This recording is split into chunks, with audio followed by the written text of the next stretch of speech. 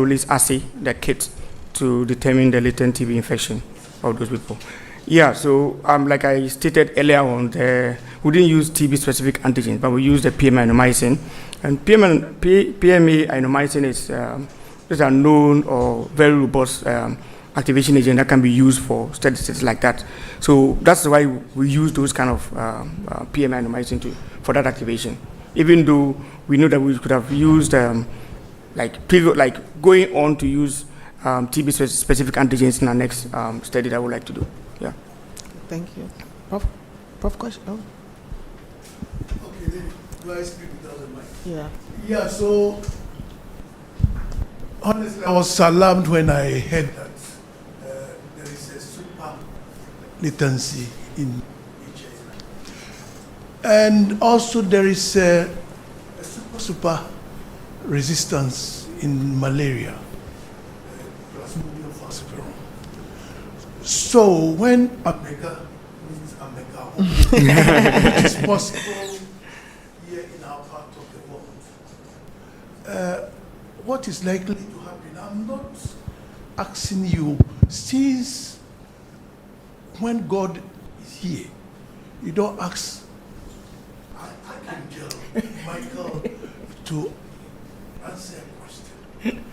So I will ask God himself to respond to what the dynamics may be if Omega meets Omega. Okay, so God is here, so God will respond. Okay, God. So you want Prof. Che to answer? Okay. Yes. The microphone, please. All right, so we haven't done those studies for malaria. We haven't done those studies for malaria, so I cannot say anything about Omega versus Omega. But one thing I can say is that everybody gets malaria in our environment, right? So I've been asking some of our immunologists, how do you determine, is there a marker to determine somebody's past malaria burden? If we had such a marker, then that would be easier for us to say that, okay, you have had more malaria than me, and or this patient has had more malaria than this patient, and so how does that affect the T cells and their reactivation potential? And to the last question, I think, yes, the right way to do this, or the best way to do this, is to use TB-specific antigens, because PMI inomycin, we've been discussing in the lab, is too strong, and you are going to get, it's probably why we are not seeing any differences. So now that we know we are not seeing any differences, we have to come down a notch with TB-specific antigens, and I think that will probably show if there are any differences at all to be seen. But are they available, the TB-specific antigens? Yes, we can get those. We can get those from some sources. Yes, Dr. Kwashi Peter. Question. Yes, so I think my question was sort of along the same lines, because I was wondering if I missed that I didn't really see a difference in exhaustion between the TB and the singly infected, which was a bit surprising. So I think it's along the same line of this question. Thank you. Yeah, maybe I also have a question. I wanted to find out the HIV, is it any type of HIV? I mean, are the exhaustions, are they the same, the levels for both types of HIV, the two main types? So this is for HIV type 1. Okay. So we're here to do HIV type 2, HIV type 1 and 2. Okay. Yeah. Thank you. All right. Thank you so much. Just wondering whether the people you were looking at, were they still on ART? Yes, they were. Okay. Yeah. Okay, thank you very much. Sorry. Thank you. Yeah. We'll continue during the coffee break. Thank you, Christopher, and congratulations for tomorrow. Sorry, and before the coffee break, we are going to have some of our sponsors. We'll have Dr. Kwashi You come. Oh, okay. Yeah. You take care of that. So before the coffee break, we shall take 2 quick messages from 2 of our sponsors for this year's research conference. So I would like to invite Nationwide Mutual Health Insurance to the podium to give us your presentation. Thank you.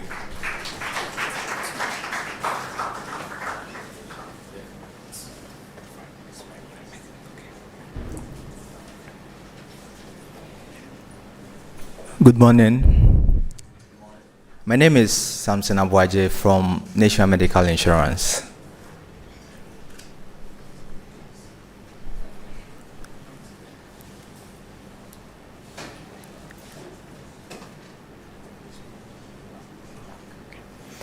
Okay, so someone will ask, who is Nationwide? So Nationwide Medical Insurance is a private health insurance. So what we do is that we provide healthcare for individuals and their corporate institutions.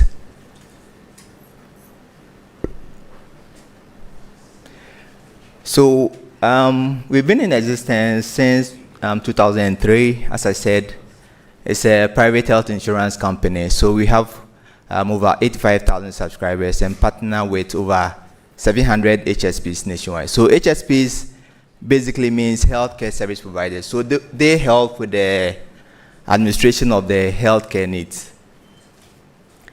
In the industry, we have 22 years experience. So with expertise and then the knowledge, Nationwide has a lot when it comes to helping corporate institutions and then individuals to deal with their healthcare needs. And then one of our ambition or the foundation on which Nationwide was built is customer oriented. So what we do is that we listen to our clients and basically try to help with their needs.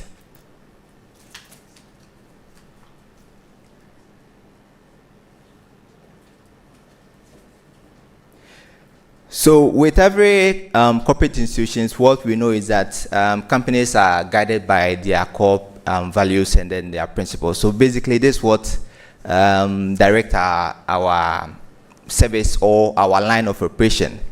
So integrity, technology, innovation, we are dependable and then efficient as well.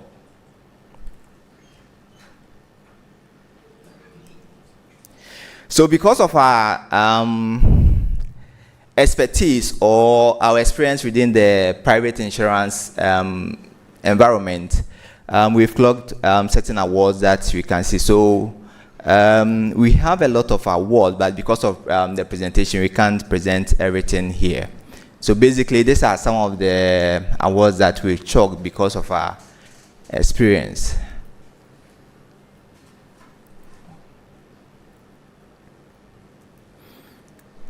Okay, so with Nationwide, we have 4 services that we provide. We have the corporate, the retail, the third-party administration, and then the international health insurance. So companies can go in for the corporate plan.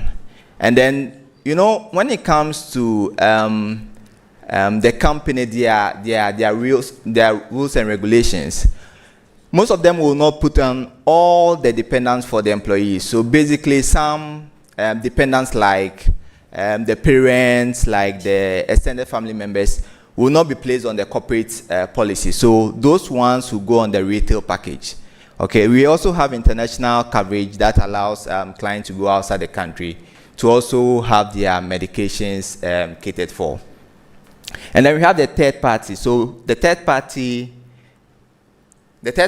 is a bit different from the norm or the traditional insurance. So that one, I wouldn't go much into the third party administration. Okay, so we have certain clients that we are currently dealing with or we are providing healthcare for. You can see that we have companies within the various sectors. So we have the government agencies, you can see PA, you can see Public Service Workers Union.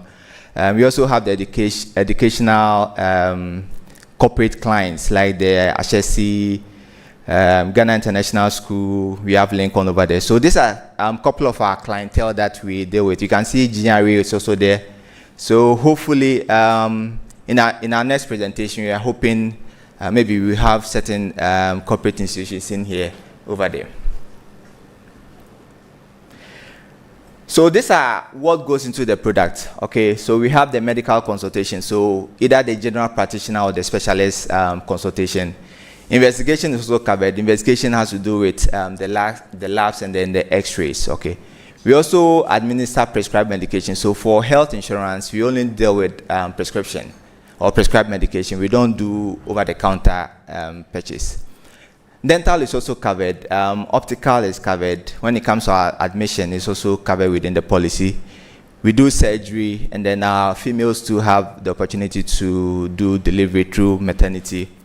Chronic care is for those on chronic management. So if you have any chronic condition, we also have room for those our clients or those clients who have chronic conditions. Emergency is also covered, physiotherapy, and then annual wellness.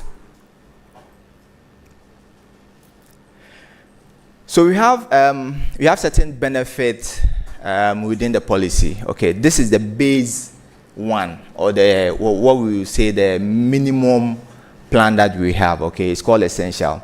So as you can see, we have an outpatient limit, we have an inpatient limit, we have medication covered within the outpatient limit. So for this particular plan, you are entitled to essential facility. We've grouped the various facilities according to the plans. Okay, I is catered for. So this is the subsidy for your lens and frame. It's 500 Ghana cedis. So I wouldn't talk about that amount, but I'll let you know what goes into the benefits. So chronic care is covered. Diagnosis, dental is also covered. Okay. Right. So general ward is covered. We do surgery and then also maternity care. So normal delivery, CS, and then assisted. And then the annual. So if you want a detailed explanation, or you really want to know much about the product, we have a stand or we have a booth outside that you can consult, and then we also make the necessary inquiries. Whoa.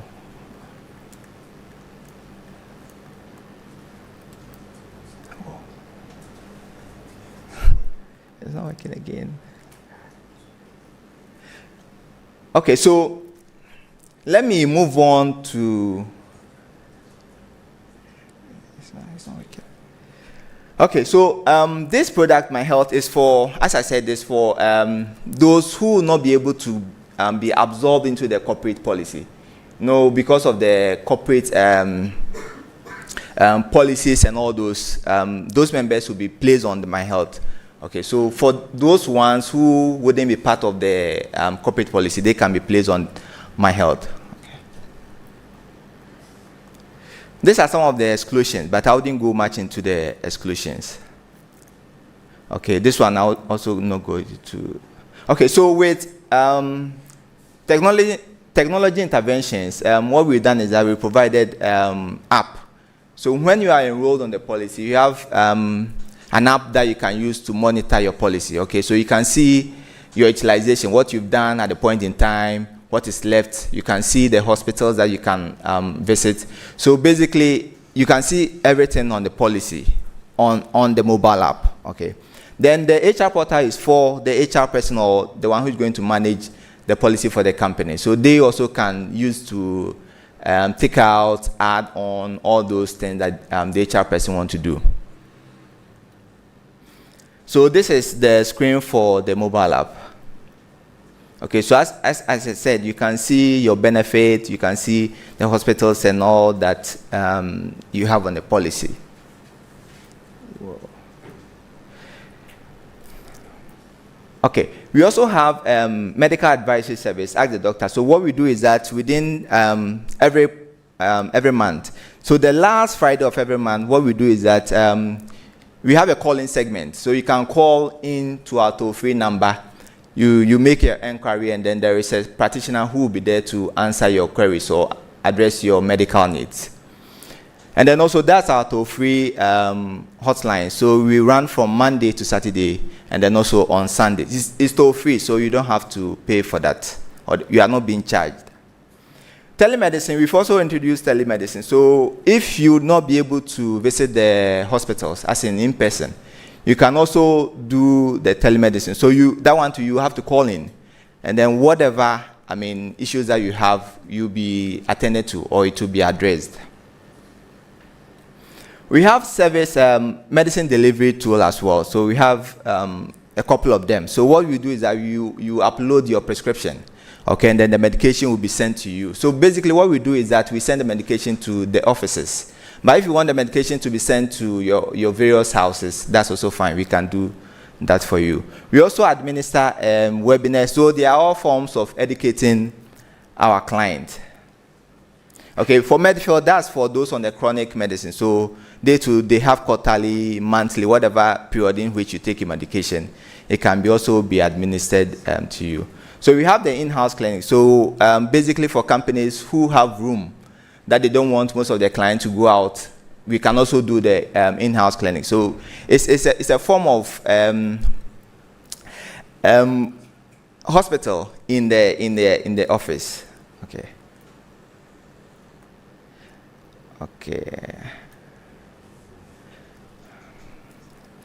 Okay, so one will say, why choose Nationwide? So Nationwide, we have over 20 years experience, and also we have the widest HSP network. Okay, when it comes to technology too, we also have one of the best technology interventions, and also we are customer centric. So I will leave. Yeah, so I'll leave a quote. Health is like money. We never have a true idea of its value until we lose it. So this is George Billings' way of telling us that having medical insurance is one of the best. Okay, thank you very much for the presentation.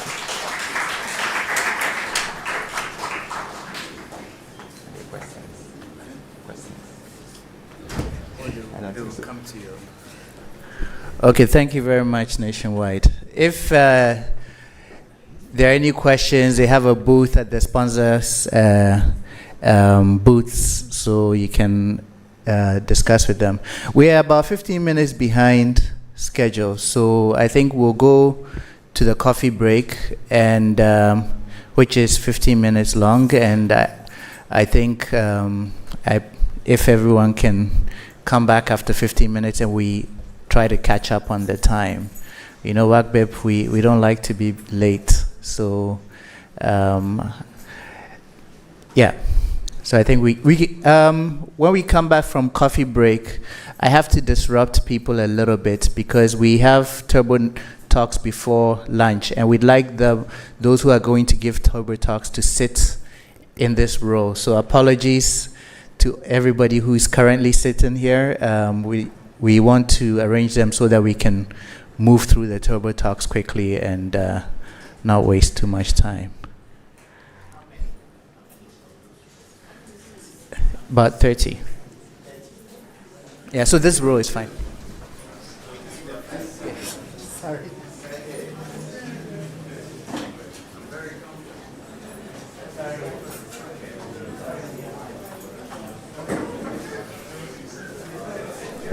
One other thing, this is very important. If you haven't registered or signed in today, please sign in the sheet.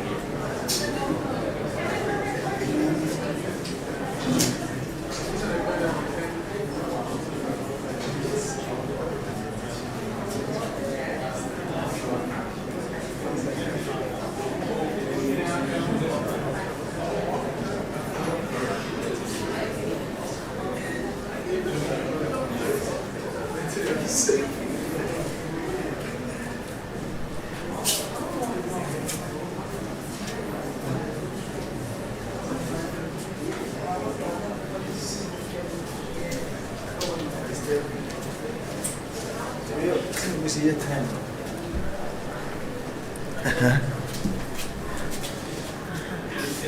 So this ideally here should change it. But Okay. you see, when you stand here, the signal is low. So you have to point it. Okay. Okay, so that means need to be. Okay, this is the signal. Okay. And then, okay, this is the pointer. Okay. And then the arrow is okay for. Okay, for forward. Hey. You can hear it.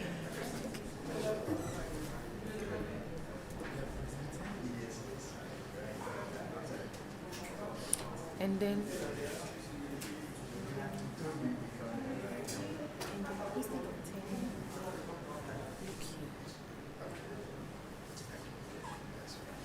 right now if you talk to this side.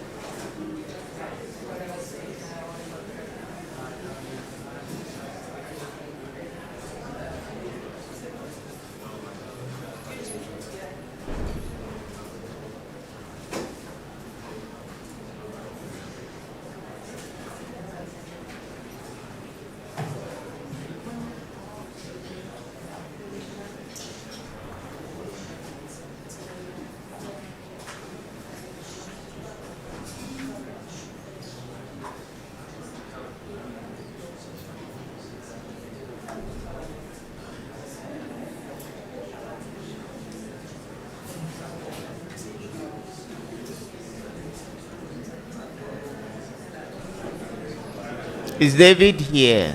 David Fadewa? Hey. Oh, it's online.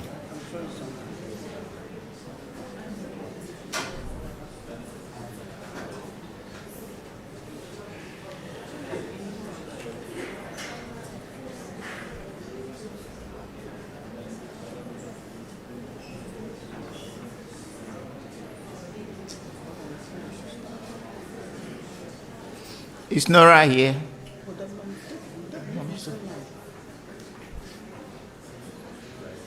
Hey. Then see you soon here. Okay. Nora is here. David is not here. Maybe he's online.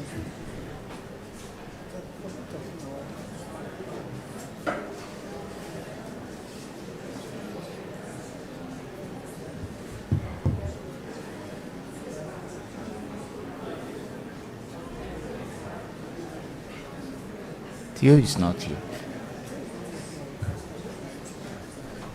Peter. Now, the first one, Father, is he online? He's online. Oh, okay. Yeah.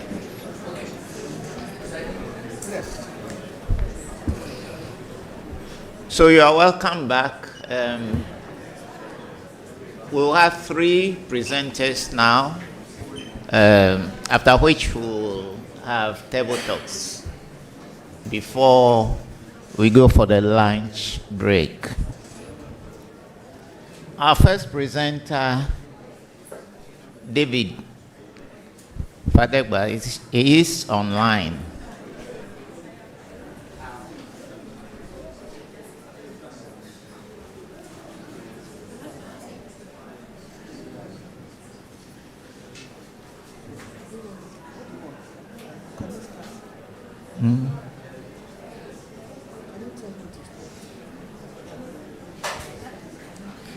David, are you online? Yes, please. Oh, okay. Yes.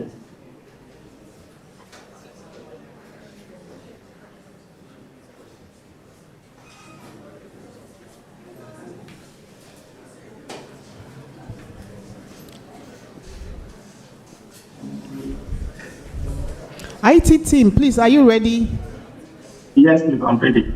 Yes, please, let's see David's slides.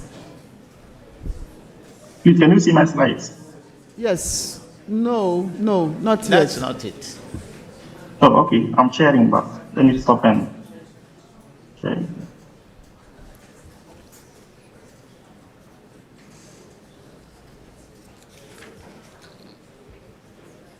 Please, can you see my slides?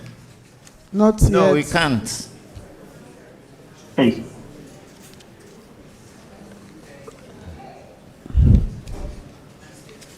IT, please, can you take the slide off?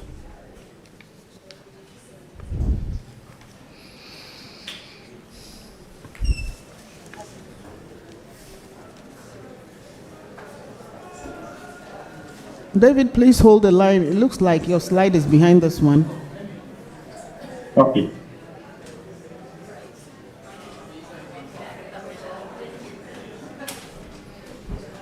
What is on is from the sponsors, so if we can take that off.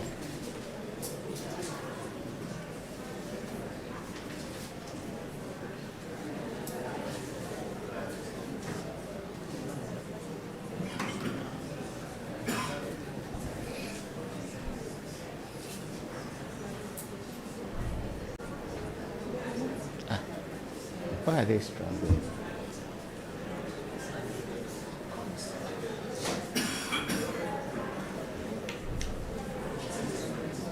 We are still waiting. I could check from the IT. Where is you?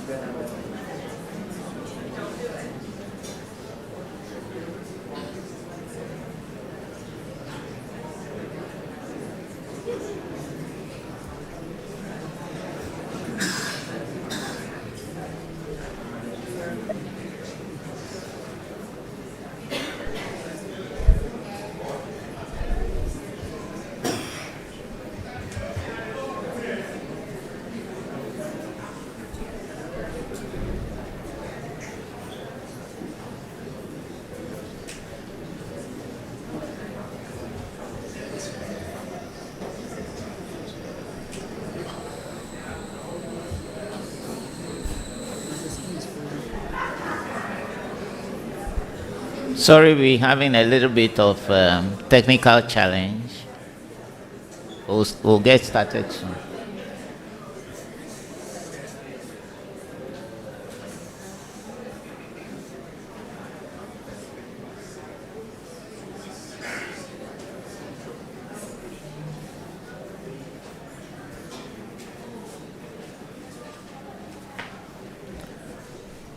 Oh, Good afternoon. what's happening? My name is Riafe Jesse, Yeah. and here standing in for a colleague whose name is actually projected on screen, Nana Kwame Asante. That is our air freight operations manager. He's unable to be here due to some other engagements. Now, you may ask, who is Better Logistics, or what is Better Logistics all about? We are your preferred logistics partner of choice, incorporated in the year 2008.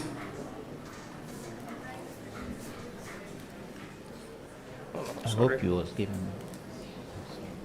I hope you. Having a little through this.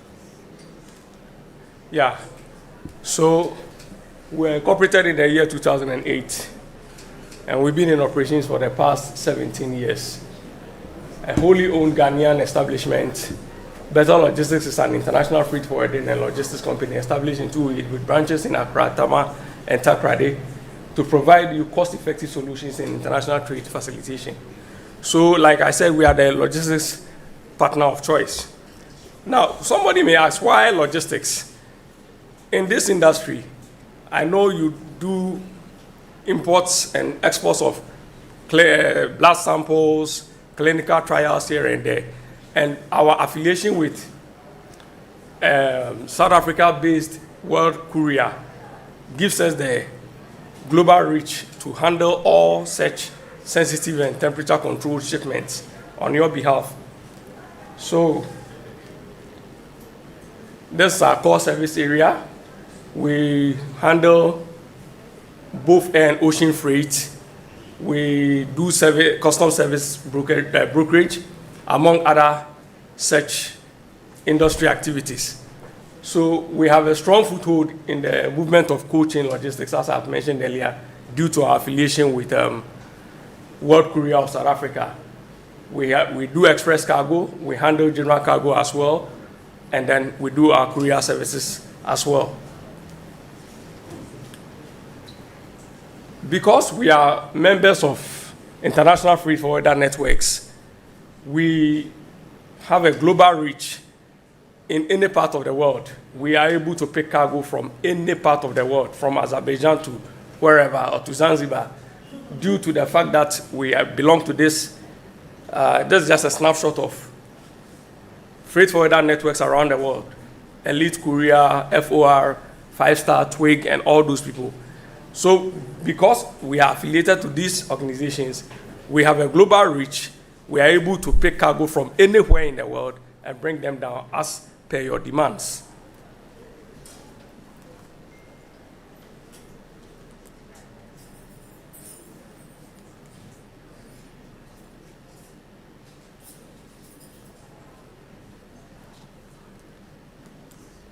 Sorry for the thing, guys. Yes, so this is also another snapshot of our area of expertise when it comes to temperature-controlled shipment and its packaging. We follow or we supply temperature-controlled packaging over the complete range of temperature regimens: -1, 96 degrees Celsius, 80, -20, +2 to 8, that is dry shipments, and then +20 degrees Celsius. We handle all these things on the market. So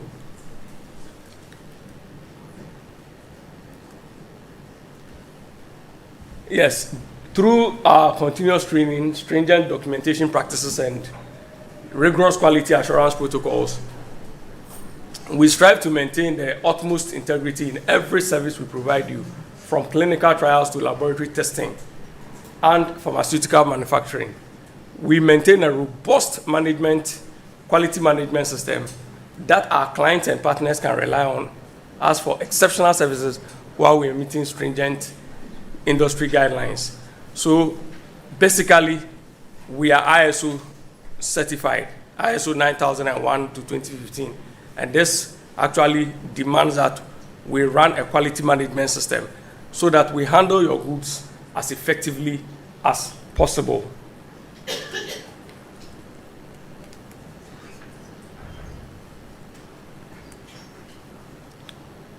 Thank you.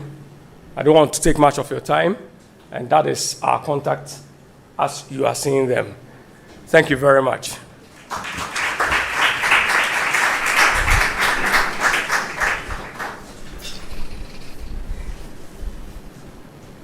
Thank you very much. Thank you. David, are you there? Yes, please. Okay. Please, can we share and get him started? You are 12 minutes. Please, can you see my slide? No, not yet. Okay, now we can see it. Okay. Project. Good morning, everyone. My name is David, and I'm a PhD fellow at WACCBIP. And today I want to talk on the topic systemic cytokine dynamics and clinical outcomes of Plasmodium falciparum.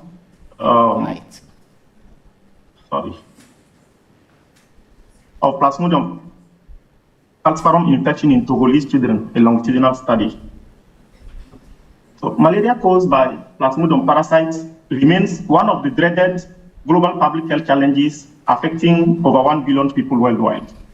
Of the 5 malaria species that infect humans, Plasmodium falciparum remains the most virulent, contributing significantly to the global disease burden with an estimated 200 million cases and 500 deaths annually. And 95% of these deaths occur in Africa, and the disease disproportionately affects children under 5 years of age and then pregnant women. The falciparum infection can result in multiple outcomes, from asymptomatic to uncomplicated or severe malaria, and ultimately to death.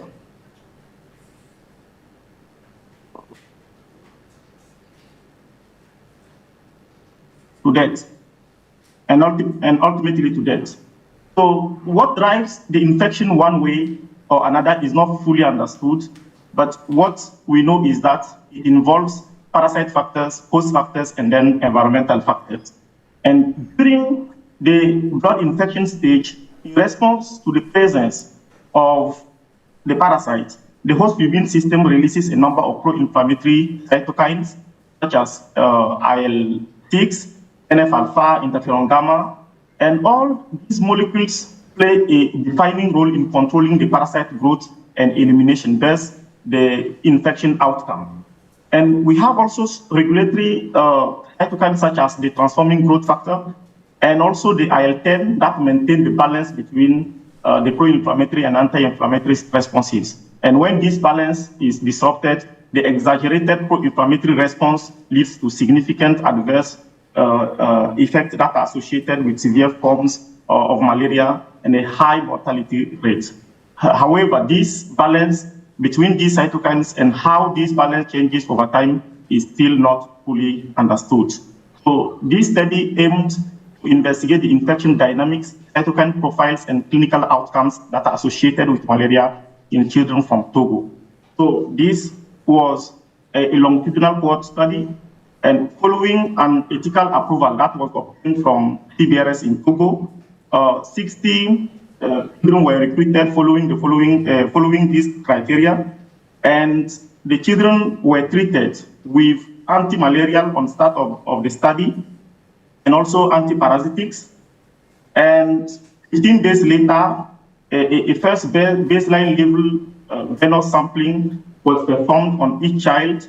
Then a finger prick was taken every week for up to 6 months, 3 months actively, and then 3 other months passively, with an additional venous sampling as soon as the child is positive, and 1 month later, and at the time the child develops symptoms. So this is the general workflow of the study, where we've done regular sampling and also we've processed the samples.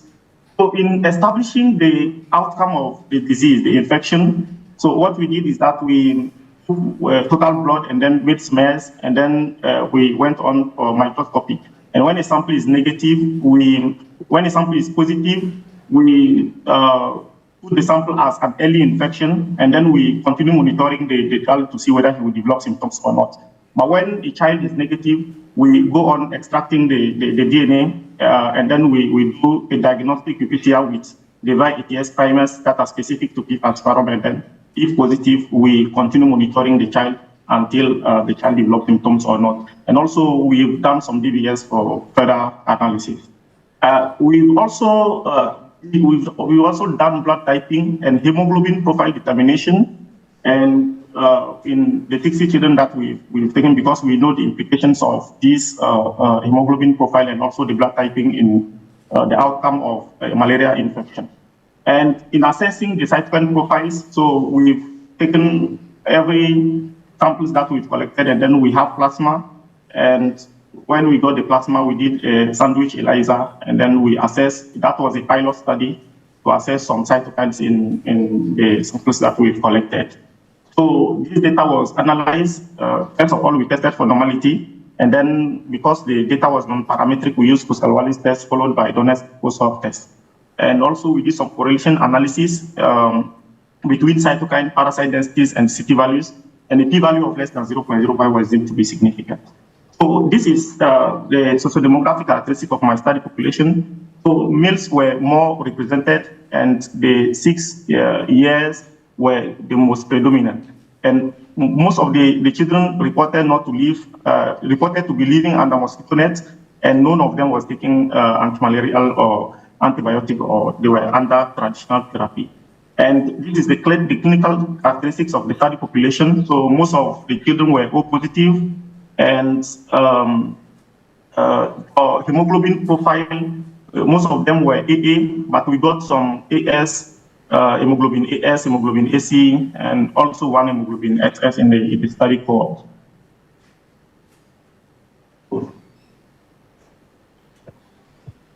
Sorry.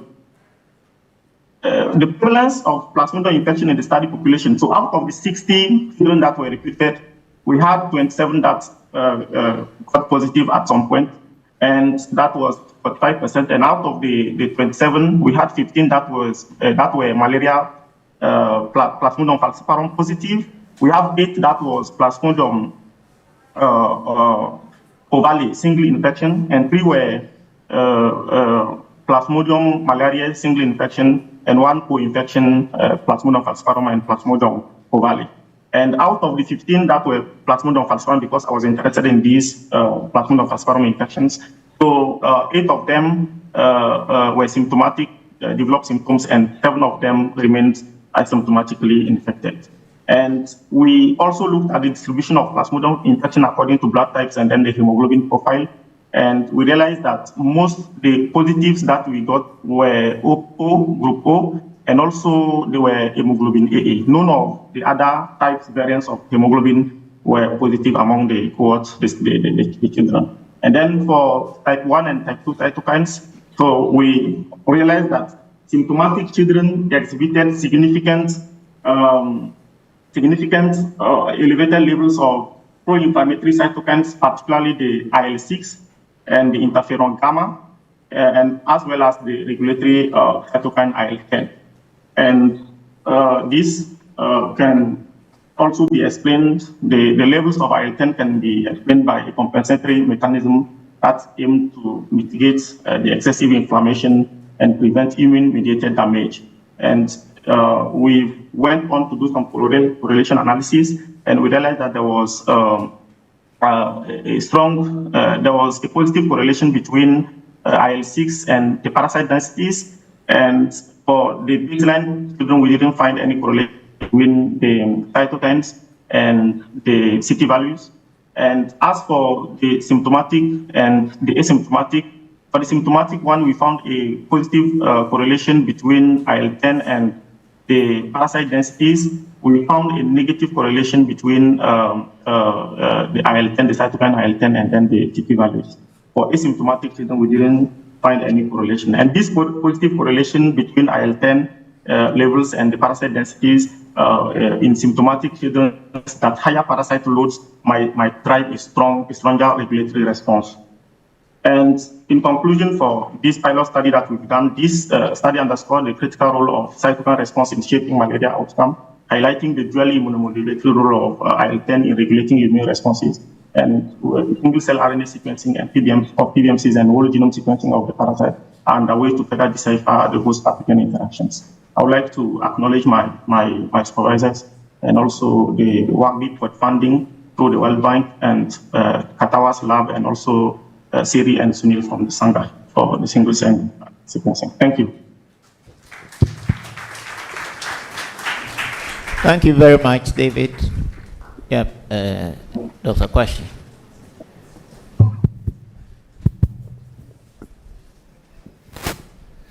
Thank you, David. I have a question about when you got the infected, those infected with malaria. I was very surprised to see such a high level of P value.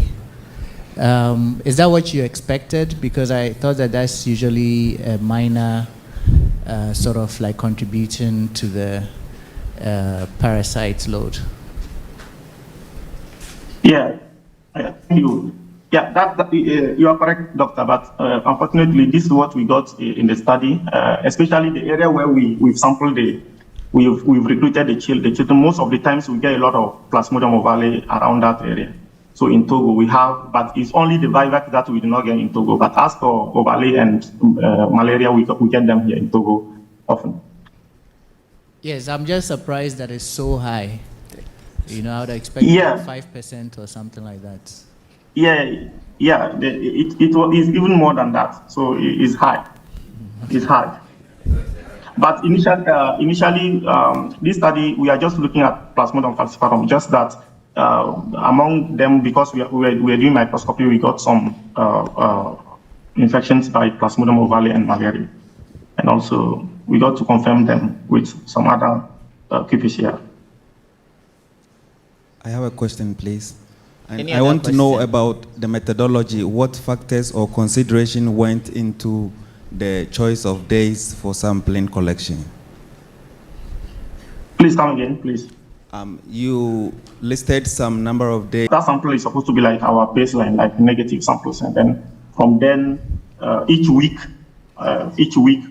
we keep monitoring, doing the testing to see whether we get a positive charge. So we're doing it each week. So why these timelines? So that is what I want to know.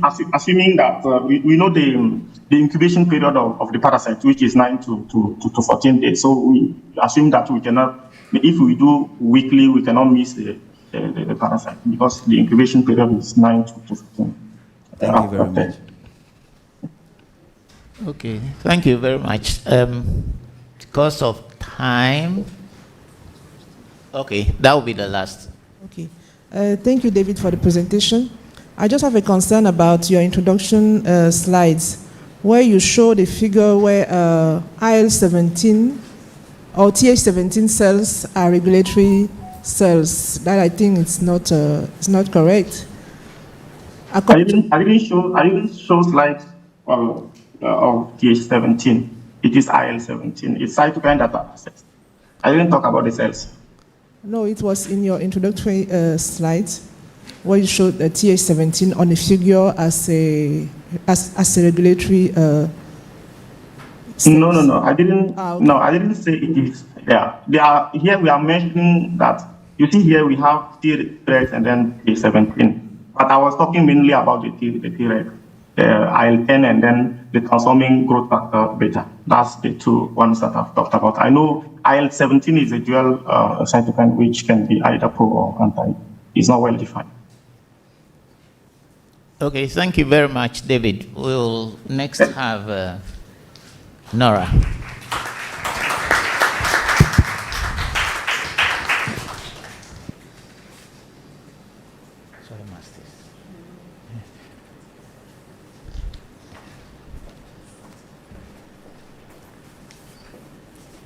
Good afternoon.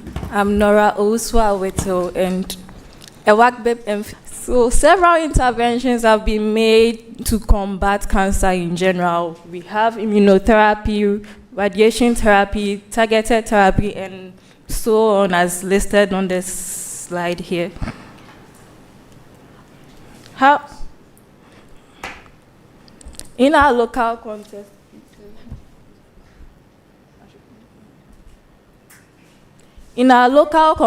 we have three main standard treatments. We have chemotherapy, radiotherapy, and surgery, of which my work focuses on chemotherapy specifically.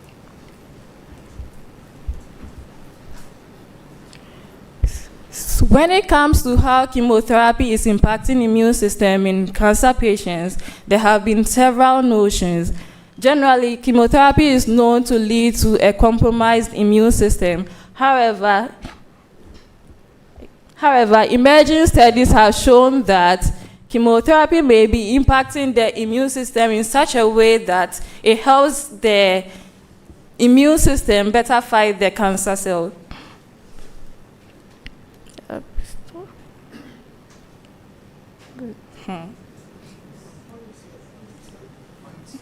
I should put, okay. Oh, okay, I see. So I hypothesize that chemotherapy enhances anti-tumor immune responses in Ghanaian breast cancer patients, and these responses vary across the different subtypes of breast cancer. So the aim of my study was to determine the effect of chemotherapy on immune profiles of Ghanaian breast cancer patients, and compare these profiles between distinct breast cancer subtypes. Specifically, I aim to determine the pattern of distribution and heterogeneity of breast cancer in Ghanaian patients, to determine the effect of chemotherapy on population of specific immune cell subsets, and also to determine the expression levels of anti-tumorigenic and pro-tumorigenic cytokines. This was the general workflow of my study. I took ethical clearance from ECBAS and Kolebu IRB, and my target group were breast cancer patients who were receiving andramycin cyclophosphamide. These drugs interrupt the division of DNA during the cell cycles. They intercalate the division of DNA, sorry. And I used an analytical cross-sectional study I took samples at one time point. So for my first objectives, I extracted whole blood from three main groups of individuals. First, breast cancer patients who were receiving chemotherapy, and two control groups which are breast cancer patients who had not started chemotherapy yet and healthy individuals. So I retrieved a total of 75 samples, 39 belonging to patients who were on treatment, 33 who were breast cancer patients yet to receive chemotherapy, and 3 healthy individuals. I grouped my patients into different age group brackets, and most of my patients were between 30 to 49 years, which was consistent to several other studies, especially the WACCBIP et al. As shown here. So I mentioned that breast cancers are grouped into either stages or subtypes. I first determined the frequency of stages, the different stages in breast cancer patients, and I noticed that most of my participants presented at stage 3 of the breast cancer, which is a locally advanced stage. One of the advanced stages is stage 3 and stage 4. Then I went ahead to determine the different subtypes, the frequency of the different subtypes of breast cancer. We have 5 main subtypes listed here: luminal A and luminal B, which are breast cancer patients that express estrogen receptor. They may or may not express progesterone receptor and do not express human epidermal growth factor 2. We have the luminal HER2. However, the luminal B is more aggressive than the luminal A. And we have the luminal HER2 type, which they have similar characteristics between the luminal A and luminal B, but they express the HER2 protein. And we have HER2 enriched breast cancers, patients who do not express either estrogen or progesterone, but have HER2 protein. And then lastly, we have the triple negative breast cancers, which are individuals, as the name suggests, do not express any of the 3 receptors. So most of my participants were triple negative breast cancer patients, the most aggressive type of breast cancer. So for my objective 1B, where I was determining the differences in populations of immune cell subsets, I used flow cytometry analysis. First, stored my cryopreserved cells and stained them with specific antibodies, and then acquired with a fax machine. This was my gating procedure to distinguish between B cells, cytotoxic T cells, NK cells, myeloid-derived suppressor cells, and monocytic antigen-presenting cells.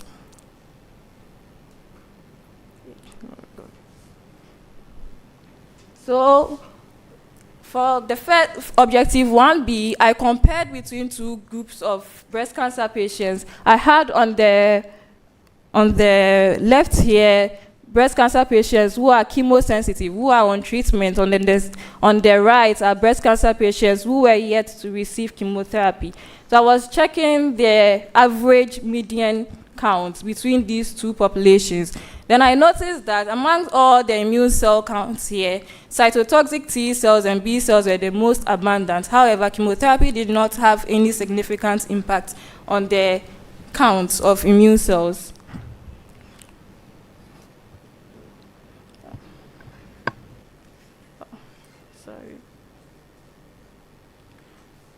So since chemotherapy did not impact the count of immune cells, I went ahead to see if subtype had a significant impact on the count of these immune cells. So I grouped my patients into 3 main subtypes. I grouped all luminal subtypes together, had 2 subtypes, and then the triple negative breast cancers. I checked the differences between T cells, B cells, and then the other cells I listed before. I noticed that when it comes to cytotoxic T cells, between HER2 patients and triple negative breast cancer, HER2 had high expression levels, the highest expression level of CD8 as compared to the other cells. And we had between the 2, HER2 and triple negative breast cancer, HER2 expression count was significantly, HER2 had a significant expression level of CD8, which means that in HER2 patients, they may be responding better to the chemotherapy as compared to the other subtypes. When it comes to B cells, chemotherapy did not have any significant impact on them. Then I checked the other immune cells, NK cells, myeloid-derived suppressor cells, and subtype did not have any significant impact on these cells. So for my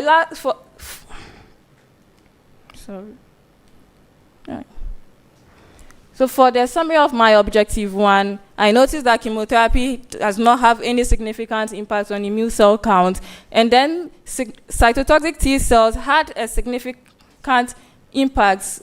Cytotoxic T cells were significantly higher in HER2 patients as compared to the triple negative breast cancer. And then for the other immune cells, there was no significant difference across the subtypes.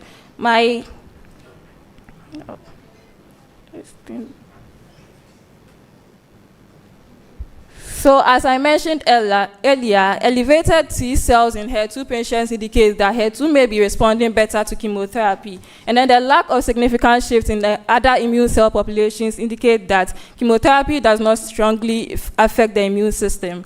For my last objectives, I used Luminex assay to determine the expression levels of pro-tumorigenic and anti-tumorigenic cytokines. Then I noticed that for pro-tumorigenic cytokines, IL-2, TNF-alpha, IL-10, and IL-1-beta had significant impact when I compared between chemosensitive and chemo-naive. The expressions of these pro-tumorigenic cytokines was very high in the chemosensitive patients, especially as seen in IL-2 and IL-6. Then I went ahead to check anti-tumorigenic cytokines, and I noticed that for interferon gamma and IL-2, there was some slight significance difference between chemosensitive and chemo-naive, where chemosensitive was expressing a bit higher interferon gamma and IL-2, as compared to interleukin-12 P70. So I concluded that chemotherapy induces anti-tumorigenic cytokines in immune cells. Chemotherapy induces anti-tumorigenic cytokines in patients who may be responding to their treatment. For subtype, so I went ahead again to check whether subtypes have a specific impact on IL-6. I think you should be summing up. Yes.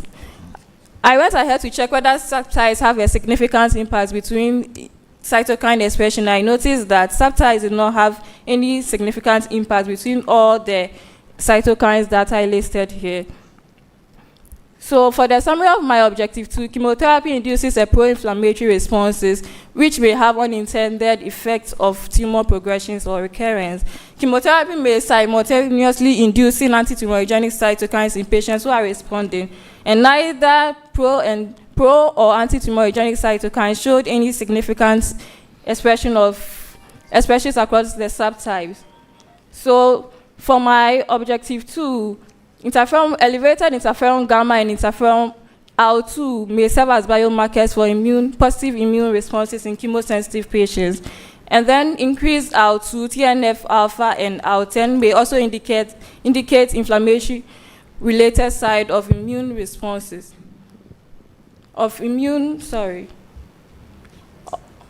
Related side of effects of immune escape mechanisms after chemotherapy.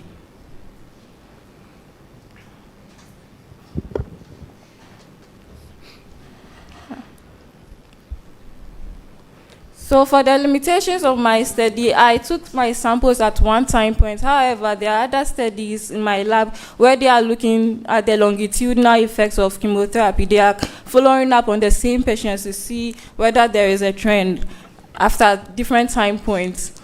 And then I use a smaller sample size, 75 samples. Maybe this study could also be repeated with a larger sample size. And then my samples were not matched across all the groups of individuals that I was comparing.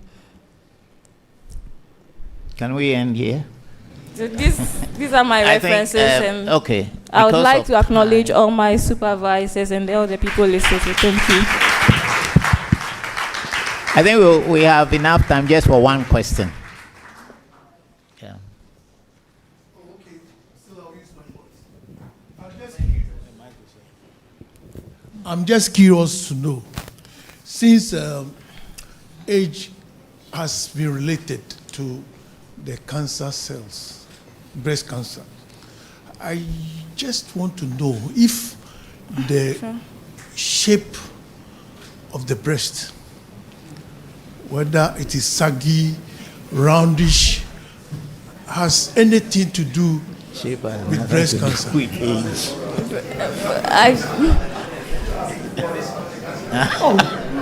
It's scientific. It's so maybe there is a connection between a saggy breast, a roundish breast, and then the breast cancer. I'm not being. I'm looking at whether it can be used as a marker, so that when you see somebody with a saggy breast, the chances of the person having a breast cancer will be. I'm curious to know. So for now, I cannot tell if the shape of a breast can. But then there are other studies in my lab where they are comparing age variations in immune responses. So maybe after that study, we can tell for sure if the breast. Thank you, Nora. Yusuf, our next presenter is Yusuf. We want to remind you that you have 12 minutes.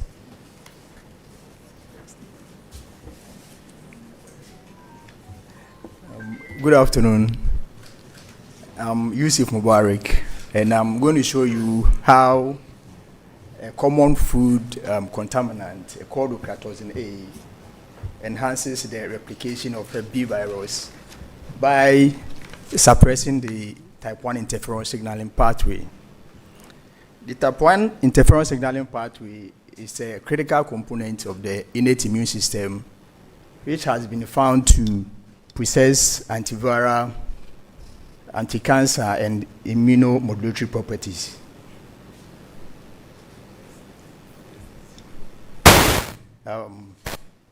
Because of that, recombinant interferons are employed for the treatment of hepatitis virus infections, and they are effective, even though it comes with its own adverse effects.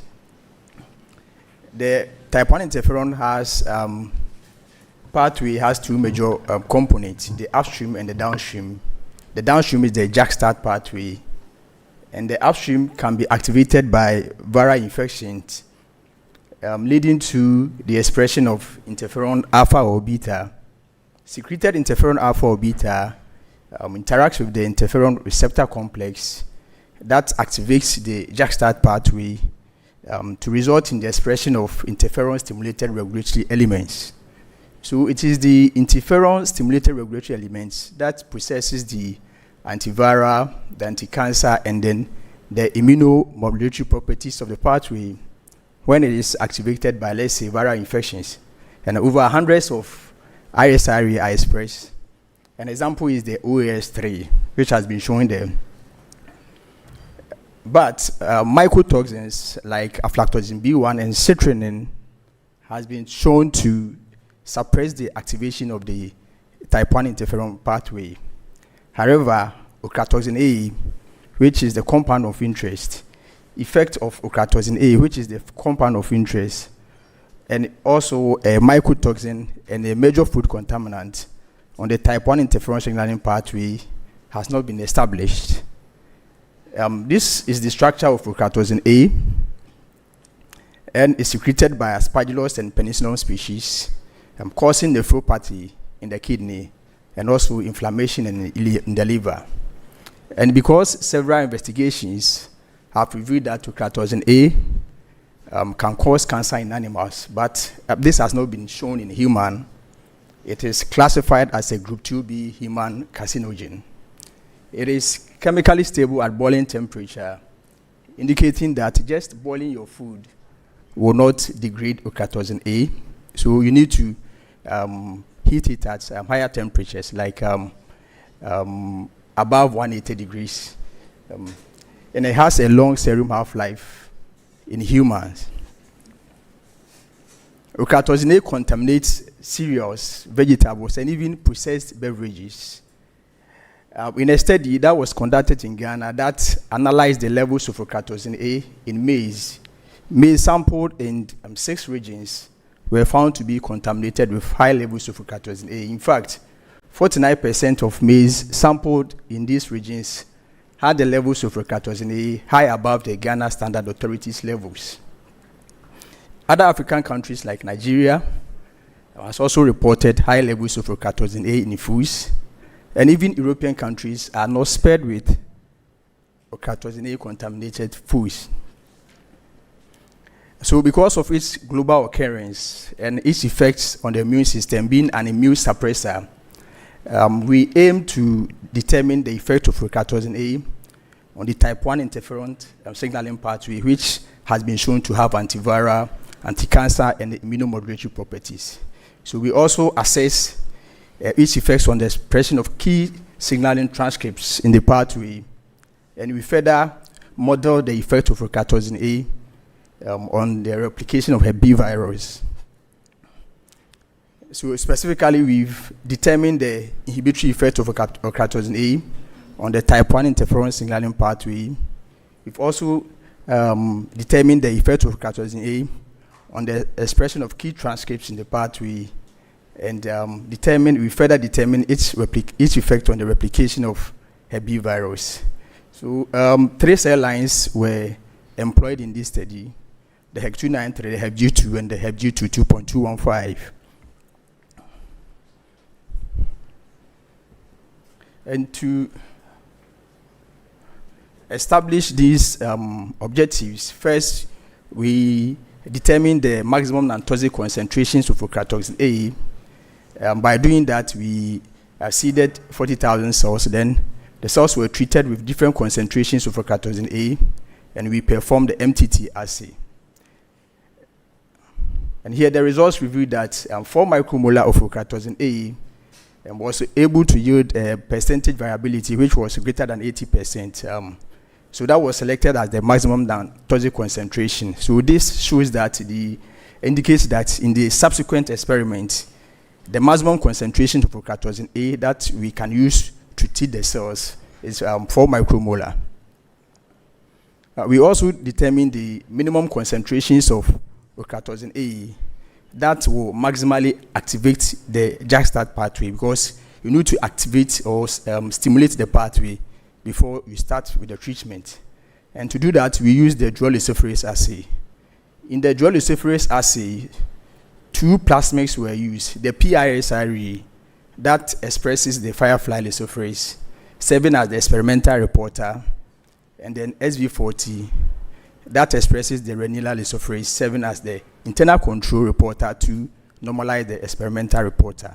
So in the setup, the 2 plasmids were transfected into the cells, and here we expect our reporter proteins to be expressed simultaneously when the pathway is activated. So this is how the setup was.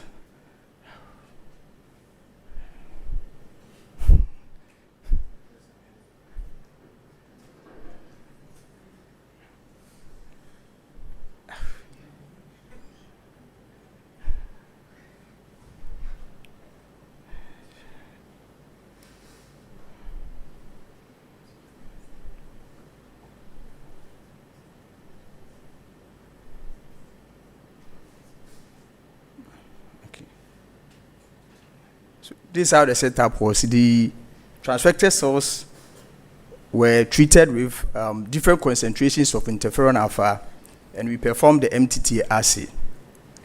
And here, 400 international units per ml was able to maximally activate the JAK-STAT pathway in all the cell lines. So this also indicates that the maximum concentrations of recombinant interferon alpha that will be used to stimulate the cell lines before they are treated with procalcitonin A is the 400 international units per ml in the subsequent assays. So this takes us to the specific objective 1, which is to determine the effect of procalcitonin A on the type 1 interferon signaling pathway. And to do that, the transfected cells were treated with procalcitonin A or interferon alpha. Then we performed the dual luciferase assay. And here the results reveal that as compared to cells that were stimulated with only interferon alpha, procalcitonin A was able to, cells that were treated with only interferon alpha, that maximally activated the pathway. Procalcitonin A treatment was able to significantly suppress the activation of the pathway in a dose-dependent manner in all the cell lines. Okay. So having been able to determine that, we went on to see which transcripts are affected. So specifically, we analyzed the tyrosine kinase 2, STAT1, RF9, and OAS3. And to do that,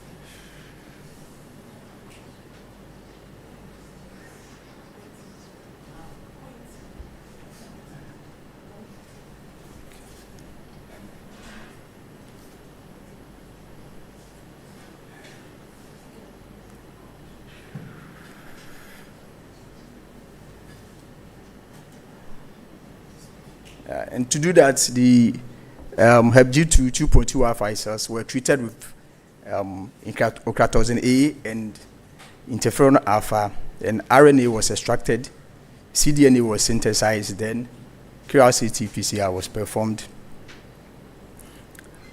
Here, the results reveal that compared to cells that were stimulated with only interferon alpha, procalcitonin A was able to significantly suppress the expression of key transcripts, STAT1, tyrosine kinase 2, AS3,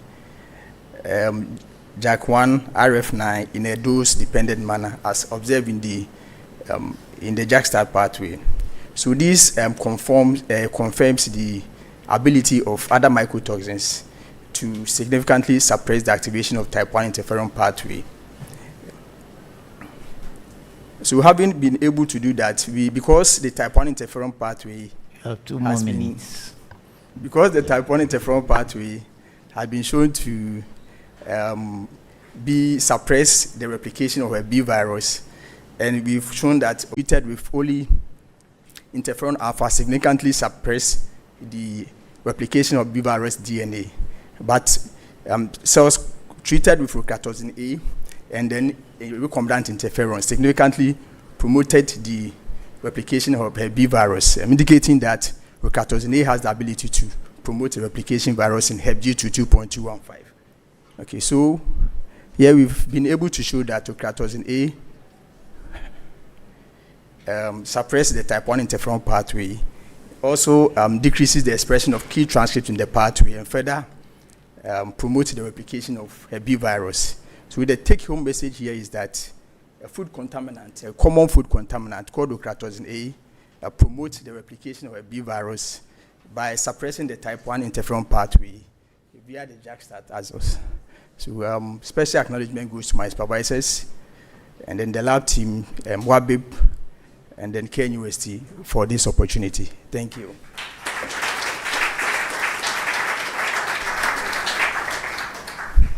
Questions, please.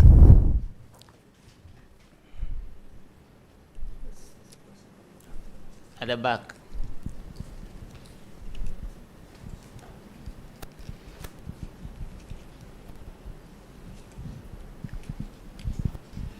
Thank you very much. That's quite interesting. Simple question: How does it stimulate the STAT2 pathway? For example, is it a transcriptional activator? And if it is, of what specific genes in the pathway? I'm asking if how does ochratoxin A stimulate the pathway that you described? Is it as a transcriptional activator, or does it bind any protein that increases the transcriptional activity within the pathway? Okay, so the mechanism. So in this experiment, the pathway was activated using the recombinant interferons. But how ochratoxin A affects the pathway, whether it binds to specific proteins, has not been determined. So it's not yet known whether they bind to these proteins or not. That has not been determined.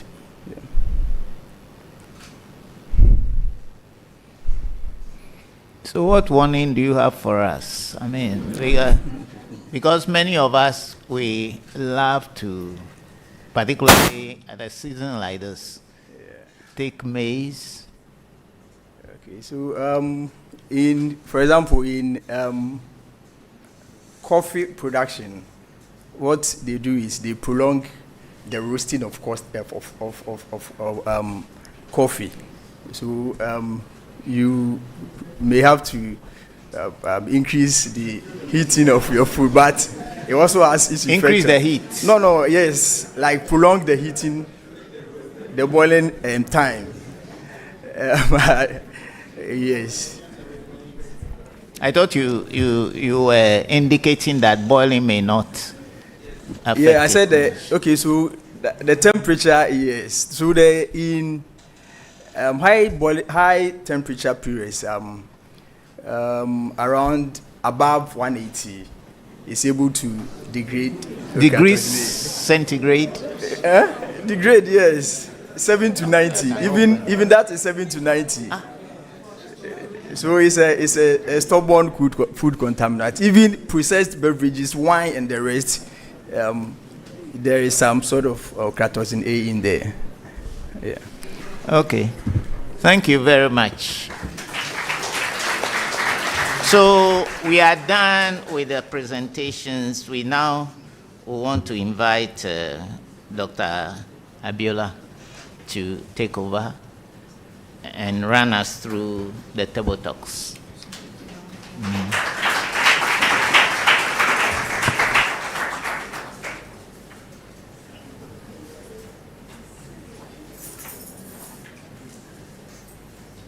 Please let's accommodate the chairs.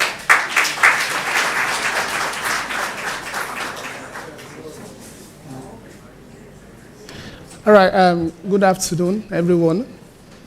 I'm confident that we are having an awesome time enjoying the conference.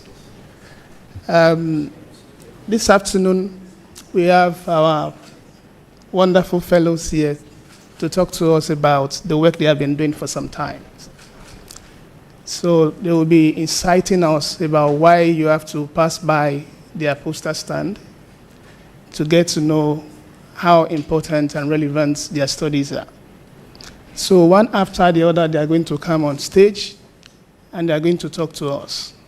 In 2 minutes, one slide, no animation.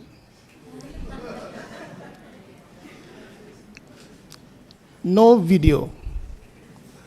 The moment is 2 minutes, I'm going to ask you to step down.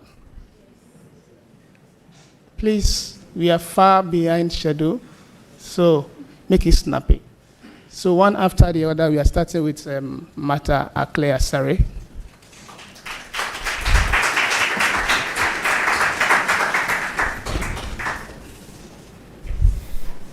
Hello, good afternoon. My name is Martha Akle-Asare, and I'd like to talk to you about antimicrobial resistance. Antimicrobial resistance continues to be a threat to our very existence.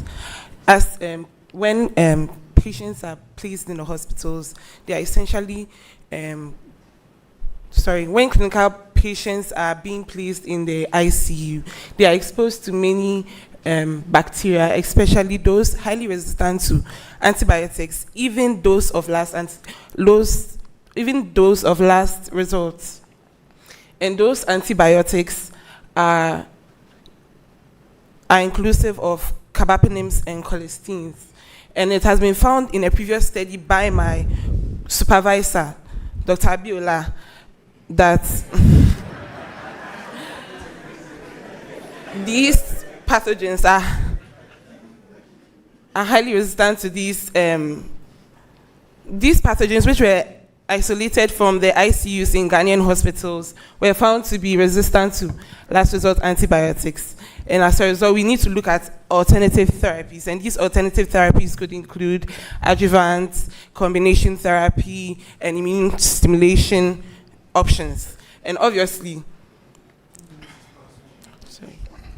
I'd like to talk to you about HSD 1624. HSD 1624 was synthesized by my co-supervisor, Prof.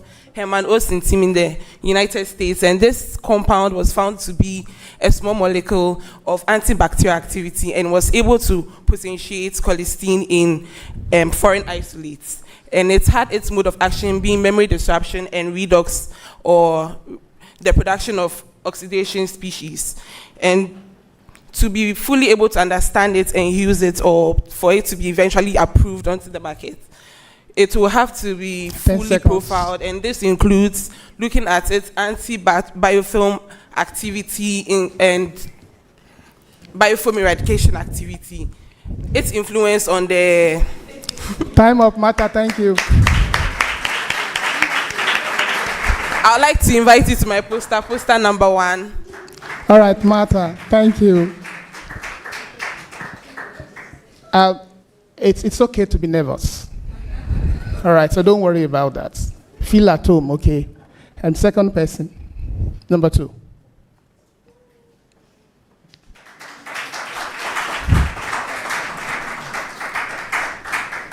Good afternoon, everyone.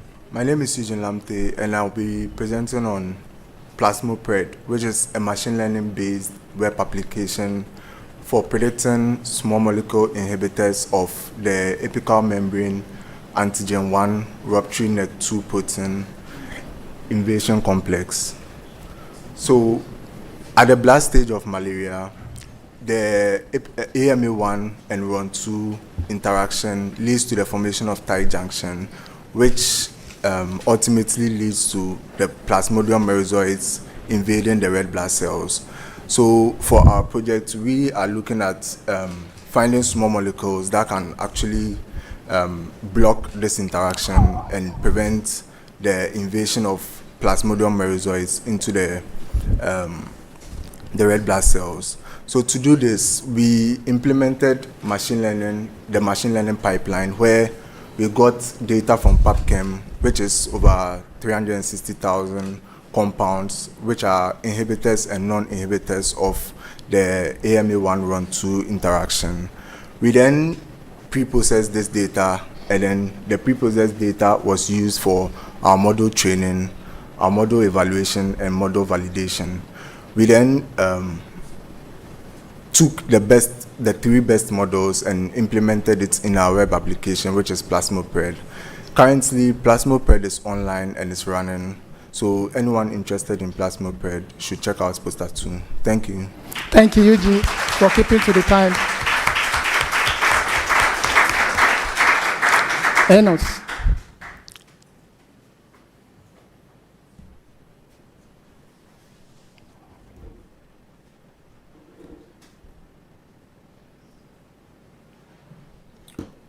My name is Enos Kwashi, and then I'm presenting on the need for happy surveillance and natural substitutes for chemical insecticides. So the use of synthetic insecticide is one of the most commonly used malaria control method or mosquito control method in Ghana, especially in the southern regions. Whereas people in the north, most of them, especially those in the rural and deprived communities, do not have access to this due to the hefty price tags that comes with it. So, but beyond the affordability, these insecticides, synthetic insecticides, also comes with some environmental and health threat. They also lead to the creating of pesticide treadmill, where the mosquitoes become resistant due to overuse of these chemicals. So most people in the rural communities in the north, they rely on a plant called herpes surveillance, called in Dagbani Dumsinamini mosquito rival. A plant, it's an aromatic plant that is known for or claimed by these people to repel mosquito. So usually they just pluck part of it or burn the dry one in the room just to ward off these mosquitoes. So, yeah. All right, thank you. Poster number 3.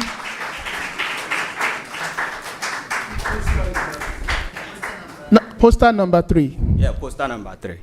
Kindly visit.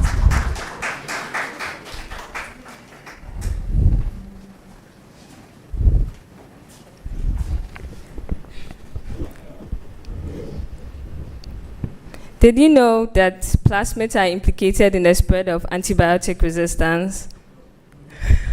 My name is Gloria Ado, and the title of my poster is Cure the Plasmid, Kill the Pathogen. So it's about how to target plasmids and reduce the spread of antibiotic resistance. So if you want to find out how plasmids can be cured and how that will affect their response to antibiotic treatment, meet me at poster 5. Thank you. Yeah.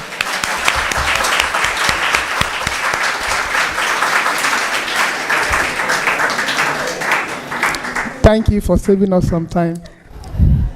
All right, thank you very much. I want to share a brief insight of what we are also doing in the north. So imagine you are being rushed to the nearby health facility where empirical treatment decision could mean the difference between life and death. What will be your fate? So this is the context that shaped this study. So I'll be inviting you to come to poster number 6. Thank you. Thank you.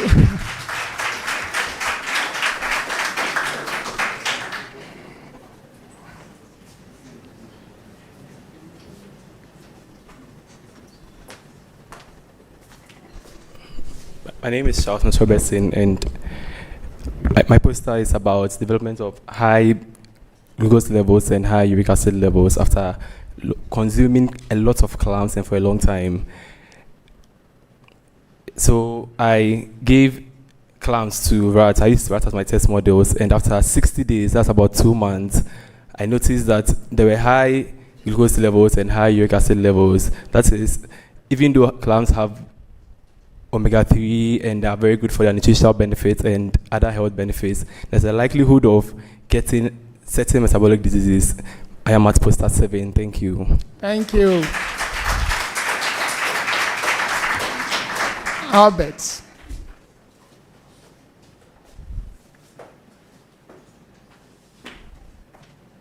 Hello everyone, my name is Albert Boahen and I'll be presenting on evaluating the antimalarial potency of VA22 against different Plasmodium falciparum strains.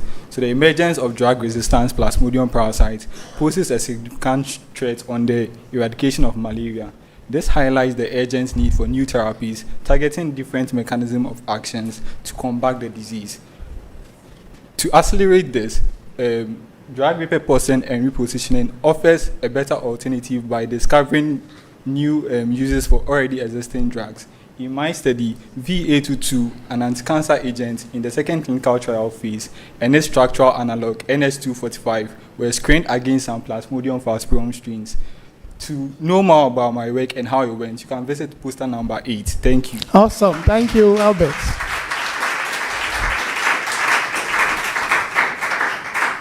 Virginia.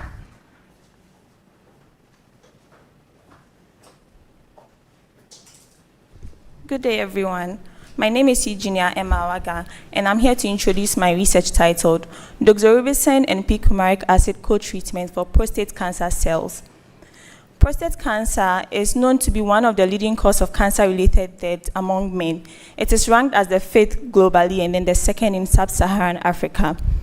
Our research made use of PC3, prostate cancer cell lines, that are known to be very aggressive. They are highly metastatic, and then they lack the androgen receptor, which makes the use of hormonal therapy ineffective in managing this subtype of prostate cancer.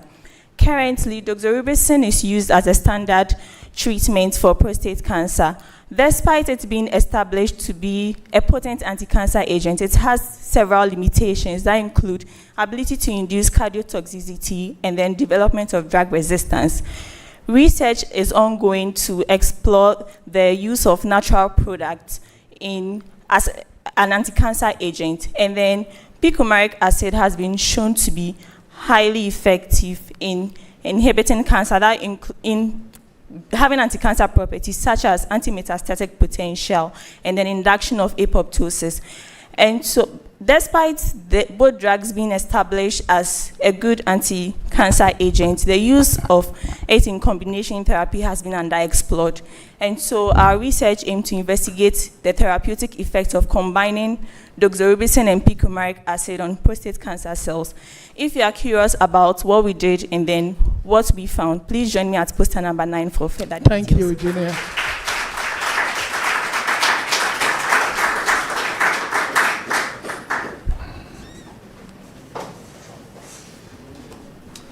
Yeah, so I'm Francis.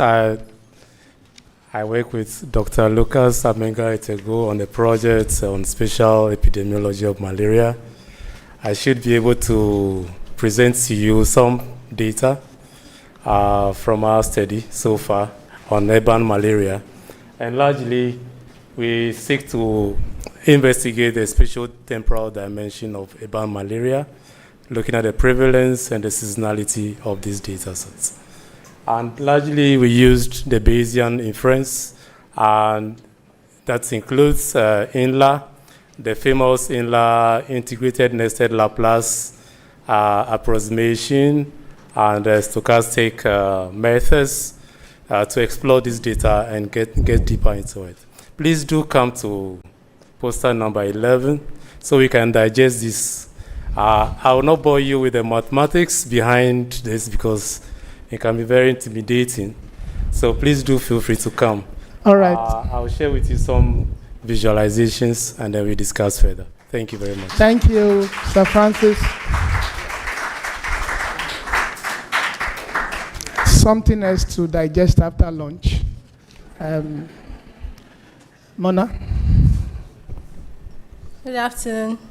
I'm Mona Lisa Ibieresechi, and I'm here to invite you to my poster presentation this afternoon on nationwide surveillance of molecular markers for anti-malaria resistance in Ghana.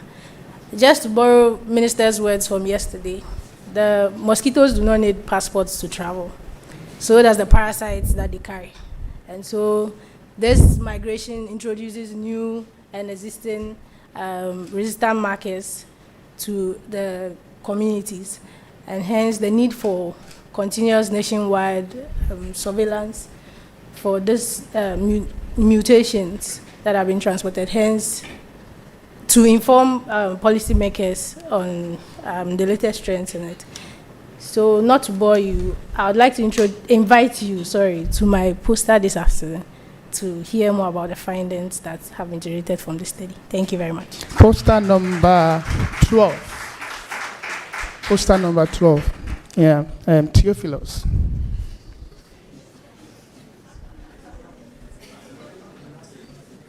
So good afternoon to you all.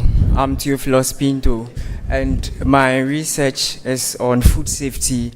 So that's edible offal. So with the introduction of One Health, scientists are now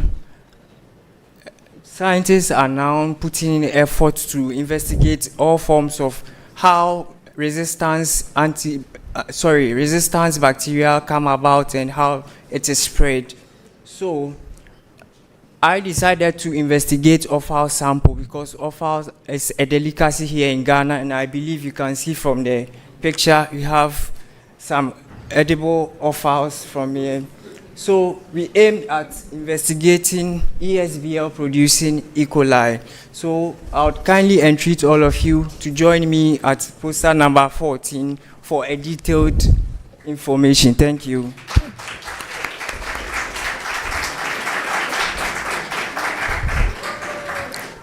Theophilus, I will come. I like fufu and light soup. Good afternoon. I'm Nunana. I'm a bioinformatician here at WACCBIP. So anti-malaria drug resistance remain a threat to malaria control and elimination in Ghana. So imagine the parasite, which is Plasmodium falciparum, developing resistance to our first line anti-malaria drugs, that's ACT and sulfadoxine pyrimethamine for intermittent preventive treatment in pregnant women. This could lead to serious consequences such as loss of lives, as well as drawing us back in terms of our efforts that has been made. So we monitor the prevalence of P. falciparum mutation linked to resistance in this drug. So back in 2005, Ghana said, chloroquine, you are fired.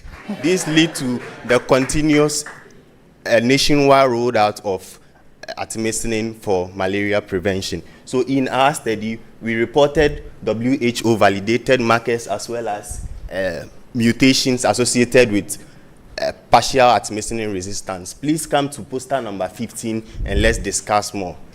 We have to fire malaria. Yes. Say fire. Yes, fire. Thank you.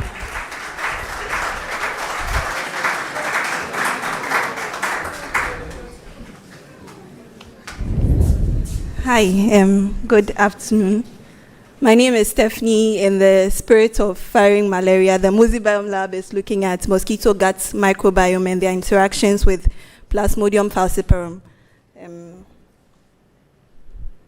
The reason we're doing this is because we want to find out if there are bacteria within the midgut of the mosquito that's eliciting any toxic effects on Plasmodium, and we're hoping to use this to develop paratransgenic approaches that would kill the parasites within the mosquito before it's able to transmit it to the next person. I have exciting results to share if you are happy to see how mosquitoes and their bacteria within them are bringing us closer to the end of malaria. Please pass by poster number 16 for more information. Thank you.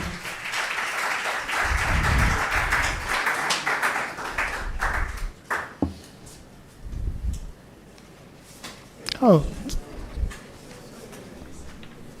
Good afternoon. My name is Gloria Menu, and I'll be presenting a poster on the topic Interacting Species, a study of co-infections and host responses to SARS-CoV-2 infection. Have you ever wondered what really happens when multiple infections invade the host?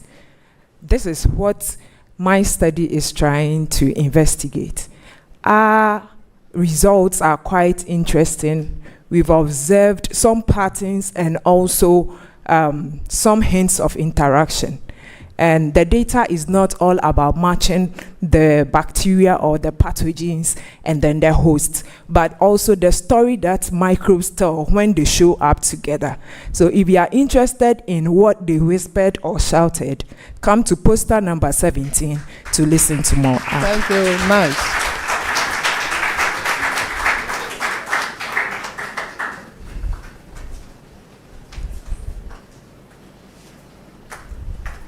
Hello everyone, good afternoon.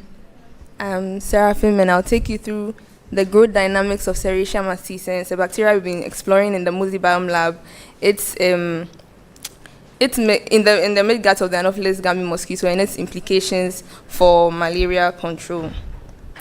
So the Serratia mastitis is found in the midgut of the mosquito and is known to have antiplasmodial effects. In studies that have highlighted its antiplasmodial potential, you'd find that they would first of all introduce antibiotics to the mosquitoes to clear majority of the midgut microbiota, after which they would incorporate their bacteria of interest and then provide an infectious blood meal to assess the effect of the bacteria on the plasmodium. So we want to ask the question, what happens to Serratia if we leave it to behave naturally? No antibiotics and no boost.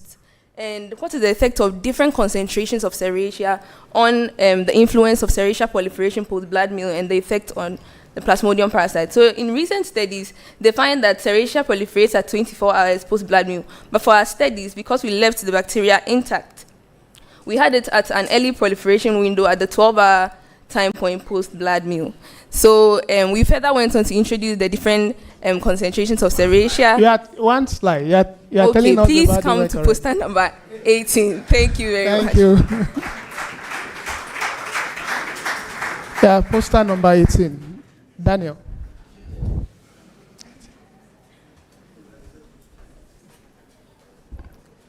Hello. I'm Daniel, and then I'll be presenting a poster on HIV infection-associated leaky gut as a risk factor for pernicious anemia in HIV patients. So when we ask most of us here what is a disease that's associated with HIV, most of us are going to say AIDS.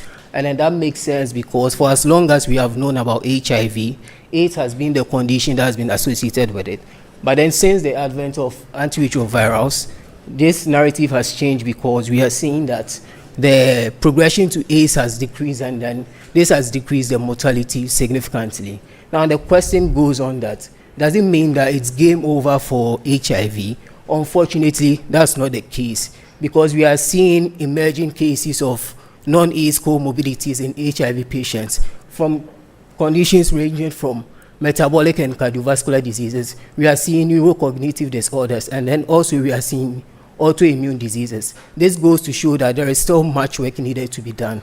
So in my study, I'm looking at leaky gut, which is rapidly gaining attention in HIV patients, and then how this condition leads to an autoimmune disease. Thank you. If you are interested in knowing what I did and then the results I found, you can join me at poster number 19. Thank you, Daniel. Poster number 19. They're precious. 2 minutes. Good afternoon. I'm Precious Kumi.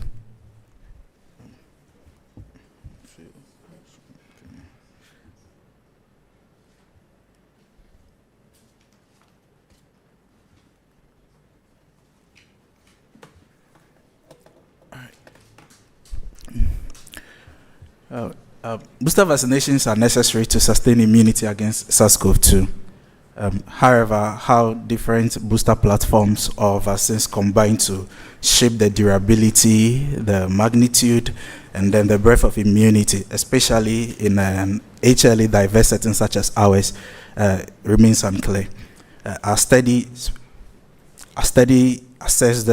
evaluated the magnitude and then the durability of humoral and cellular immune responses against 2 COVID-19 vaccines that had been administered as boosters. We found platform-dependent patterns that I would like to share with you. So kindly come to poster number 20. Thank you. All right, thank you, Precious. Poster number 20. Caleb. 2 minutes.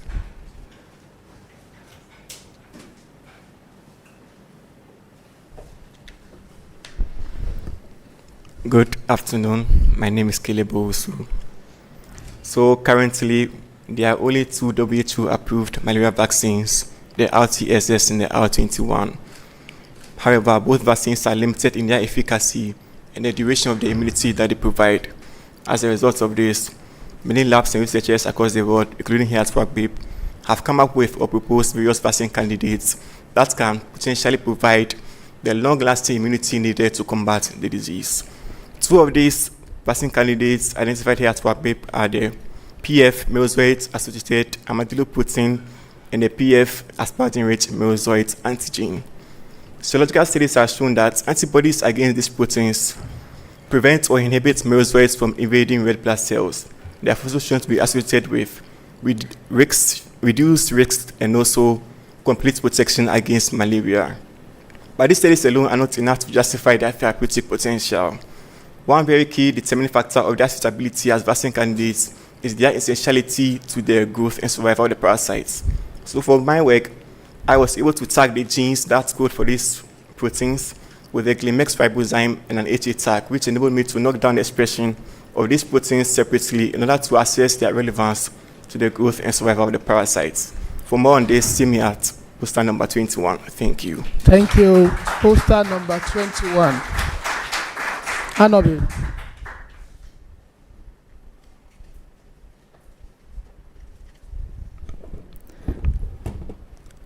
Good afternoon, everyone. My name is Joseph Into Anobo, University of Ghana MPhil student from Kamara Lab, and my poster is focused on long-term immune response induced by hepatitis B virus vaccine.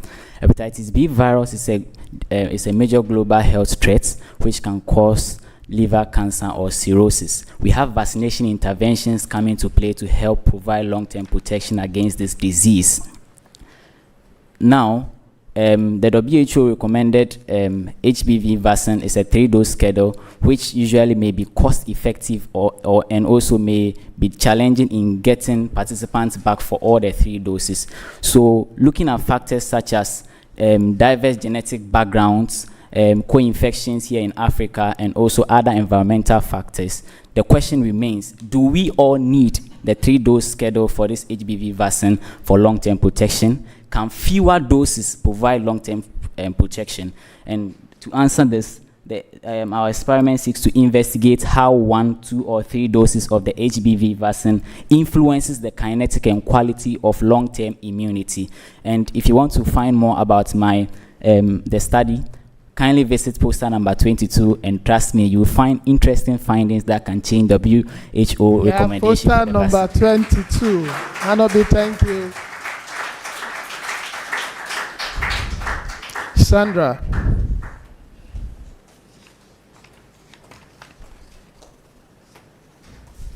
Hello. The fight against antibiotic resistance is still ongoing. However, nature has provided us with a solution to this problem. In my lab, that's the MOSI lab, we've been able to isolate a lot of bacteriophages with activity against mycobacterial infections. To further understand how these natural bacteria enemies cause problem or kill bacteria, kindly pass by poster number 23. Thank you. My name is Sandra Benny. Thank you. Poster number 23. Comfort.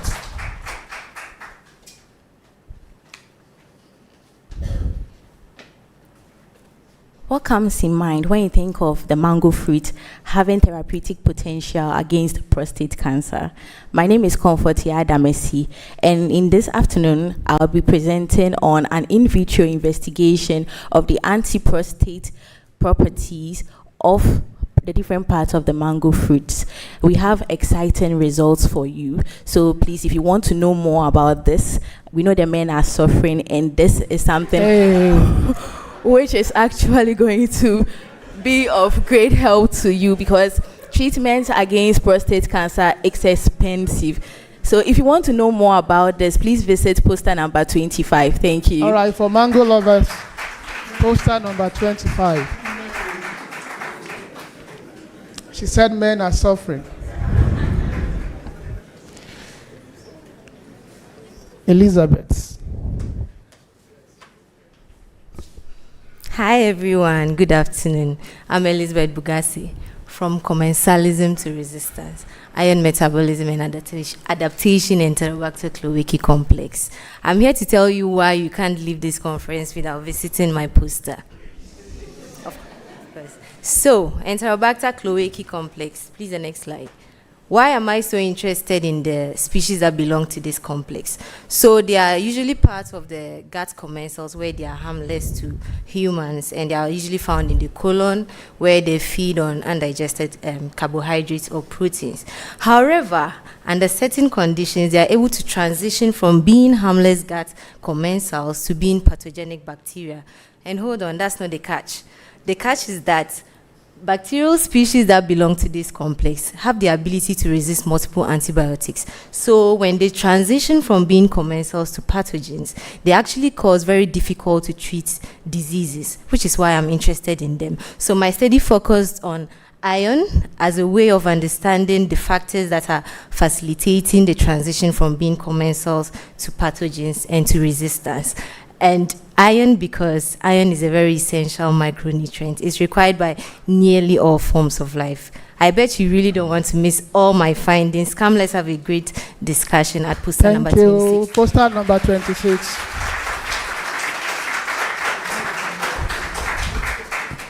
Flavia.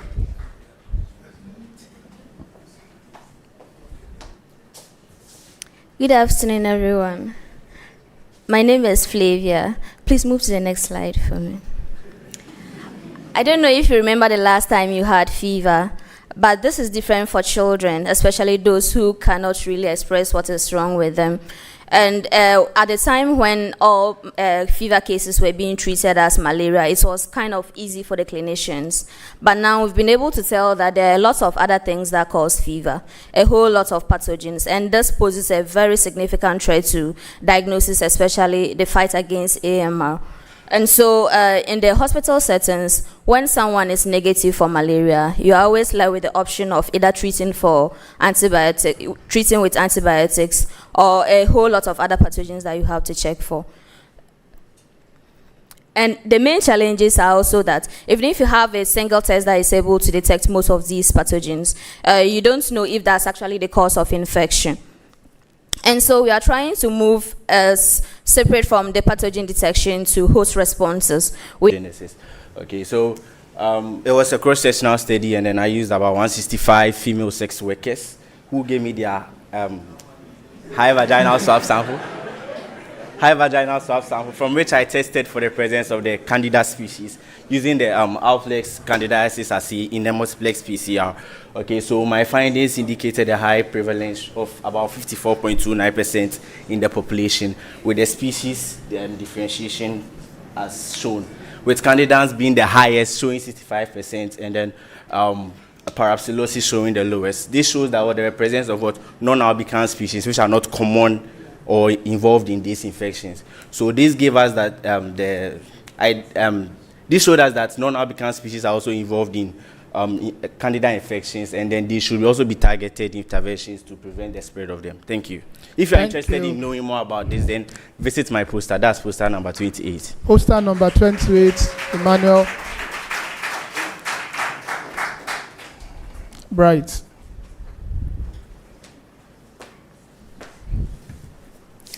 Hello everyone, good afternoon. My name is Van Yellow Bright, and I'm here to tell you about ISKMV, a pathogen that is fast expanding its territory.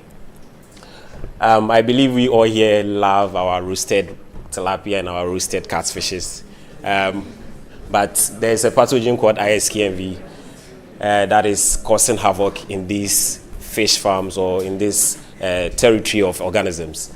ISKMV is, in 2019, ISKMV had an outbreak in various tilapia fish farms along the Lake Volta, where it led to massive death and huge economic losses. This particular outbreak was later confirmed to be caused by the infectious spleen and kidney necrosis virus, ISKMV, which was the first ever recorded in Ghana and in Africa. The need for a genomic surveillance system has become very evident since the host range of this particular pathogen is very broad. And so my study was designed to monitor the transmission and evolution of ISKMV in catfish, which is a novel host, using this robust, using this as a robust genomic surveillance system. This study requires both molecular identification techniques as well as in silico analysis. To know more about my valuable insight into ISKMV, visit poster 29. Thank you very much. Yeah, poster 29. Catfish for free. Michael. Good afternoon. My name is Michael Brown, and we did an interesting study on knowing whether Fusobacterium, which is implicated in dental plaques, can cause cancer. And we know now, as of 2024, that Fusobacterium nucleatum is implicated in colorectal cancer. Come to poster 30 and find out if your dental plaque can cause cancer. Thank you. Thank you so much, Michael. I hope you agree with me that our students, they are doing a very, very great work. Don't you think so? So if you think so, can you please put your hands together for them? So I'm going to hand over to Dr. Kwashi. Thank you. So if you think so, can you please put your hands together for them? Yes, for who gives talks versus who gives posters is very tough. Versus who gives posters is very tough. And I think to really get a full breadth of what's happening here at WACCBIP and also within Ghana, it's very good to visit the posters, interrogate them, ask them to basically questions. And I think I'm hoping that while you're seated here, especially for the international visitors, you're getting ideas. Maybe you can see projects where there's room for collaboration. You know, one of the points of this meeting is collaboration. Right after here, we're going to have lunch. We'll have the poster session. And then, so that's 2-hour time where while you're looking at the posters, you're discussing, oh, I heard your talk, I think that's interesting, maybe there's ways we can collaborate. And then, right after lunch, we'll come back for the panel discussion, which I think will be quite interesting. Every year, we try to make the panel discussion as relevant as possible and as future-looking as possible. So, I think these guys are ready. I don't see anybody. Oh, yes, DCL. So,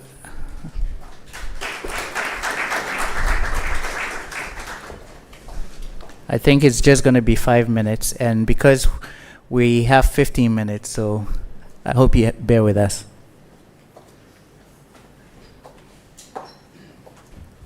Thank you, Dr. Kwashi. Good afternoon, everyone. My name is Nanisi Hansen, and I'm with DCL Laboratory Products Limited. Many of you are familiar with us. We are a medical supply company based here in Accra, and we've worked with many of you. All right, so I just wanted to take some time to go over some of our services. So we are a channel partner for many original equipment manufacturers of life science research and IVD devices.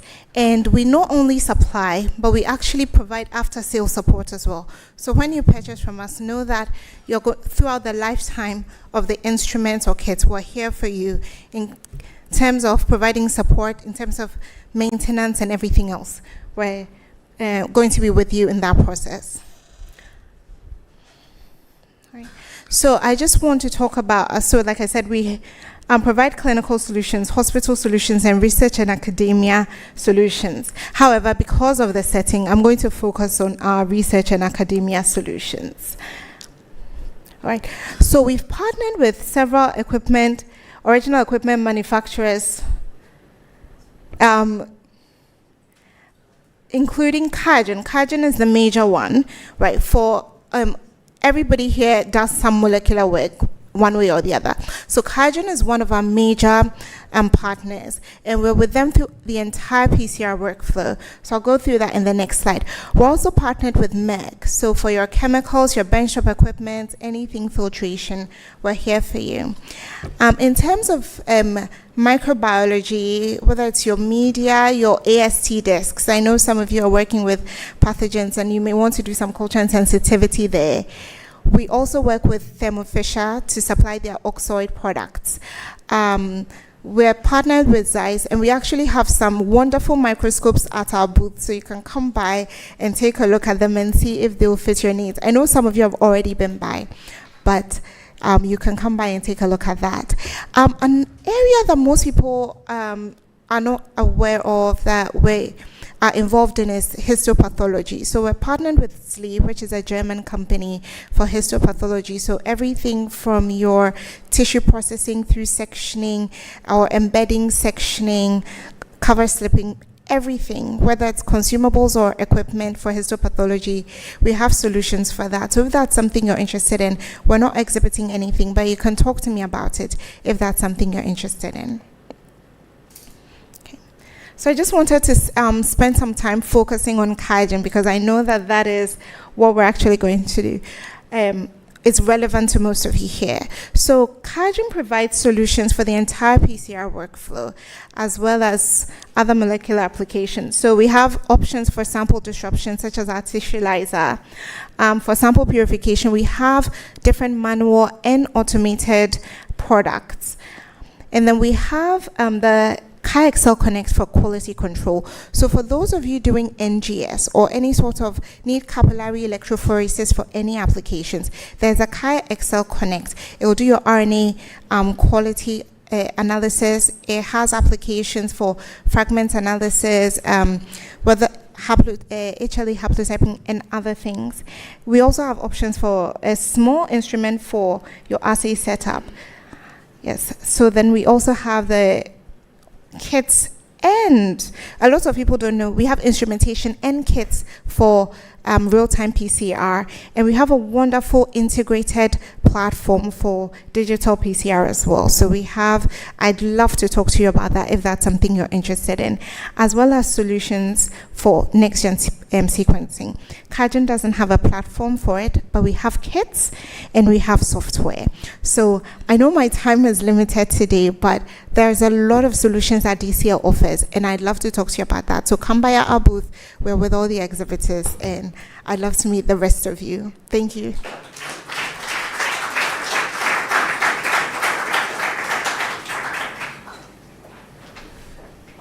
Thank you, Nanesi. So I think, is there one more? Yes, okay. There's one more. One thing I also forgot to mention is that after the panel discussion, sometimes we design the schedule deliberately to force everybody to be engaged during the course of the day. The panel discussion sort of breaks up the post-lunch fatigue because it's quite engaging. And then we have 3 very excellent plenary talks that will close out the day. So I thought I'd remind you about that. So final sponsor presentation, and then we are free to go for lunch. And just like yesterday, faculty, plenary speakers, and invited guests will be on my right when we go out. I think it will still be on the right, and yeah.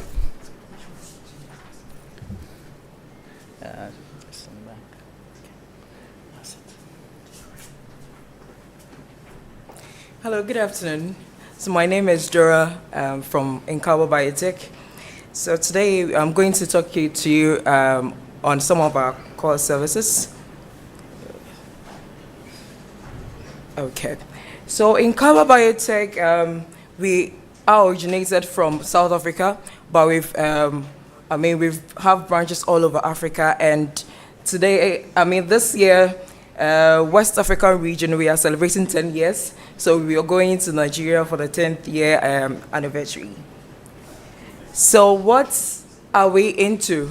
So the main aim of Incaba is to collaborate and also to promote molecular techniques among researchers across the continent. So what we do is that we support researchers, we organize or support like conferences like WACCBIP, and also when it comes to institutions, whenever they have conferences, we organize workshops as well to, as a way of promoting molecular techniques across the country, across the continent.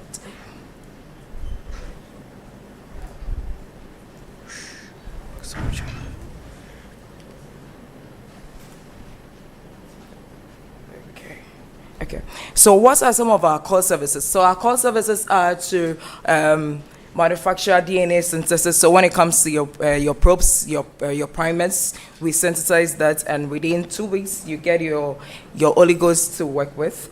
And also when it comes to our services too, we also render some, let's say, Sanger sequencing. So maybe if you're students and then you want to do Sanger sequencing, you want to perform some NGS system as sequencing as well, we also render that services. And maybe you have your data and then you want some bioinformatics support, and also you want to do some animal genetic services, we render that services as well. So to talk more about our sequencing, we are the original partners with the PacBio, and when we compare this system to any other system, available, this one accuracy at about 99.99%, and we have like smaller systems that can fit onto your desktop. We have the ONSO and then we have the review. So if you want more details about that, you can visit our booth, and then I would love to talk to you more on that. Okay, and aside that too, we have the mass array. We offer that services as well for your SNPs analysis. And when it comes to training, we also offer training to as a way of promoting molecular techniques. So these are some of the pictures from the phylogenetic workshops we had in South Africa. And I think in Ghana, this one, we organized this in Noguchi, I think about 3 years ago. And in addition to, we also organize hands-on training. So maybe if you want to do DNA extraction, you want to learn how to do PCR, and you also want to do further analysis with that, we offer that services in Nigeria, because currently the Ghana office, we are yet to set up our place for lab work. And when it comes to our partners, we've partnered with all these. So when it comes to your isolation kits, we've partnered with Zymo. So anything Zymo research, you can always come to Nkaba, and then I'll talk to you more on that. Currently, we have a promo for the RNA extractions. So if maybe you are having anything like that, we have 20% off for all our RNA extraction kits. And then when it comes to your PCR, we are the main, let's say, representatives when it comes to New England Biolabs. So from your, let's say, restriction enzymes for your PCR kits, if you are performing RT-qPCR, we have solutions from NEB. And also when it comes to equipment, we also represent Eppendorf. So currently we have a special Nkaba discounts for the Nexus. So if you're interested to know more about that, you can pass by our booth and I'll talk to you more about that. And then when it comes to instrument, we represent ICA. So for your centrifuges, your voltas and all that, we represent that. So I think the new addition is that we've added some clinical side as well. So in the hospital settings, if maybe you are planning of setting up, let's say, a lab and then you need some analyzers and all that, we represent Siemens. And then for biorats too, we also provide their external controls. And when it comes to the molecular diagnosis kits, we've partnered, or during the heat of COVID, we've set up a lot of labs to test for viral loads, to test for COVID, and then to test for other stuff. And I know here in WACCBIP, a lot of students are using our sieging kits, where they are using it for HPV and other stuff, which, if you need after-sales support, I've done it, and I'm also glad to welcome new students who will be interested in using our CG kits. And when it comes to COVID, the workflows is as represented. So I would say that in a nutshell, Nkaba is, let's say, we have positioned in a place where we provide after sales support even when you buy reagents from us. And also when it comes to our diagnosis kit like the CJ, if you want, let's say, explanation on how to set up your experiment, even how to analyze your data, that's my job. And I'm here to welcome new students in that field. Thank you very much.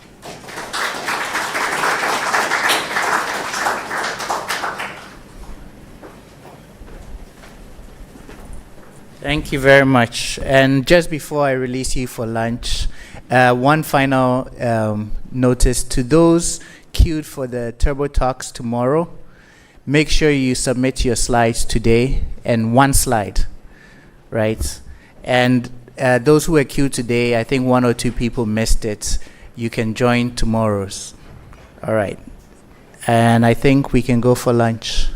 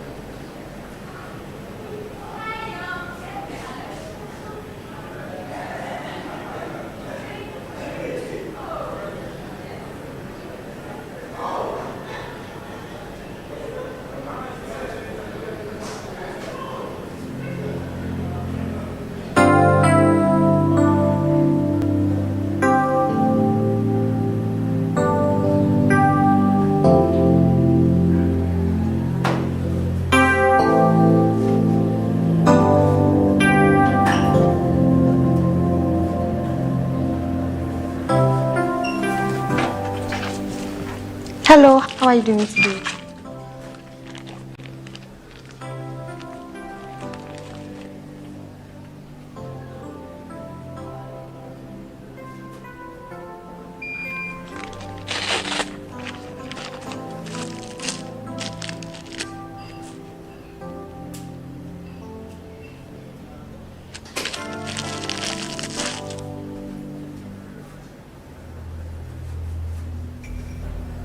Oh no, I need a little sample of your blood for the lab. It's not painful, just a little sample of your blood.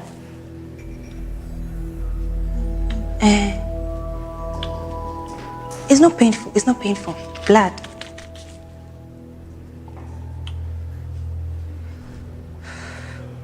Okay.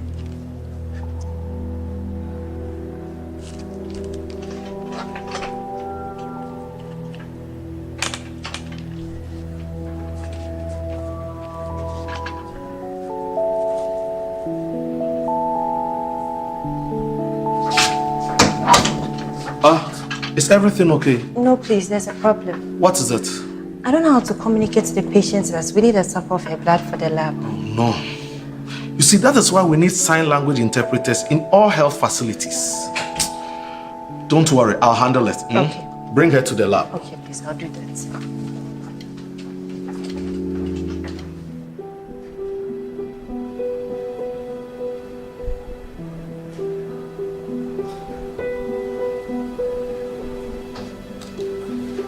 Doc, please, we are here. Oh, good. I hope you are well. Don't worry. We are here to help you. All of us. To do that, we need a sample of your blood. A sample, Don't be afraid. Your blood, small sample, okay? For our diagnosis. You see, please, it's okay. Take it easy. Take it easy. Don't be afraid. Oh my God. How am I going to explain this to her? It's okay. It's okay. You take her back to the ward. You'll be fine, okay?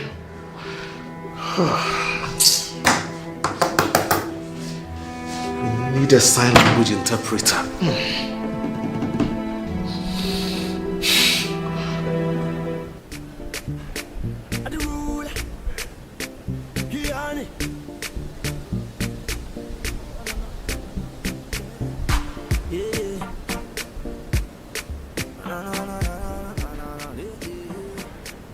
Stop looking at them. Who told you I'm interested? I can see it in your eyes. See. Doris, they are deaf and dumb people. It's true. I hear these people are curious though. How do you even introduce them as your friends?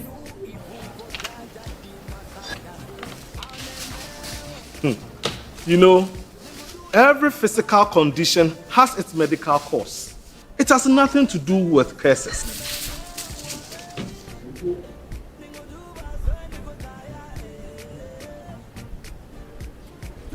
Oh, hello, sir.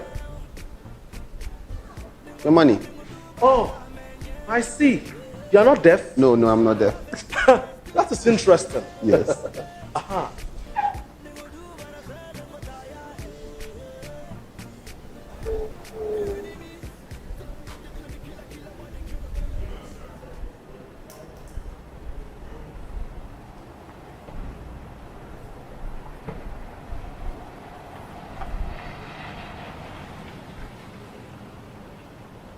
Oh, boss. Oh, okay. I will need your assistance to communicate with a deaf patient. Oh, okay. Which hospital? Legon Hospital. Wow. Actually, I've just been transferred from the Alpha Clinic to the X-ray department. Really? Yes. Wonderful. That makes my work easier. Yes. I think I can help. Yes. Okay. Please. Okay.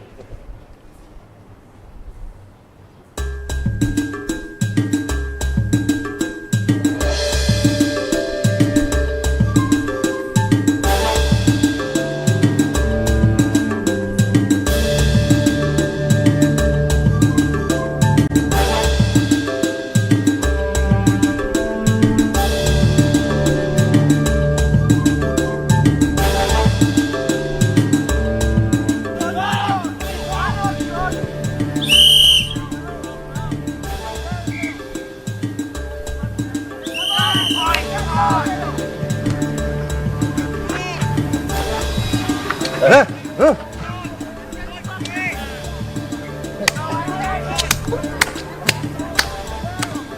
boy, then we guess it for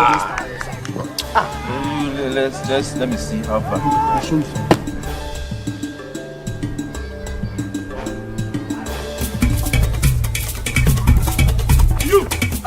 Hey!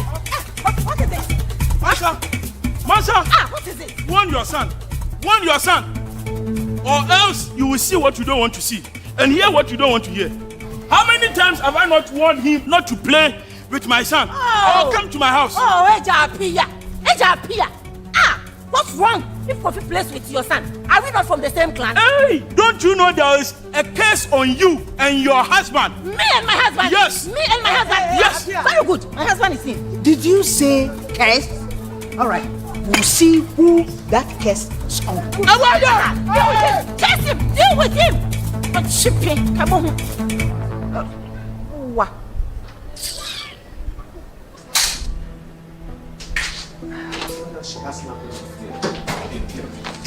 Doctor, we can't find Amma. Where is she? I don't know, we've looked everywhere. What? Yes. In that critical condition? Oh God, this is unbelievable. We have to find her. We have to find her at all costs. I'll handle it. Thank you. My friend, thank you very much for coming. I'll call you when she turns up.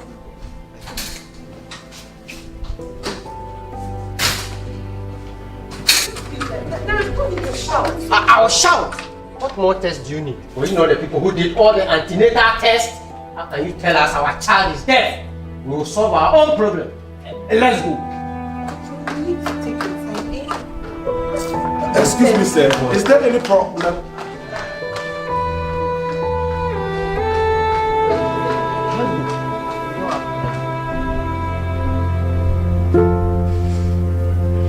What I say is final. We are not going to any pastor. We are going straight to the village. I am not ready to take my daughter to the shrine.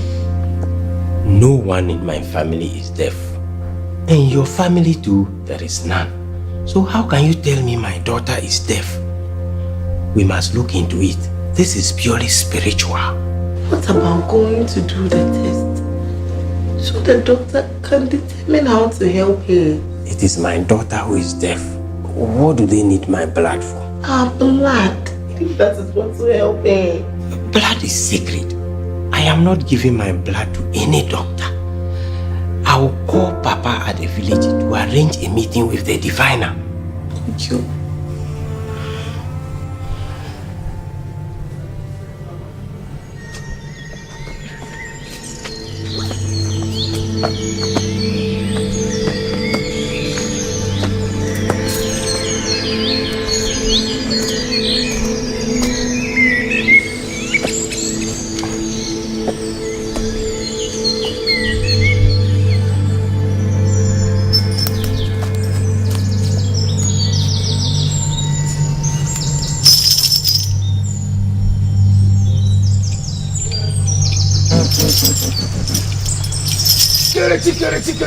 Chikere. Sumangba.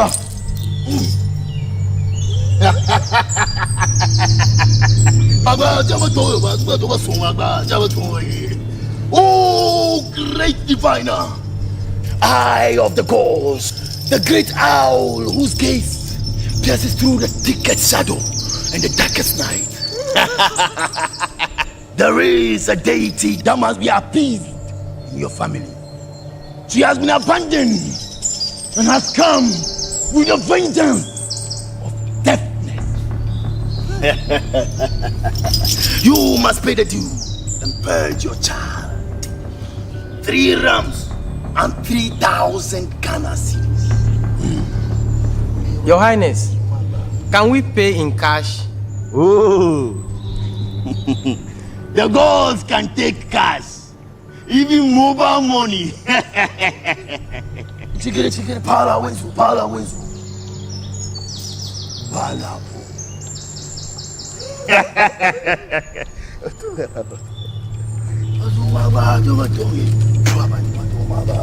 Azomagba parawezo wasumagba parawezo. Hey! Something is happening to her. Don't worry, my daughter. The spirit is leaving her. Mali, Mali, Mali. He said she was going to get better when we get home. But now, her condition is worsening. Please help us, please. This is highly demonic. She needs deliverance. I can feel it in me that there's a bad spirit inside this child. Prophetess, can you deliver her? That is exactly what I am going to do. Let us bow before the Lord. Jesus, we trample on every serpent and scorpion.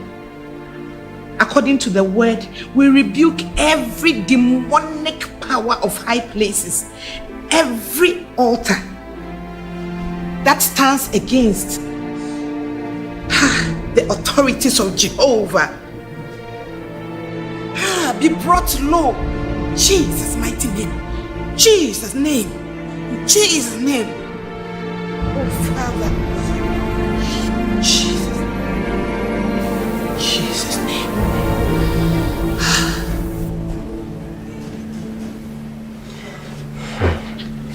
Koyo, she's not getting better. What should we do now? Let's go back and see the doctor. Okay. Let's go. Doctor, thank you very much for the explanation. We got it all wrong. See? We now have a better understanding of what genetics is and its implications on deafness. How can we thank you, doctor? Many people out there are not privy to this information. Especially the people of our village.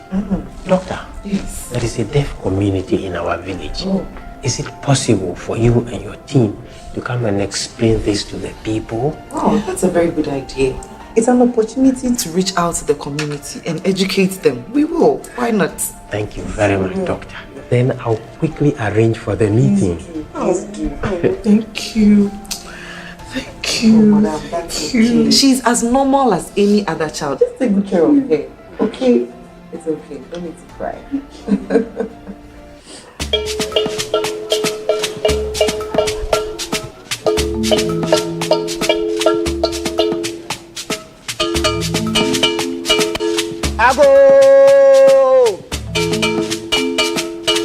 Ago! Nana and the council request tomorrow morning. Nana want to meet everybody at the village square. The great Asparrow has spoken. Ago! People of Asempa, Nana and the council request your presence. Nana want to meet everybody at the village square. The great Asparrow has spoken.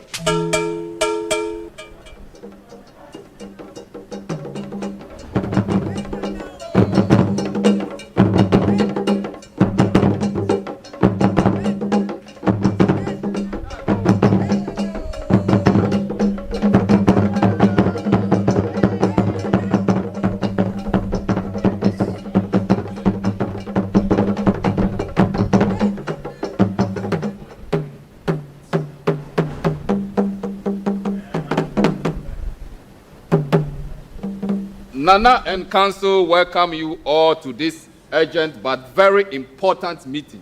Nana want to cut straight to the point. Nana, speak. People of Asempa, the issue confronting us is a very serious one which needs to be addressed. I'm not an expert myself, but our forebears have told us over the decades the mysteries surrounding deafness in our community.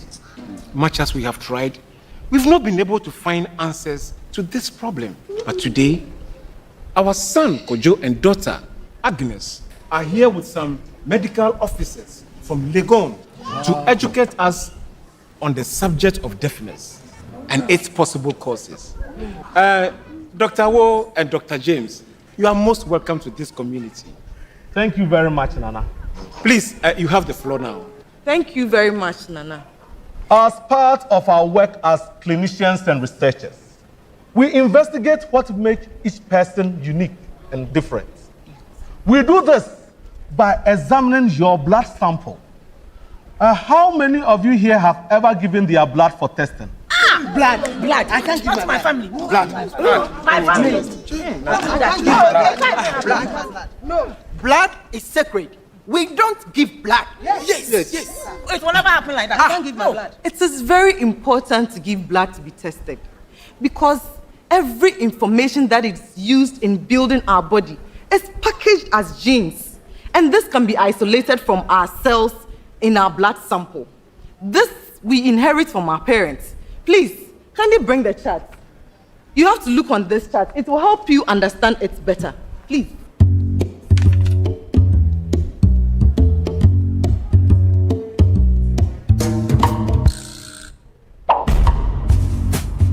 Our bodies are made up of billions of cells. Inside each cell is our genetic material. Chromosomes are the packaging of our genetic material. We usually have 23 pairs of chromosomes, and we inherit one copy from a mother and one from a father. If we unwind the chromosomes, we can identify the genes. Genes are the basic building blocks that makes proteins. Genes are like the blueprints for making a machine, and proteins are the individual components of the machine. Proteins makes us who we are and help us grow and function properly. Our genetic materials is made up of our DNA.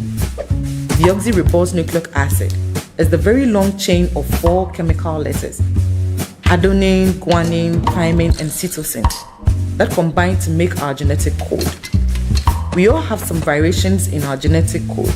Genes variations are like spelling errors, where, for example, there's a T instead of a C. A variation in the gene that makes it faulty or not working properly is called mutation. Faulty genes are caused commonly simply through chance. They have to occur in one individual for the first time at some stage. They are not related to anything a parent could have caused or prevented in any way. They occur because the process that replicates and divides their genes so we can pass it on to the next generation is complex, and mistakes occur. For each gene, we have 2 copies. One copy comes from the mother and the other copy from the father. In an autosomal recessive condition, an individual needs both copies of genes to be faulty for a condition to develop.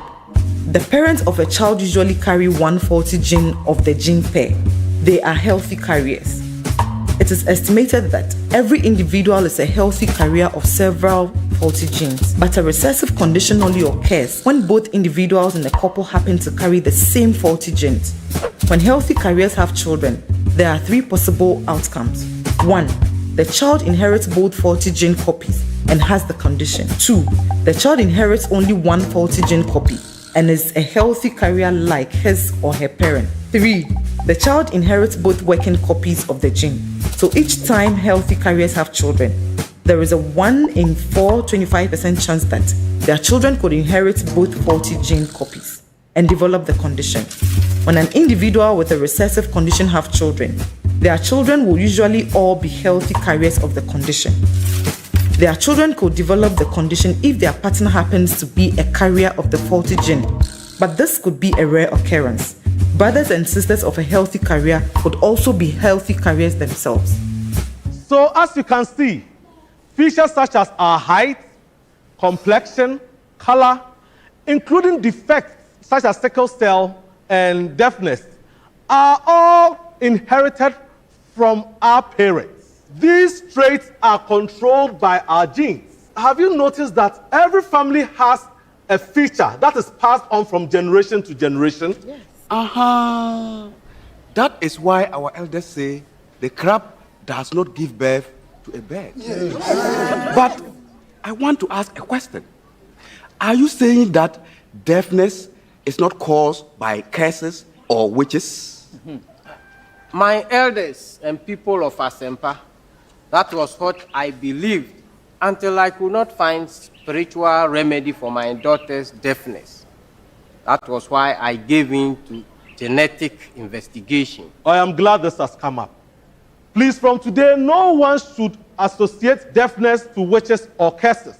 As we have explained, every defective condition is as a result of our genetic inheritance. Although there are environmental factors, people like Mr. Akoto and his family, and like my daughter, are all normal human beings. Their deafness can be explained through scientific investigation. No, please, let us put it on record that with the advancement of science and technology, every medical condition can be scientifically examined, including deafness. So please, I will kindly entreat all of you to stop attributing deafness to spiritual causes. Doctor, please. Some of our neighbors and the entire family are deaf. Does it mean that they spread it to one another? That is why we want Nana to send them out from our community. No. Please, be rest assured. Deafness is not contagious. Hey, thank God! Oh,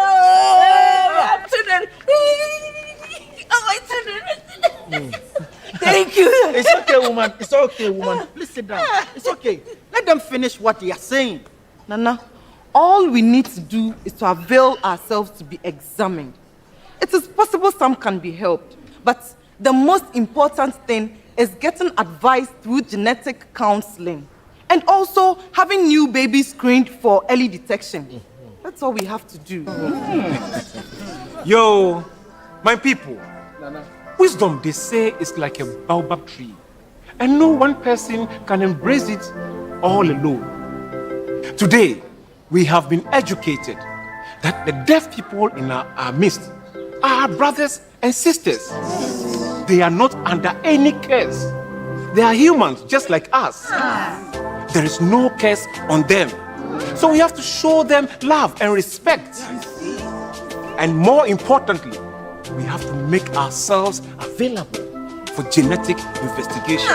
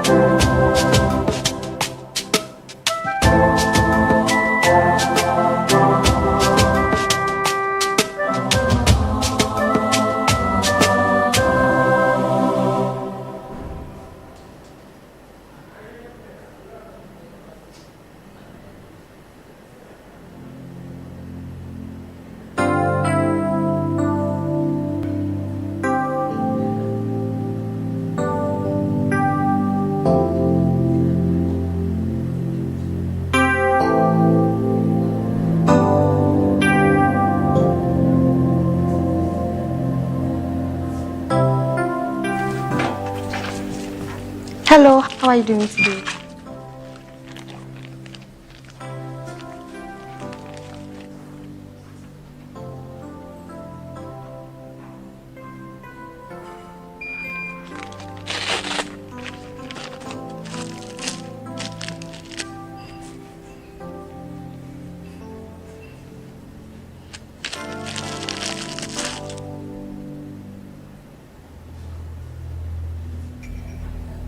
Oh no, I need a little sample of your blood for the lab.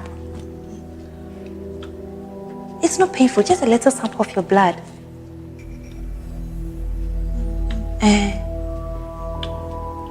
It's not painful, blood.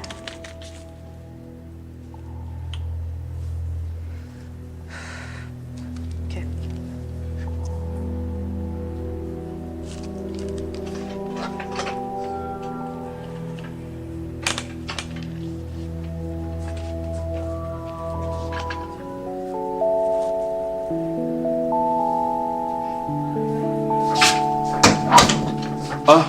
Is everything okay? No, please, there's a problem. What is it? I don't know how to communicate to the patient that's really the sample of her blood for the lab. No. You see, that is why we need sign language interpreters in all health facilities.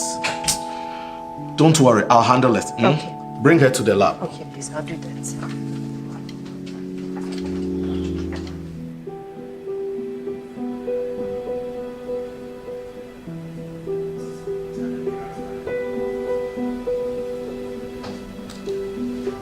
Doc, please, we are here. Oh, good. I hope you are well. Don't worry. We are here to help you. All of us. To do that, we need a sample of your blood. A sample, Don't be afraid. Your blood, small sample, okay? For our diagnosis. You see, please, it's okay. Take it easy. Take it easy. Don't be afraid. Oh my God. How am I going to explain this to her? It's okay. It's okay. You take her back to the ward. You'll be fine, okay?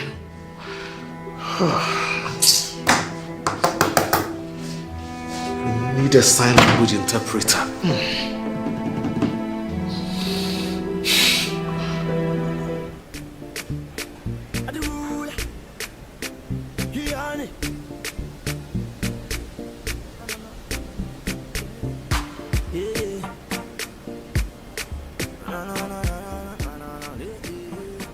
Hey, stop looking at them. Who told you I'm interested?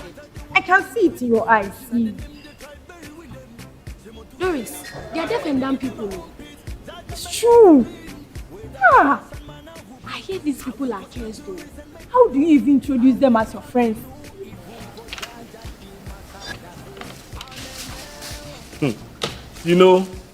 Every physical condition has its medical cause.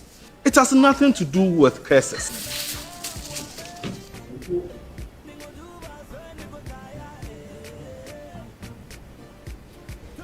Oh, hello, sir. Your money. Oh, I see. You're not deaf? No, I'm not deaf. That is interesting. Yes. Aha.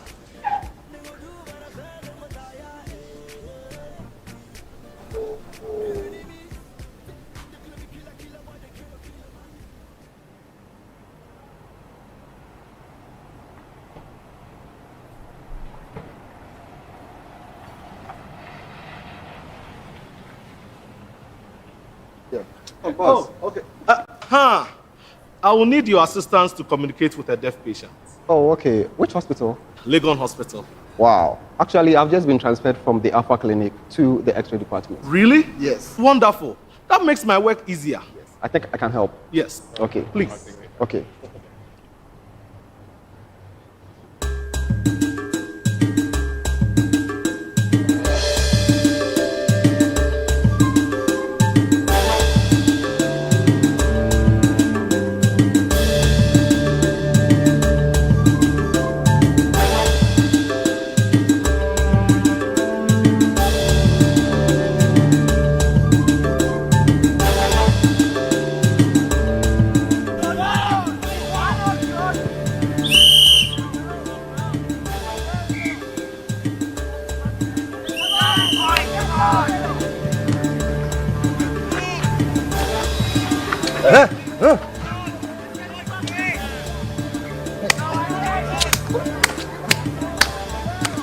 This boy, then we guess it for this time.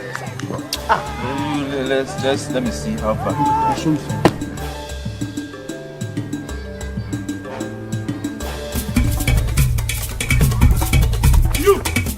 Hey!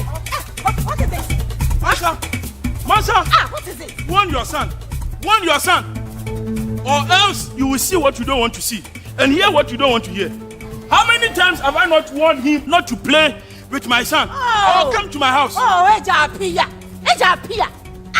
What's wrong if Kofi plays with your son? Are we not from the same clan? Hey, don't you know there is a case on you and your husband? Me and my husband? Yes. Me and my husband? Yes. Very good. My husband is in. Did you say curse? All right. We'll see who that curse is on. Deal with him. Curse him. Deal with him. But shipping. Come on. Wow.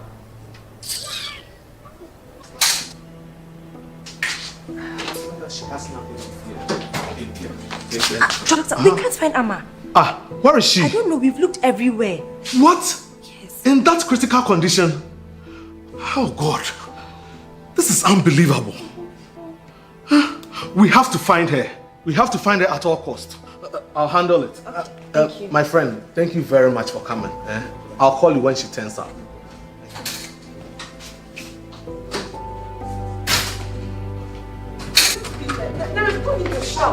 I'll shout. What more tests do you need? We know the people who did all the antenatal tests. How can you tell us our child is deaf? We will solve our own problem. Let's go. Excuse me, sir. Is there any problem?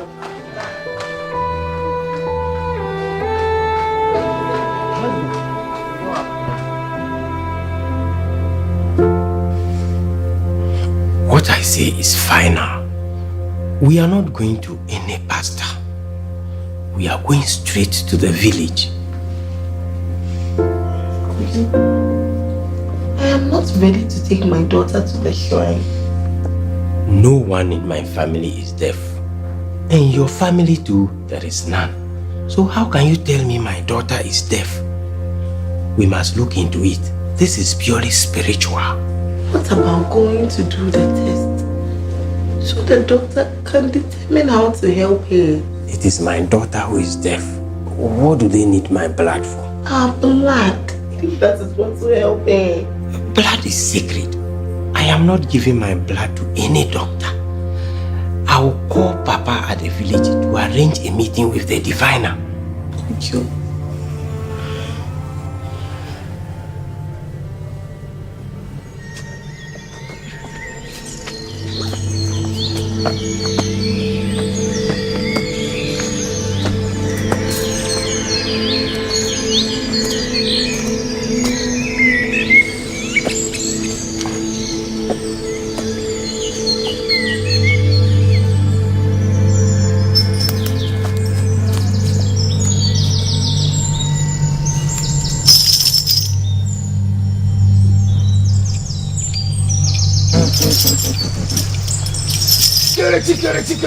Chikere. Sumagba.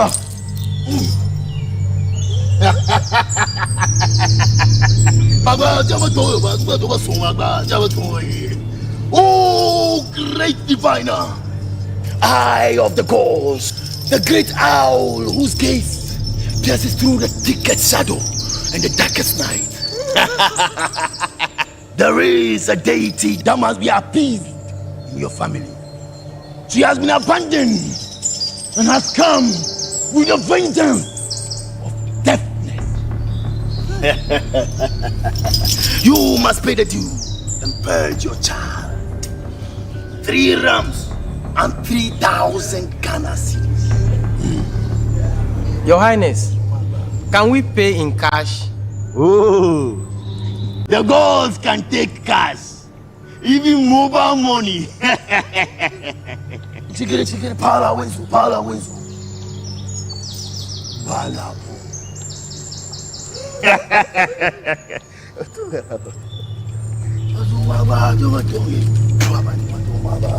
Azomagba para wezo azomagba para wezo. Hey! Something is happening to her. Don't worry, my daughter. The spirit is leaving her. Mali.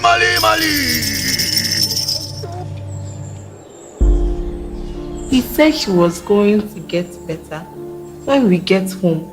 But now her condition is worsening. Please help us, please. This is highly demonic. She needs deliverance. I can feel it in me that there's a bad spirit inside this child. Prophetess, can you deliver her? That is exactly what I am going to do. Let us bow before the Lord. Jesus, we trample on every serpent and scorpion. According to the word, we rebuke every demonic power of high places, every altar that stands against the authorities of Jehovah. Be brought low. Jesus' mighty name. Jesus' name. Jesus' name. Oh, Father. Jesus' name.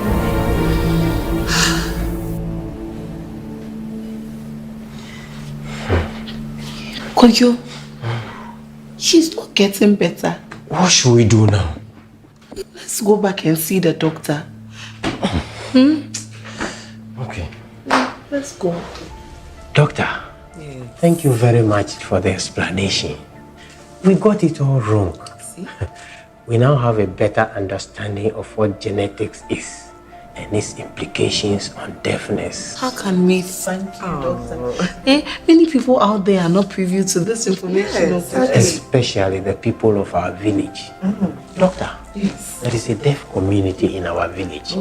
Is it possible for you and your team to come and explain this to the people? Oh, that's a very good idea. It's an opportunity to reach out to the community and educate them. We will. Why not? Thank you very much, Doctor. Then I'll quickly arrange for the meeting. Thank you. Thank you. Thank you. She's as normal as any other child. Just take good care of her. Okay? It's okay. Don't need to cry.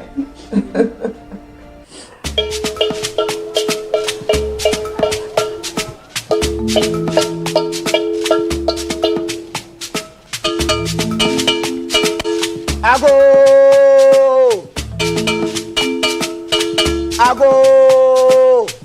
Nana and the council request tomorrow morning. Nana want to meet everybody at the village square. The great Asparrow has spoken. Ago! People of Asempa, Nana and the council request your presence. Nana want to meet everybody at the village square. The great Asparrow has spoken.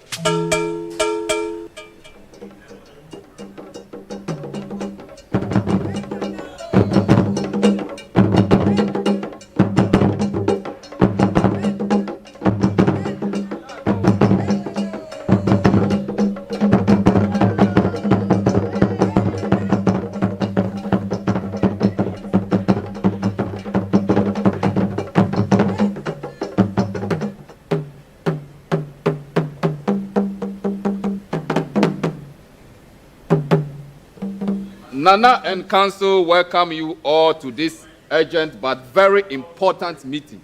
Nana want to cut straight to the point. Nana, speak. People of Asempa, the issue confronting us is a very serious one which needs to be addressed. I'm not an expert myself, but our forebears have told us over the decades the mysteries surrounding deafness in our community. Much as we have tried, we've not been able to find answers to this problem. But today, our son Kojo and daughter Agnes are here with some medical officers from Legon to educate us on the subject of deafness and its possible causes. Dr. Wo and Dr. James, you are most welcome to this community. Thank you very much, Nana. Please, you have the floor now. Thank you very much, Nana. As part of our work as clinicians and researchers, we investigate what makes each person unique and different. We do this by examining your blood sample. How many of you here have ever given their blood for testing? Blood. I can't give Not my family. Blood. My family. No, blood is sacred. We don't give blood. Yes. It will never happen like that. I can't give my blood. It is very important to give blood to be tested because every information that is used in building our body is packaged as genes, and this can be isolated from our cells in our blood sample. This we inherit from our parents. Please, can you bring the chart? You have to look on this chart. It will help you understand it better. Please.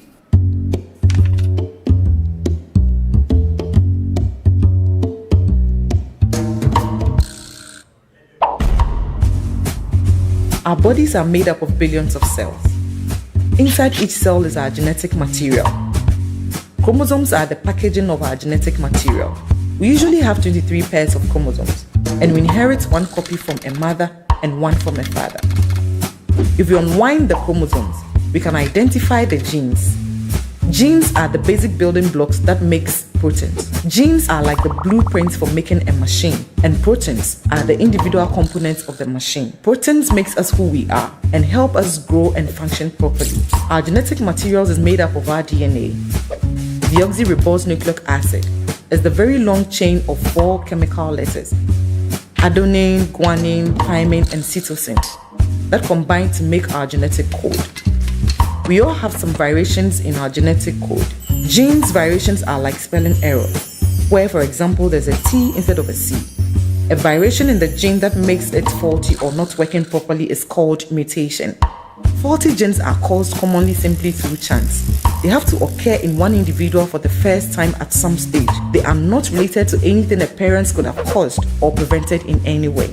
They occur because the process that replicates and divides their genes so we can pass it on to the next generation is complex, and mistakes occur. For each gene, we have 2 copies. One copy comes from the mother and the other copy from the father. In an autosomal recessive condition, an individual needs both copies of genes to be faulty for a condition to develop. The parents of a child usually carry one faulty gene of the gene pair. They are healthy carriers. It is estimated that every individual is a healthy carrier of several faulty genes, but a recessive condition only occurs when both individuals in a couple happen to carry the same faulty genes. When healthy carriers have children, there are 3 possible outcomes. 1. The child inherits both faulty gene copies and has the condition. 2. The child inherits only one faulty gene copy and is a healthy carrier like his or her parent. 3. The child inherits both working copies of the gene. So each time healthy carriers have children, there is a 1 in 4, 25% chance that their children could inherit both faulty gene copies and develop the condition. When an individual with a recessive condition have children, their children will usually all be healthy carriers of the condition. Their children could develop the condition if their partner happens to be a carrier of the faulty gene, but this could be a rare occurrence. Brothers and sisters of a healthy carrier could also be healthy carriers themselves. So as you can see, features such as our height, complexion, color, including defects such as sickle cell and deafness, are all inherited from our parents. These traits are controlled by our genes. Have you noticed that every family has a feature that is passed on from generation to generation? Yes. That is why our elders say the crab does not give birth to a bird. Yes. But I want to ask a question. Are you saying that deafness is not caused by curses or witches? My elders and people of Asempa, that was what I believed until I could not find spiritual remedy for my daughter's deafness. That was why I gave in to genetic investigation. I am glad this has come up. Please, from today, no one should associate deafness to witches or curses. As we have explained, every defective condition is as a result of our genetic inheritance. Although there are environmental factors. People like Mr. Akoto and his family, and like my daughter, are all normal human beings. Their deafness can be explained through scientific investigation. No, please, let us put it on record that with the advancement of science and technology, every medical condition can be scientifically examined, including deafness. So please, I will kindly entreat all of you to stop attributing deafness to spiritual causes. Doctor, please. Some of our neighbors and the entire family are deaf. Does it mean that they spread it to one another? That is why we want Nana to send them out from our community. No. Please, be rest assured. Deafness is not contagious. Hey, thank God!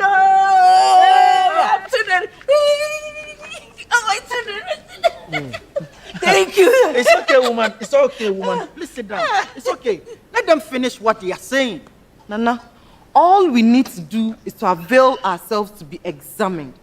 It is possible some can be helped, but the most important thing is getting advice through genetic counseling and also having new babies screened for early detection. That's all we have to do. Yo, my people, wisdom, they say, is like a baobab tree. And no one person can embrace it all alone. Today, we have been educated that the deaf people in our midst are our brothers and sisters. They are not under any curse. They are humans just like us. There is no curse on them. So we have to show them love and respect. And more importantly, we have to make ourselves available for genetic investigation.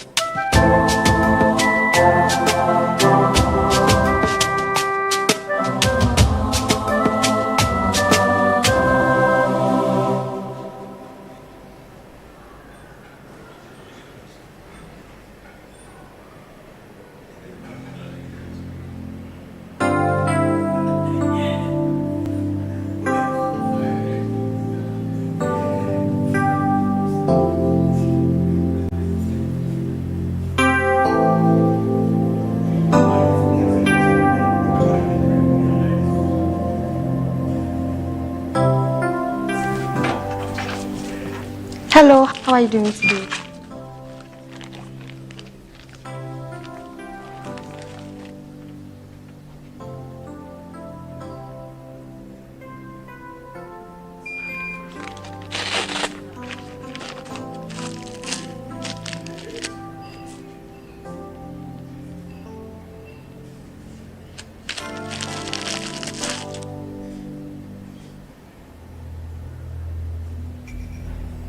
Oh no, I need a little sample of your blood for the lab.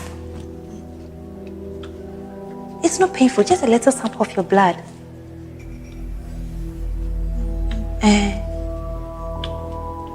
It's not painful, it's not painful. Blood.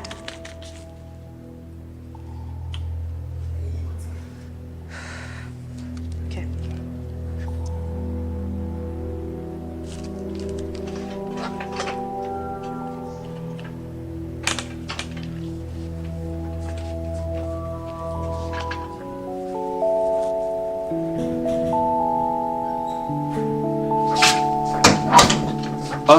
Is everything okay? No, please, there's a problem. What is it? I don't know how to communicate to the patient that we need a sample of her blood for the lab. No. You see, that is why we need sign language interpreters in all health facilities. Don't worry, I'll handle it. Okay. Bring her to the lab. Okay, please, I'll do that.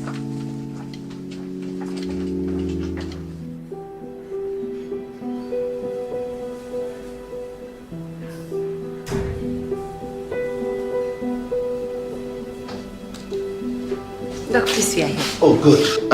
I hope you are well. Don't worry. We are here to help you. All of us.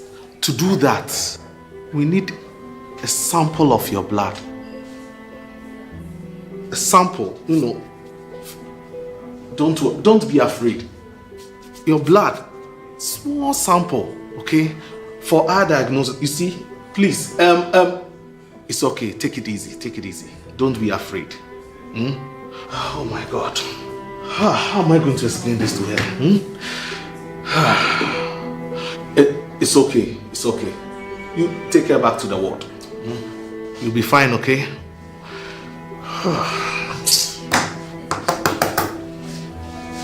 We need a sign language interpreter.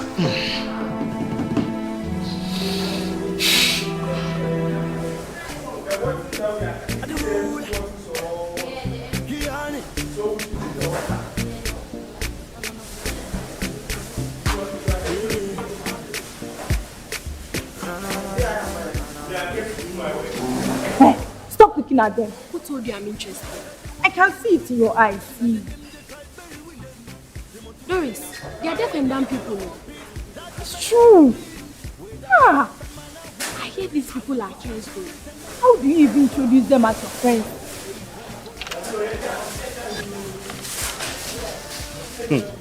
You know, Every physical condition has its medical cause. It has nothing to do with curses.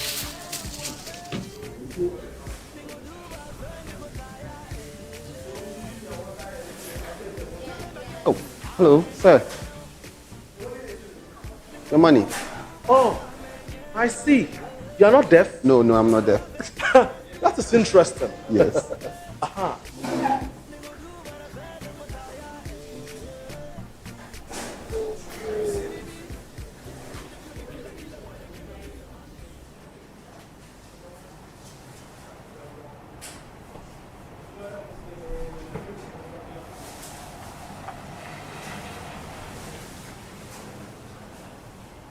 Of course. Oh, okay.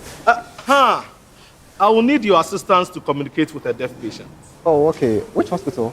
Legon Hospital. Wow. Actually, I've just been transferred from the Alpha Clinic to the X-ray department. Really? Yes. Wonderful. That makes my work easier. I think I can help. Yes. Okay. Please. Okay.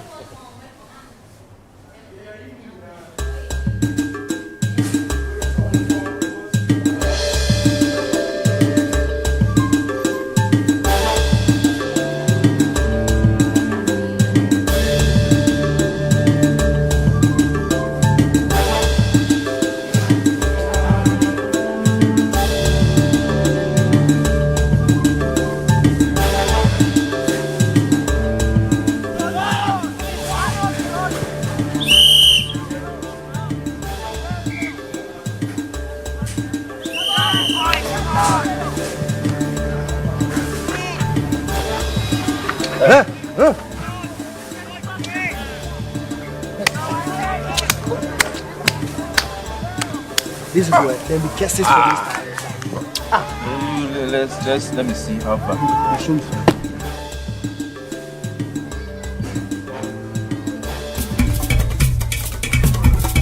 You! Hey! What is this? Masha! What is this? Warn your son! Warn your son! Or else you will see what you don't want to see and hear what you don't want to hear.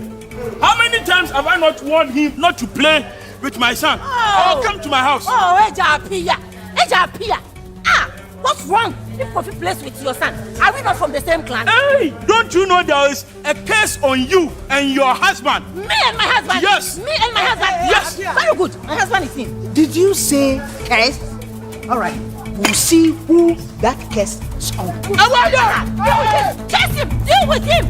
But Chippy, come on. What?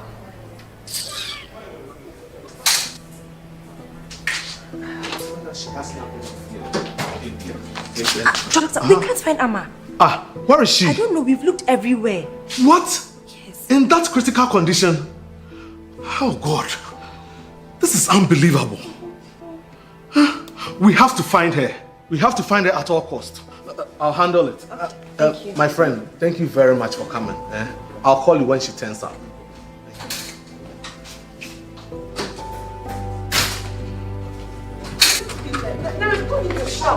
I'll shout.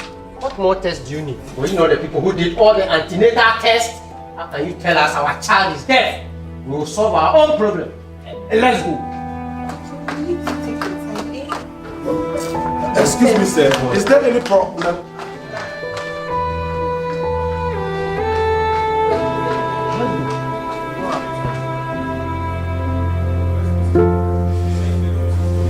What I say is final. We are not going to any pastor. We are going straight to the village. I am not ready to take my daughter to the shrine. No one in my family is deaf. And your family too, there is none. So how can you tell me my daughter is deaf? We must look into it. This is purely spiritual. What about going to do the test? So the doctor can determine how to help her. It is my daughter who is deaf. What do they need my blood for? Our blood. If that is what will help her. Blood is sacred. I am not giving my blood to any doctor. I will call Papa at the village to arrange a meeting with the diviner. Thank you.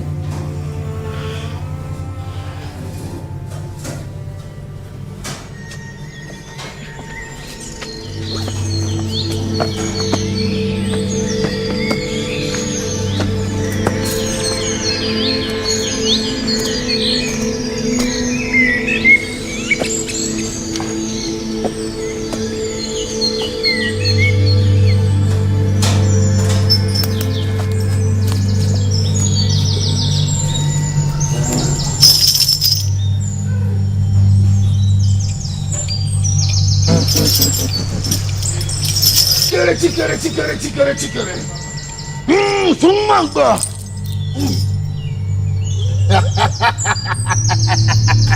Baba, Jamato, Baba, Sumagba, Jamato.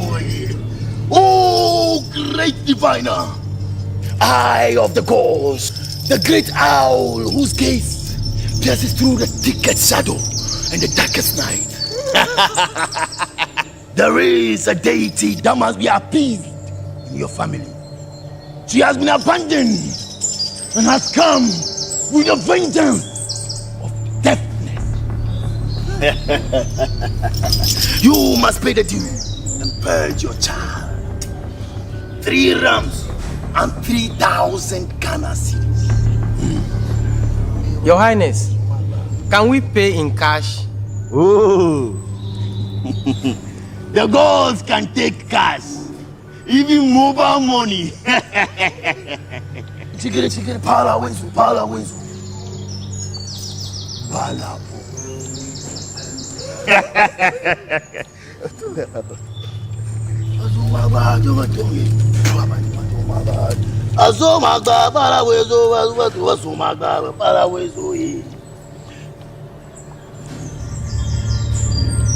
Hey!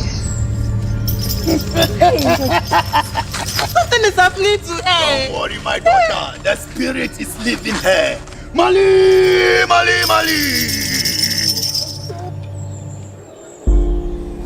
He said she was going to get better when we get home.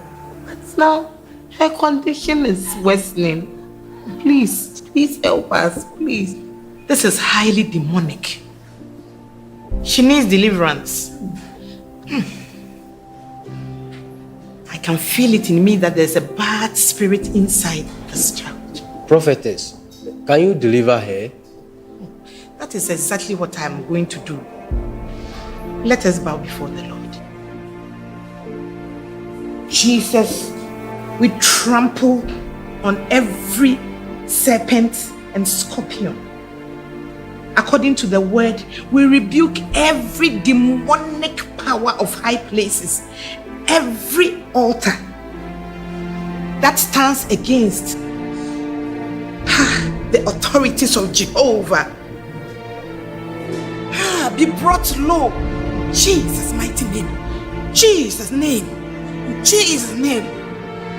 Oh, Father. Jesus' name.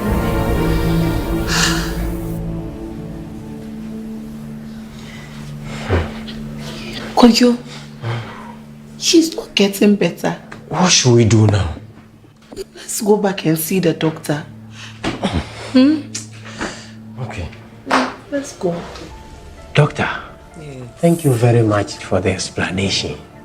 We got it all wrong. See? We now have a better understanding of what genetics is and its implications on deafness. How can we thank you, doctor? Many people out there are not privy to this information. Especially the people of our village. Doctor, there is a deaf community in our village. Is it possible for you and your team to come and explain this to the people? Oh, that's a very good idea.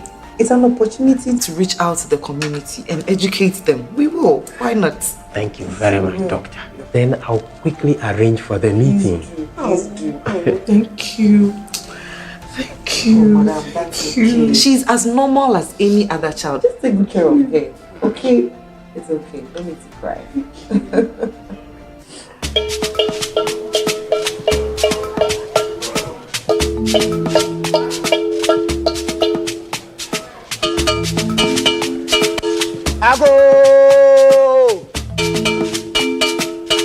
Ago! Nana and the council request tomorrow morning. Nana wants to meet everybody at the village square.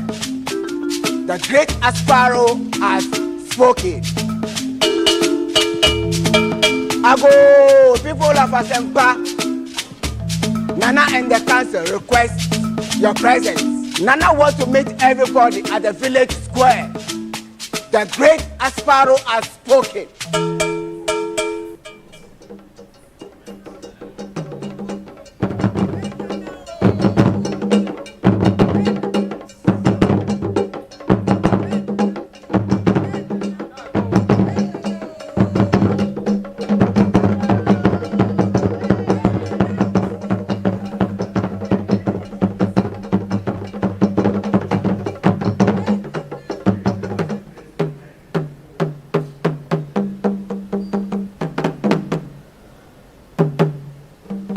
Nana and Council welcome you all to this urgent but very important meeting.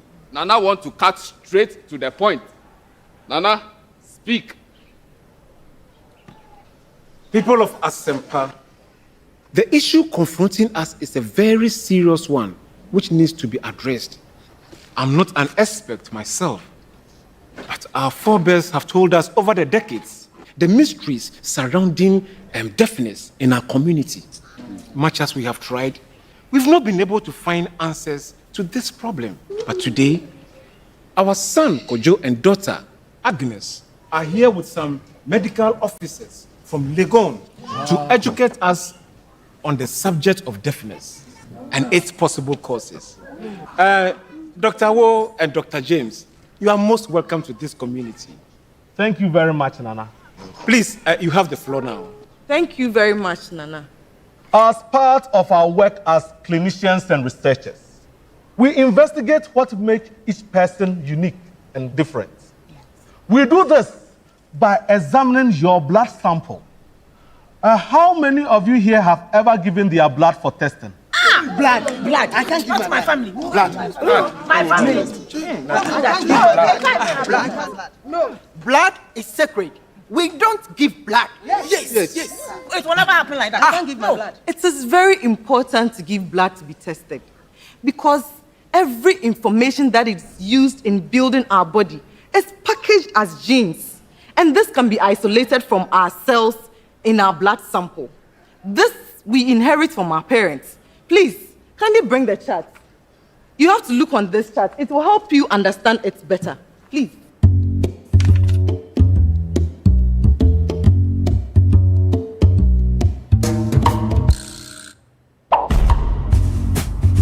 Our bodies are made up of billions of cells. Inside each cell is our genetic material. Chromosomes are the packaging of our genetic material. We usually have 23 pairs of chromosomes, and we inherit one copy from a mother and one from a father. If we unwind the chromosomes, we can identify the genes. Genes are the basic building blocks that makes proteins. Genes are like the blueprints for making a machine, and proteins are the individual components of the machine. Proteins makes us who we are and help us grow and function properly. Our genetic materials is made up of our DNA. Deoxyribose nucleic acid is the very long chain of 4 chemical letters: adenine, guanine, thymine, and cytosine that combine to make our genetic code. We all have some variations in our genetic code. Genes variations are like spelling errors, where, for example, there's a T instead of a C. A variation in the gene that makes it faulty or not working properly is called mutation.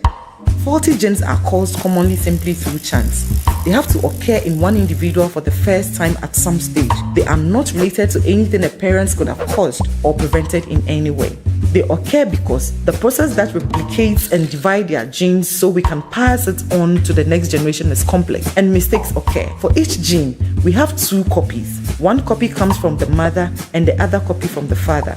In an autosomal recessive condition, an individual needs both copies of genes to be faulty for a condition to develop. The parents of a child usually carry one faulty gene of the gene pair. They are healthy carriers. It is estimated that every individual is a healthy carrier of several faulty genes, but a recessive condition only occurs when both individuals in a couple happen to carry the same faulty genes. When healthy carriers have children, there are 3 possible outcomes. 1. The child inherits both faulty gene copies and has the condition. 2. The child inherits only one faulty gene copy and is a healthy carrier like his or her parent. 3. The child inherits both working copies of the gene. So each time healthy carriers have children, there is a 1 in 4, 25% chance that their children could inherit both faulty gene copies and develop the condition. When an individual with a recessive condition have children, their children will usually all be healthy carriers of the condition. Their children could develop the condition if their partner happens to be a carrier of the faulty gene, but this could be a rare occurrence. Brothers and sisters of a healthy carrier could also be healthy carriers themselves. So as you can see, features such as our height, complexion, color, including defects such as sickle cell and deafness, are all inherited from our parents. These traits are controlled by our genes. Have you noticed that every family has a feature that is passed on from generation to generation? Yes. That is why our elders say the crab does not give birth to a bird. But I want to ask a question. Are you saying that deafness is not caused by curses or witches? My elders and people of Asempa, that was what I believed until I could not find spiritual remedy for my daughter's deafness. That was why I gave in to genetic investigation. I am glad this has come up. Please, from today, no one should associate deafness to witches or curses. As we have explained, every defective condition is as a result of our genetic inheritance. Although there are environmental factors. People like Mr. Akoto and his family, and like my daughter, are all normal human beings. Their deafness can be explained through scientific investigation. No, please, let us put it on record that with the advancement of science and technology, every medical condition can be scientifically examined, including deafness. So please, I will kindly entreat all of you to stop attributing deafness to spiritual causes. Doctor, please.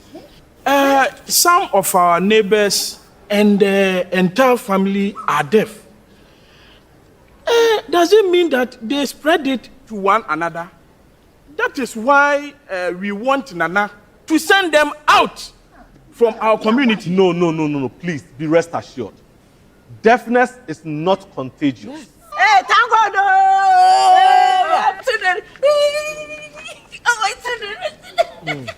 Thank you. It's okay, woman. It's okay, woman. Please sit down. It's okay. Let them finish what they are saying. Nana, all we need to do is to avail ourselves to be examined. It is possible some can be helped, but the most important thing is getting advice through genetic counseling and also having new babies screened for early detection. That's all we have to do. Yo, my people, wisdom, they say, is like a baobab tree, and no one person can embrace it all alone.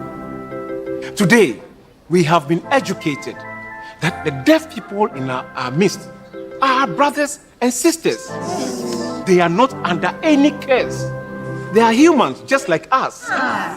There is no curse on them. So we have to show them love and respect. And more importantly, we have to make ourselves available for genetic investigation.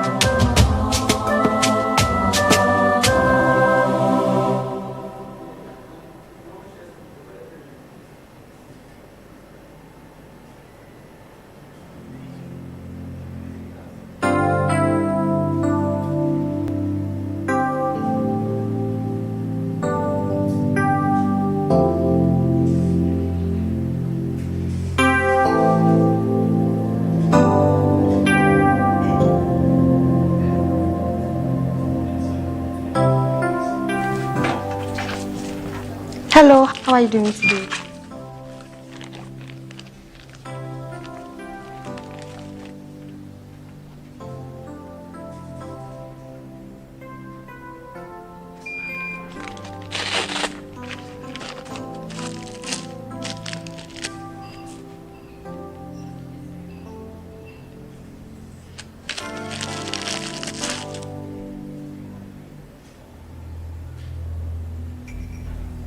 Oh no, I need a little sample of your blood for the lab. It's not painful, just a little sample of your blood.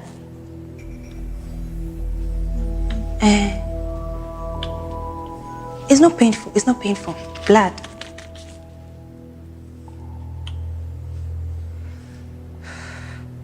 Okay.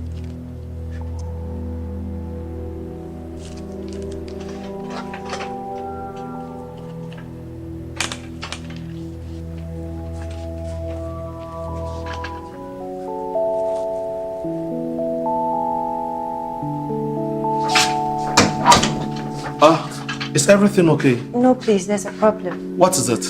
I don't know how to communicate to the patients that we need a sample of her blood for the lab. No.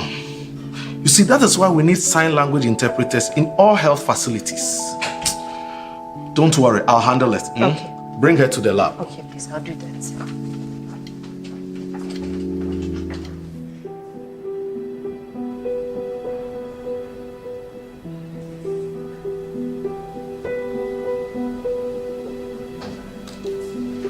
Doc, please, we are here. Oh, good. I hope you are well.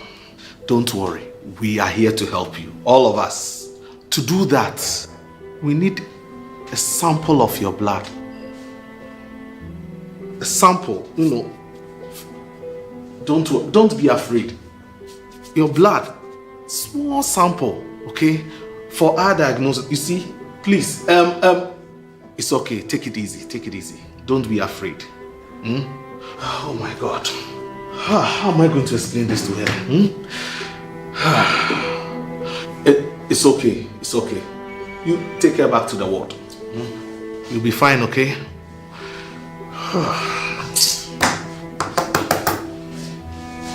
We need a sign language interpreter.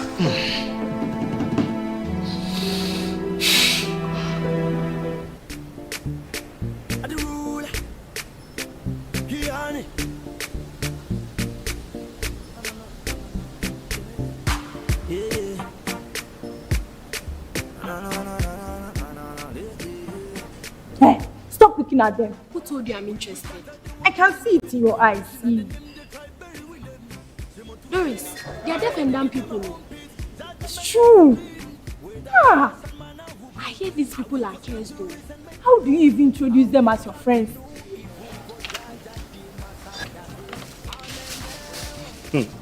You know, every physical condition has its medical cause. It has nothing to do with curses.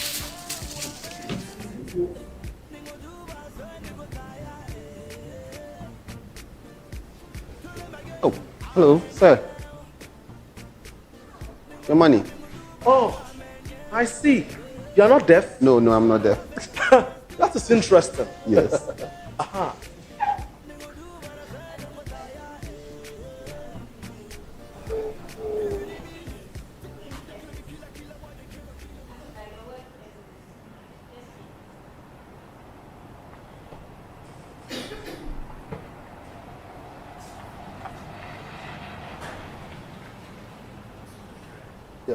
Boss. Oh, okay. I will need your assistance to communicate with a deaf patient. Oh, okay. Which hospital? Legon Hospital. Wow. Actually, I've just been transferred from the Alpha Clinic to the X-ray department. Really? Yes. Wonderful. That makes my work easier. Yes. I think I can help. Yes. Okay. Please. Okay.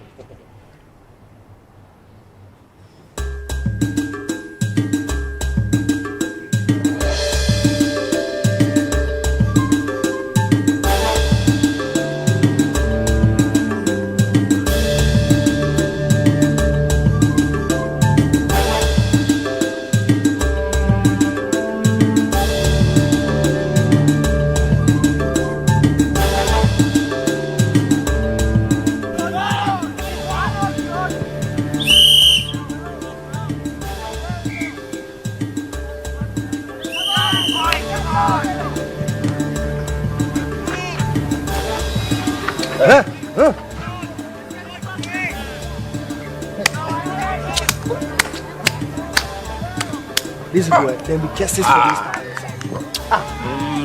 this. Let me see how far.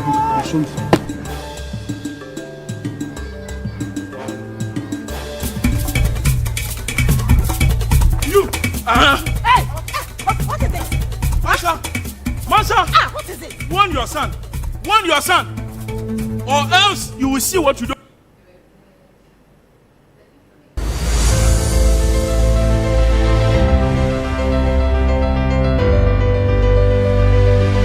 WACCBIP came out of the energy of many young people in the department at the time. WACCBIP's excellence really stems from teamwork. We are at the cutting edge of technology. We make excellence the bar for training at WACCBIP. We believe in excellence in teaching and excellence in research. To do high quality science, to be able to publish and to make an influence in the scientific world.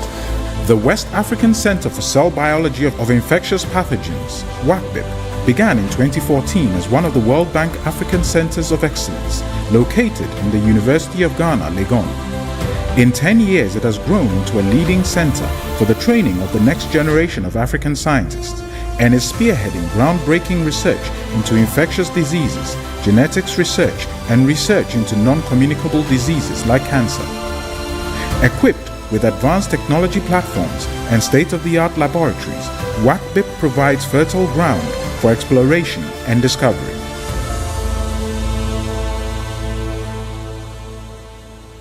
The main impetus for the center came from some workshops that we used to do with the American Society for Cell Biology.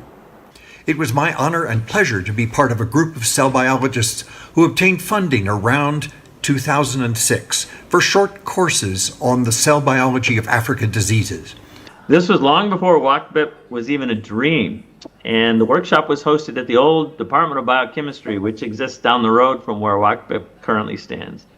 In 2010, with our move to this building, we had space, and also that also coincided with a period that we had younger faculty who had undergone training in the department. It was around that time that I had come back to the department, and the head of department at the time, who was Prof. Sami Saki, asked me to be responsible for these workshops, to be sort of the coordinator for these workshops. We were able to engage with a lot of young people in the sub-region because each workshop we had about 20 to 25 young scientists from Ghana and other African countries. And the conversations we had and their desire to learn and the appetite for such opportunities, that was what drove us to think about how we could make this a permanent presence or a permanent opportunity for young African scientists. I wrote a grant application designed to obtain more funds to run more of these workshops. My application was not successful, but Gordon, whose vision is much broader than mine, was able to take some of the ideas that we had put into that application and expand them tremendously and significantly into an application that ultimately was submitted to the World Bank, and many of you know was successful.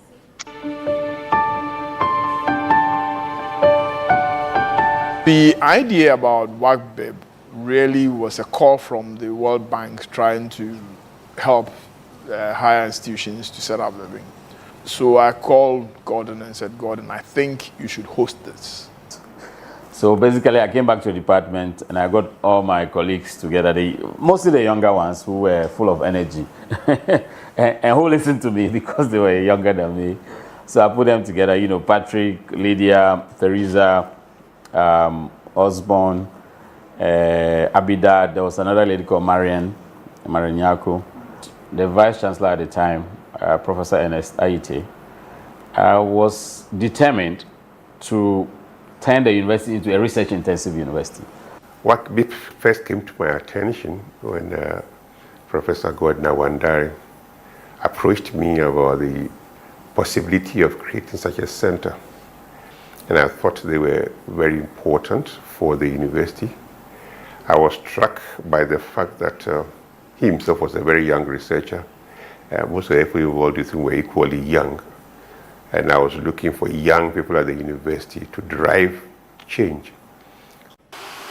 An initial $8 million grant from the World Bank and further funds from the Wellcome Trust allowed WACCBIP to build a world-class center adjoining the Department of Biochemistry. Equipped with teaching labs and creating an environment that fosters scientific research and learning. The center runs master's, PhD, and postdoctoral training. I'm very proud of WACCBIP because it has leveraged on the initial funding of $8 million from the World Bank and attracted more than $50 million for training of scientists right here in Africa. WACCBIP's core mandate was around infectious diseases. Now, as we grew over the years, we noticed that non-communicable diseases are also coming up strongly in our part of the world. And so our funding portfolio evolved to starting to apply for grants that were involved in non-communicable diseases. Our ability to evolve with changing research interests over the years, I think, has kept us relevant. It's been an honour for me and a privilege to help in some small way with that early development, and then to chair WACCBIP's advisory board over these last 10 years. A key success of that teaching of WACCBIP in the early years was the contribution of early career faculty, both from the north and also local faculty from Africa.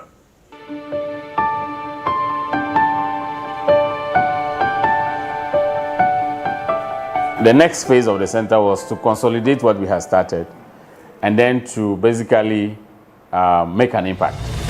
So began an investment into recruiting some of the best African scientific minds to join the center as postdoctoral fellows to conduct research and to teach. I was looking for opportunities to come back, and because I wanted to drive research on the continent. I was one of many immunologists at my institution in London. I'm one of only a few immunologists in Ghana. So when I think of where I can have impact, if I look back at my life when I retire one day, where can I have the greatest impact? It is in trying to build up the ecosystem back home where we are admittedly, a little bit deficient, versus making a small contribution to an ecosystem that's already well established. As a geneticist, I was keenly aware of the dearth of genetics research in African people. And what was striking is it's a huge gap in knowledge. And Africans happen to be the most genetically diverse population. After my first postdoc, when I decided I wanted to move back to Ghana, I wanted to work in an area that had a huge impact. I mean, there are practically no genetic studies being conducted here. So I decided to focus on breast cancer, which happens to be the #1 leading cancer in the world currently. The center also focused on deepening its network with other African scientific centers. Through my collaboration with WACCBIP, I think we've achieved enormous in our science. We've developed lots of talents that are actually beneficial to African institutions, which have also been exported across the world. I think WACCBIP is the next level of scientific institutions that we expect in Africa, that do not only do research for publications, but also contribute to data that is used for translation for better public health across the great continents. WACCBIP has trained more than 450 graduate students, masters and PhD students, as well as postdoctoral fellows from 19 African countries. WACCBIP has more than prepared me, and I wouldn't say this because I've just stayed in WACCBIP, but for the fact that WACCBIP has given me the opportunity to go rub shoulders with my colleagues in other countries, and I'm willing to and I'm ready to take up any challenge anywhere. The PhD training I had here was holistic, and indeed it has helped me gain that confidence and also to find solutions to problems. The teaching environment at WACCBIP was quite unique. I found that management usually would invite visiting lecturers from either other institutions or outside the country to come in and teach us, and then teach us the practical ways of doing research and then thinking about problems to solve it through research. So the fellowship that we were getting was about developing leaders in science, not just about training PhD students, but also building leaders for the next generation, or at least future scientists, future science leaders in Africa. The opportunity to deepen the center's impact presented itself during the COVID-19 pandemic. WACCBIP had the right scientists and infrastructure in place to lead the science that informed the government of Ghana's policy response. WACCBIP did play a very central role in our response. We were able to have a strong impact and mobilize the teams to respond first for testing and then for doing the research that we're doing now.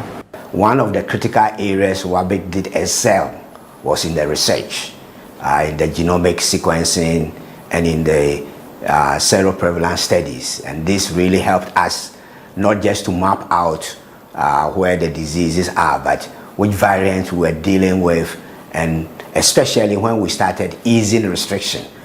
During the COVID-19 pandemic, our researchers here, using the high-performance computing system, were able to assemble the genome of the virus, and as a result of that, gain a lot of insight into its transmission, subtypes, variation, and possible mutation.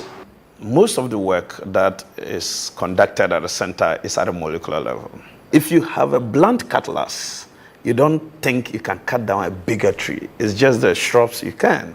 But if you have a sharp cutlass, which is also basically the tools that we have, then we can confront bigger and higher molecular kind of questions and address them. We have a tradition that we say in the center known as the WACCBIP machinery.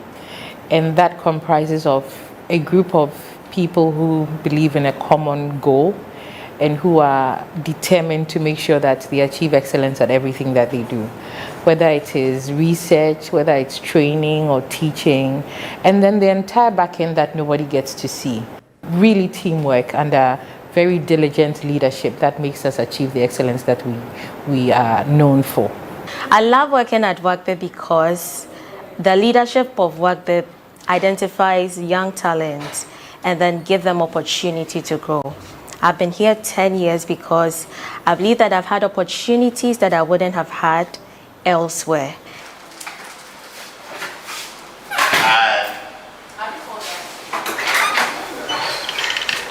We have created innovative and engaging ways of interacting with communities that we work with. We conduct and engage our communities in outreaches, schools engagement activities, and a whole lot of activities that make science fun and exciting for the public. WACCBIP has demonstrated that it is possible for us to remain in Africa and produce high-quality scientists. I think its focus is on two things. One, doing the research, but also developing the researchers of the future. And that is where I think WACCBIP has a special strength, focusing on developing the researchers of the future. We are training all these young people, but where are they going to work? If you look in the US or in Europe, majority of PhD graduates don't stay in academia. They go into industry, they go into a variety of jobs. In Ghana and in fact most of West Africa, we don't have a biotech sector. We have some pharmaceutical companies, but most of them just do manufacturing. Because of that gap, many of the things that we've done have gotten to a dead end because the uptake is not there. And so we are trying to push for that next level. We also need to build the ecosystem here of a biotech. So we have a program which is a biotech entrepreneurship program. And the idea is that now we are going to be seeding people who not just have the ideas, but they will try to do some startups. Of course, the idea of building private sector-based research to complement the academic research that is being built at centers like WACCBIP, I think is a natural evolution of the development of the center. WACCBIP's goal is to train and seed science around the continent. What better way to seed it than through private companies that do the work like what we do here?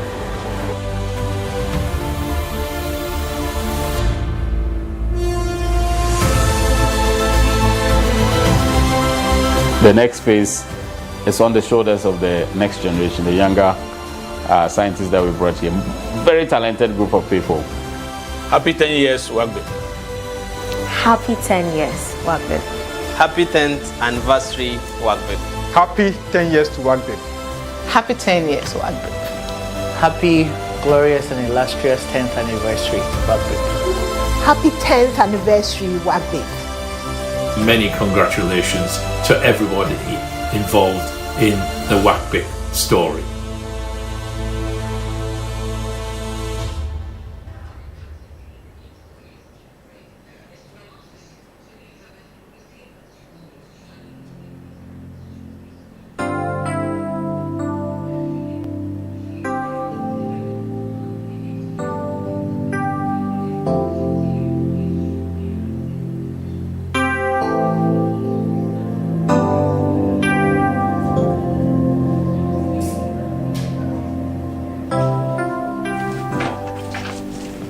Hello, how are you doing today?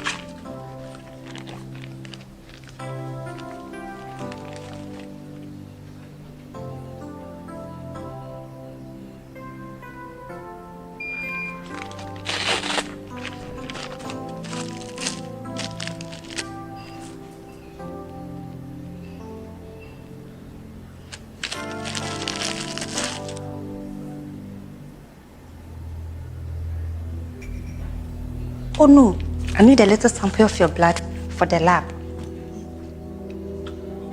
It's not painful, just a little sample of your blood.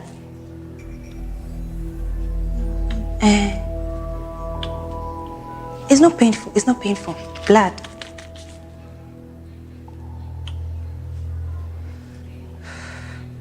Okay.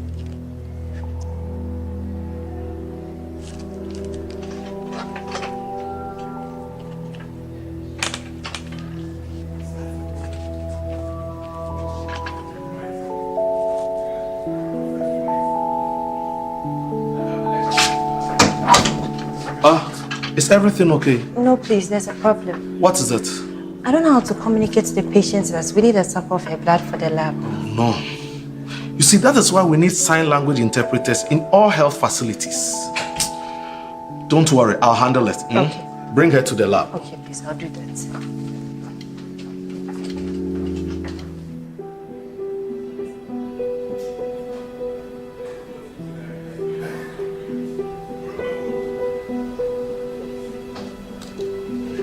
Doc, please, we are here. Oh, good. I hope you are well. Don't worry. We are here to help you. All of us. To do that, we need a sample of your blood. A sample, Don't be afraid. Your blood, small sample, okay? For our diagnosis. You see, please, it's okay. Take it easy. Take it easy. Don't be afraid. Oh my God. How am I going to explain this to her? It's okay. It's okay. You take her back to the ward. You'll be fine, okay?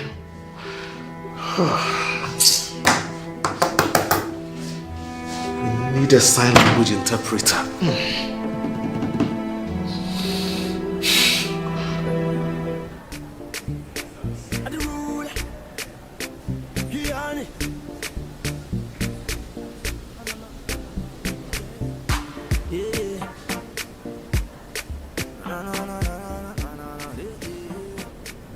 Stop looking at them. Who told you I'm interested?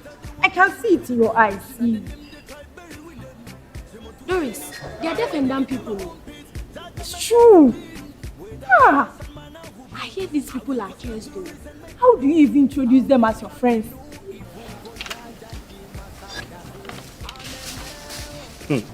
You know, every physical condition has its medical cause. It has nothing to do with curses.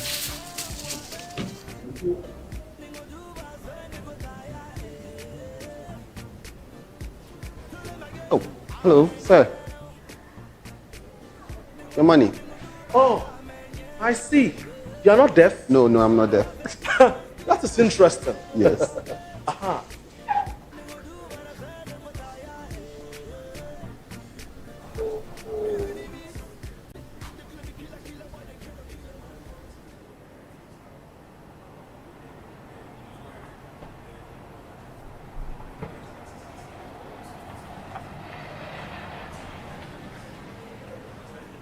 Yes.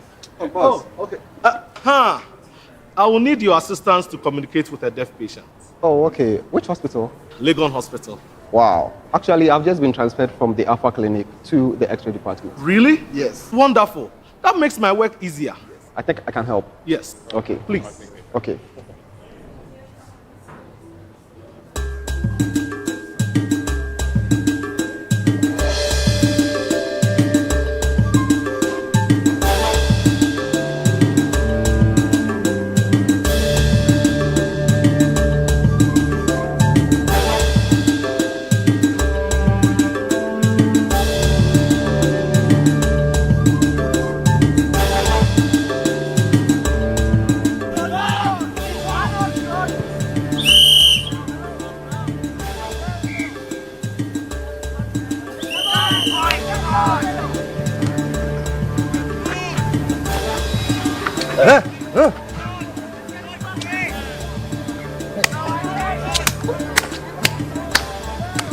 This boy, then we guess it for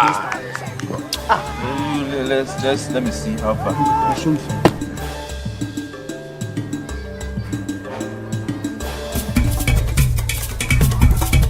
You! Hey! What is this? Masha!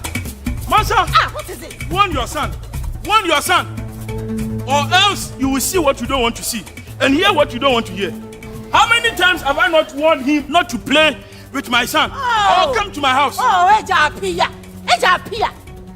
What's wrong if Kofi plays with your son? Are we not from the same clan? Hey! Don't you know there is a case on you and your husband? Me and my husband? Yes! Me and my husband? Yes! Very good. My husband is in. Did you say curse? All right. We'll see who that curse is on. Deal with him! Curse him! Deal with him! But shipping, come on. Wow.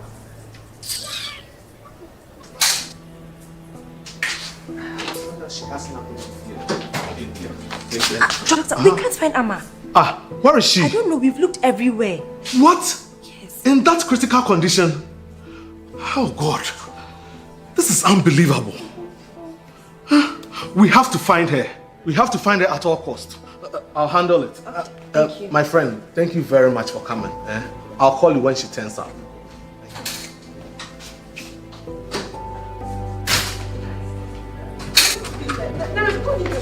I will shout. What more tests do you need? We know the people who did all the antenatal tests. How can you tell us our child is deaf? We will solve our own problem. Let's go. Excuse me, sir. Is there any problem?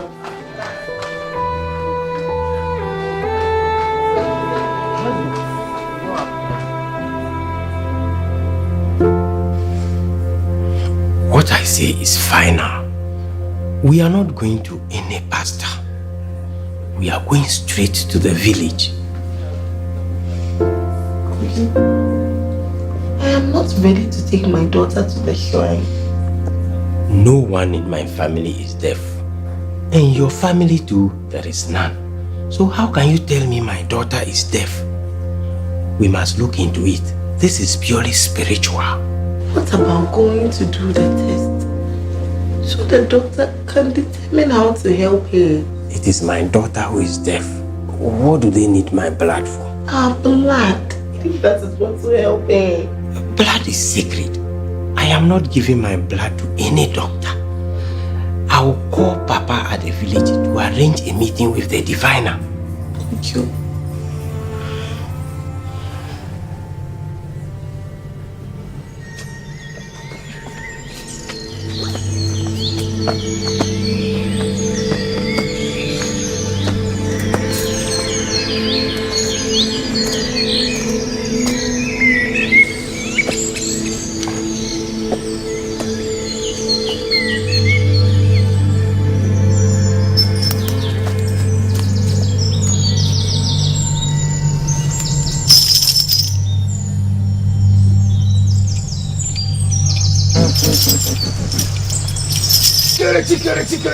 Chikere. Sumamba.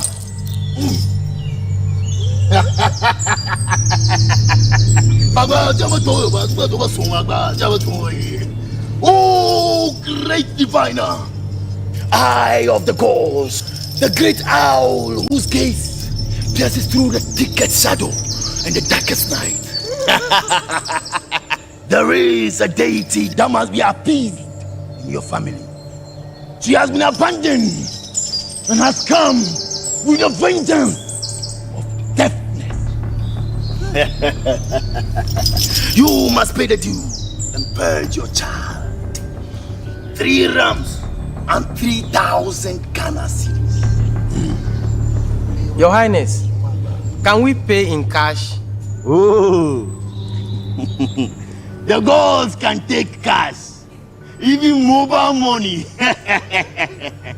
Chikere, pala wezu. Pala.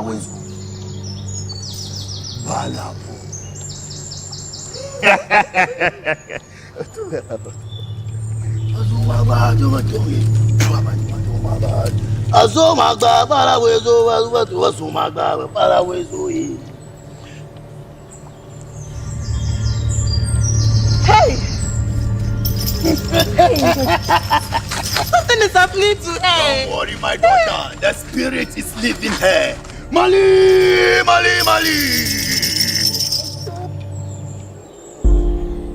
He said she was going to get better when we get home. But now, her condition is worsening.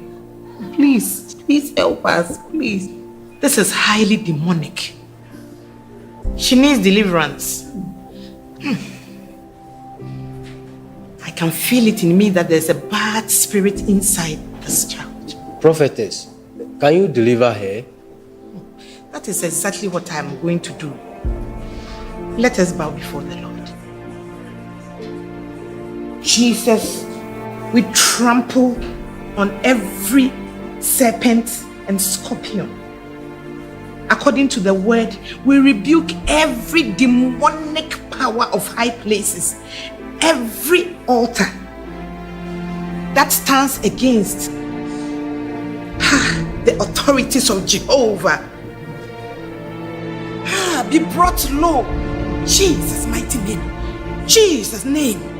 Jesus' name. Oh, Father. Jesus' name.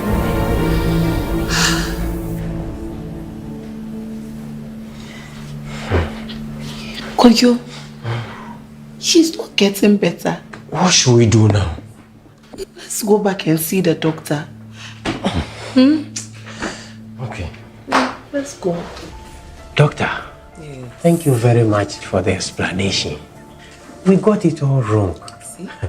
We now have a better understanding of what genetics is and its implications on deafness. How can we thank you, doctor? Many people out there are not privy to this information. Especially the people of our village. Doctor, there is a deaf community in our village.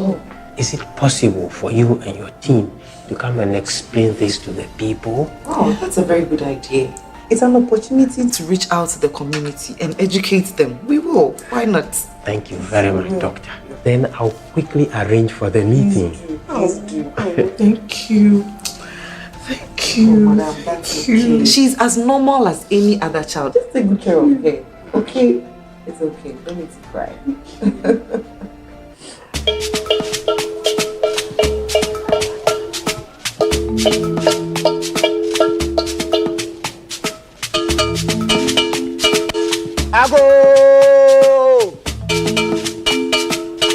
Ago! Nana and the council request tomorrow morning. Nana want to meet everybody at the village square. The great Asparrow has spoken. Ago! People of Asempa, Nana and the council request your presence. Nana want to meet everybody at the village square. The great Asparrow has spoken.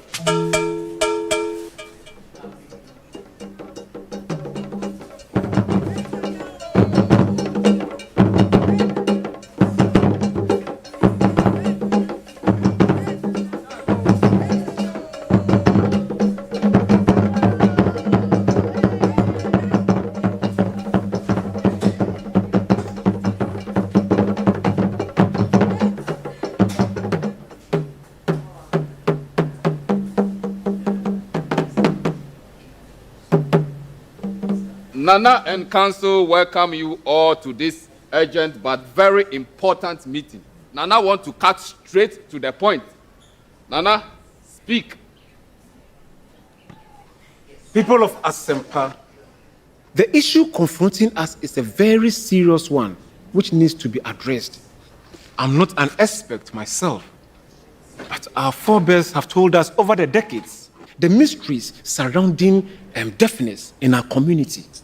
Much as we have tried, we've not been able to find answers to this problem. But today, our son Kojo and daughter Agnes are here with some medical officers from Legon to educate us on the subject of deafness and its possible causes. Dr. Wo and Dr. James, you are most welcome to this community. Thank you very much, Nana. Please, you have the floor now. Thank you very much, Nana. As part of our work as clinicians and researchers, we investigate what makes each person unique and different. We do this by examining your blood sample. How many of you here have ever given their blood for testing? Blood. I can't give my family. Blood. My family. No, blood is sacred. We don't give blood. Yes. It will never happen like that. I can't give my blood. It is very important to give blood to be tested because every information that is used in building our body is packaged as genes, and this can be isolated from our cells in our blood sample. This we inherit from our parents. Please, kindly bring the chart. You have to look on this chart. It will help you understand it better. Please.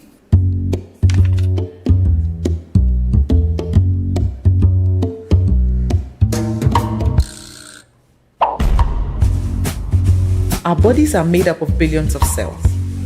Inside each cell is our genetic material. Chromosomes are the packaging of our genetic material. We usually have 23 pairs of chromosomes, and we inherit one copy from a mother and one from a father. If we unwind the chromosomes, we can identify the genes.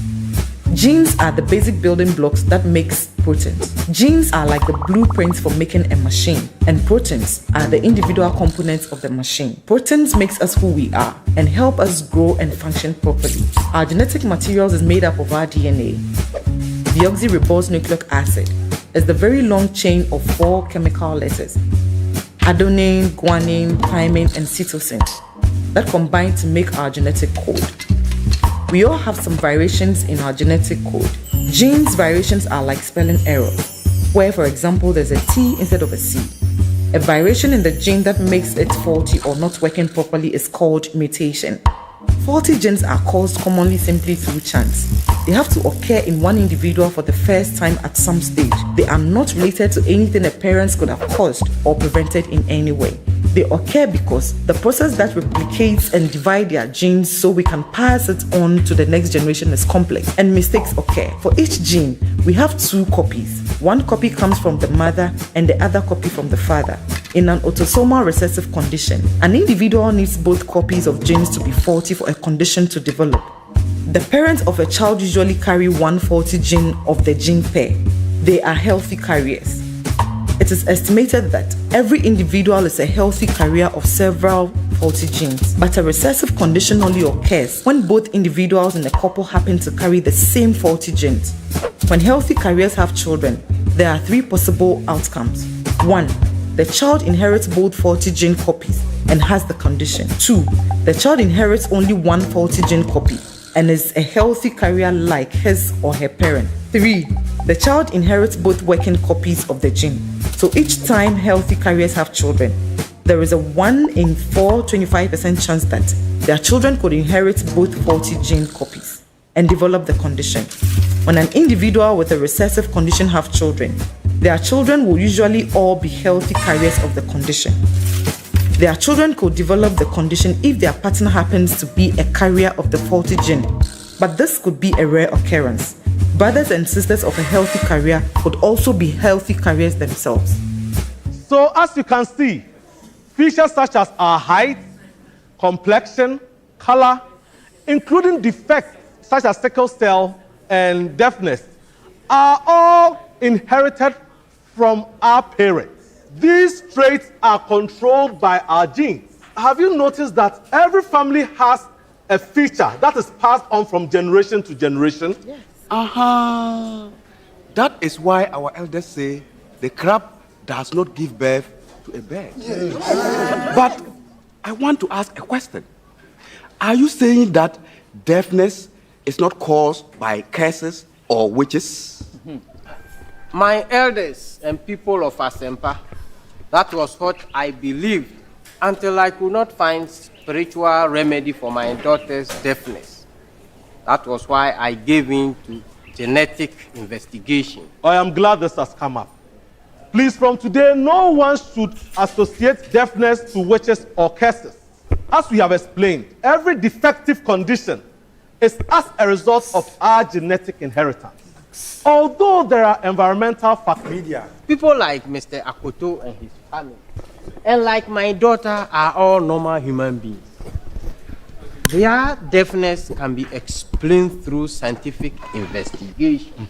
No, please, let us put it on record that with the advancement of science and technology, every medical condition can be scientifically examined, including deafness. So please, I will kindly entreat all of you to stop attributing deafness to spiritual causes. Doctor, please. Some of our neighbors and the entire family are deaf. Does it mean that they spread it to one another? That is why we want Nana to send them out from our community. No. Please, be rest assured. Deafness is not contagious. Hey, thank God!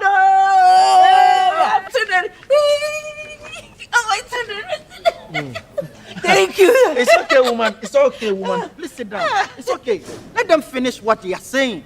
Nana, all we need to do is to avail ourselves to be examined.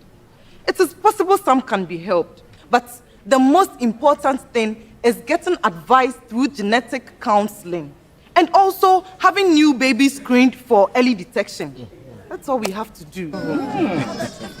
Yo, my people, wisdom, they say, is like a baobab tree, and no one person can embrace it all alone. Today, we have been educated that the deaf people in our midst are our brothers and sisters. They are not under any curse. They are humans just like us. There is no curse on them. So we have to show them love and respect. And more importantly, we have to make ourselves available for genetic investigation.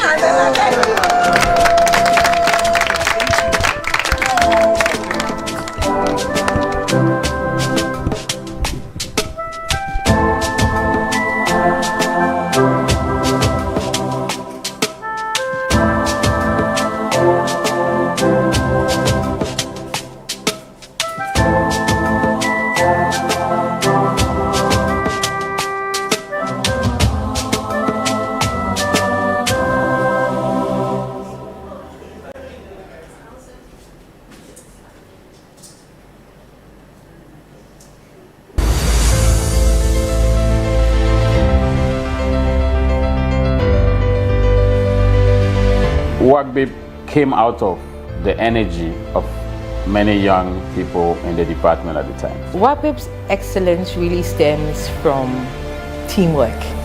We are at the cutting edge of technology. We make excellence the bar for training at WACCBIP. We believe in excellence in teaching and excellence in research.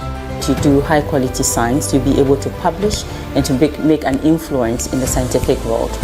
The West African Center for Cell Biology of Infectious Pathogens, WACCBIP, began in 2014 as one of the World Bank African Centers of Excellence, located in the University of Ghana, Legon. In 10 years, it has grown into a leading center for the training of the next generation of African scientists and is spearheading groundbreaking research into infectious diseases, genetics research, and research into non-communicable diseases like cancer. Equipped with advanced technology platforms and state-of-the-art laboratories, WACCBIP provides fertile ground for exploration and discovery.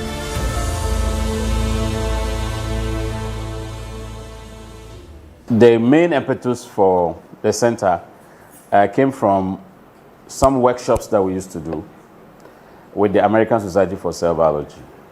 It was my honor and pleasure to be part of a group of cell biologists who obtained funding around 2006 for short courses on the cell biology of African diseases. This was long before WACCBIP was even a dream, and the workshop was hosted at the old Department of Biochemistry, which exists down the road from where WACCBIP currently stands. In 2010, with our move to this building, we had space, and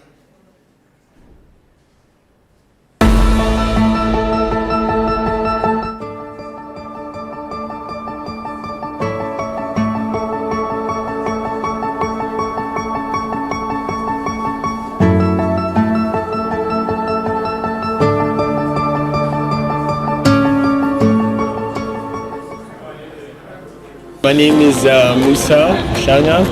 I'm a scientist at the Radboud Institute for Molecular Life Sciences. I have been a friend and supporter of the WACCBIP for ever since I can remember. So unfortunately I haven't been here since the beginning, but the parts that I've seen, I've been very impressed. I've been very impressed with the presentations, seminars. A lot of very significant work going on here being presented. I also think it's important to have people from around the world coming to this meal, and so all of these have impressed me over this week. I've also had really great interactions with trainees and postdocs, and that's really exposed me to the very high level of training that is here. I mean, the training here is as good as it gets. Going to MIT or to Rockefeller or to Stanford or whatever, any of these elite institutions, you could find trainees of similar level that you find here. I'm David Conway at the London School of Hygiene and Tropical Medicine, and it's been my pleasure to have been working with Gordon and with his colleagues here at the University of Ghana since just before the foundation of the WACCBIP Centre, and to have enjoyed the last 10 years having a good relationship between the London School and WACCBIP and partners elsewhere in West Africa. I think our research, as UK-based research, has benefited from WACCBIP having joined together many collaborators who we were already working with. Yes, so I think that there's probably two things that stand out. One is the way that WACCBIP is engaging people beyond the pure scientific community. So you could say translating science into practice, whether it's technology and industrial applications or the public relevance of science.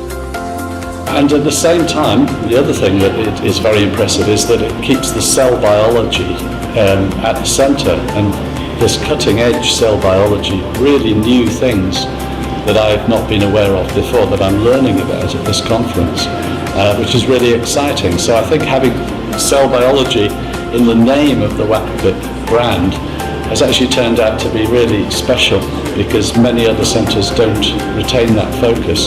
So balancing the discovery, cell biology and the applications to society is something that I think has come out strongly in this conference. A grant from Carrowmore International.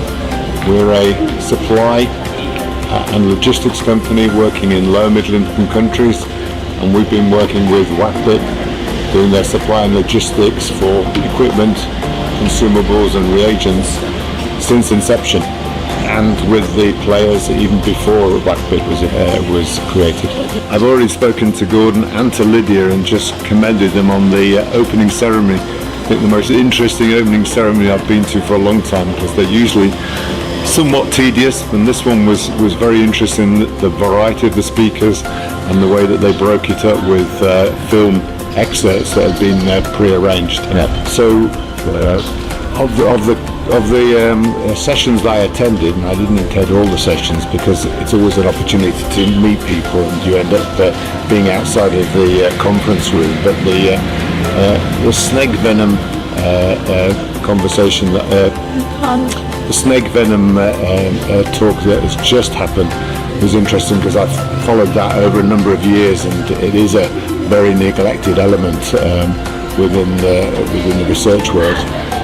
But I did go to the pitch conference yesterday, the pitch session, where the groups were pitching their biotechnology ideas.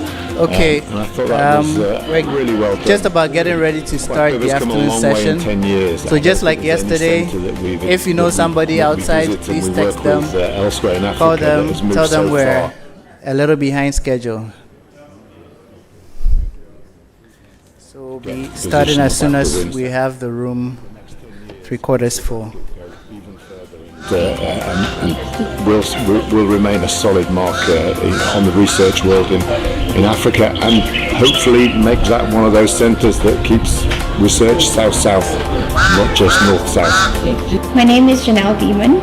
I'm the co-principal investigator for the Global Immunology and Immune Sequencing for Epidemic Response in South Africa. That's Kaiser, South Africa. And our laboratory is the Antibody Immunity Research Unit that's based at the National Institute for Communicable Diseases. I've been completely blown away by this conference. The opening ceremony was so inspiring. It was so wonderful to hear high-level people speak such wonderful accolades of WACCBIP. It really made me realize what an impact that the center has made over the past 10 years. The conference itself, the scientific presentations have just been of such a high caliber. I've enjoyed even the ones that I don't know anything about. I've enjoyed all of them. They've been clear, they've been concise and direct, and I think very, very good chairing has been a mark of this conference. I've loved the content and I've loved the quality of the research that's been presented at the conference. A highlight for me was also seeing the high school students that were invited to come and experience the center, and then even put together posters. That's always for me been a passion, reaching the young people from high school and school age. So I really like that initiative. And I was also very impressed with the entrepreneurship pitches that were presented. They had some really good ideas, and the pitches themselves were very well constructed. I think working with WACCBIP has really opened my eyes to the potential in Africa, the excellence that's present in Ghana and in broader West Africa, and it's made me want to fight harder with the South African government to allow us to get visas for students so that we can have joint supervision of students, so that we can have more cross-collaboration.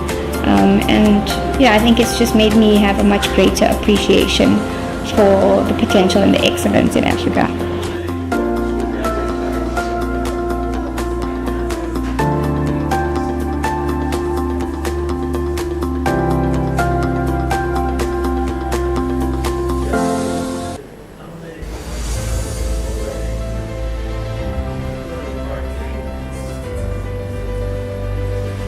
WACCBIP came out of the energy of many young people in the department.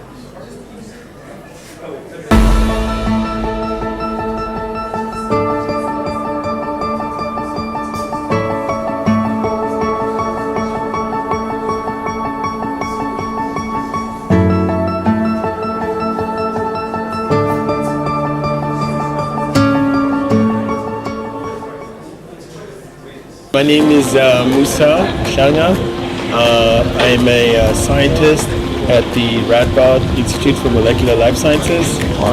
I have been a friend and supporter of the WACCBIP for ever since I can remember. So unfortunately I haven't been here since the beginning, but the parts that I've seen, I've been very impressed. I've been very impressed with the presentations, seminars. A lot of very significant work going on here that being presented.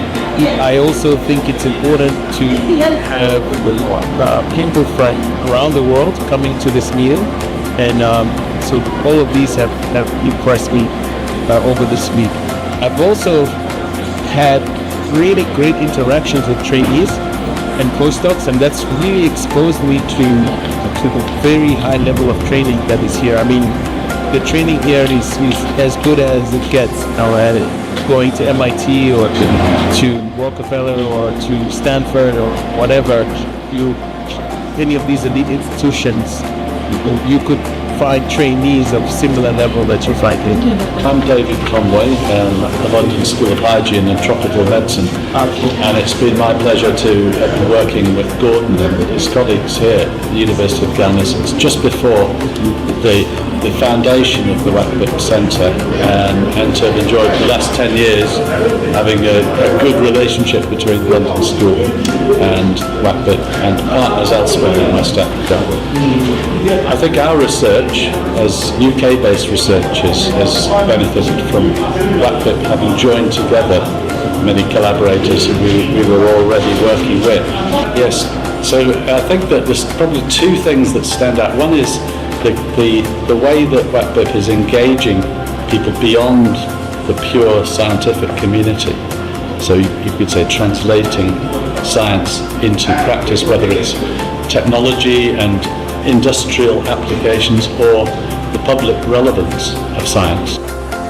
And at the same time, the other thing that it is very impressive is that it keeps the cell biology at the centre, and this cutting-edge cell biology, really new things that I've not been aware of before, that I'm learning about at this conference, which is really exciting. So I think having cell biology in the name of the WACCBIP brand has actually turned out to be really special, because many other centres don't retain that focus.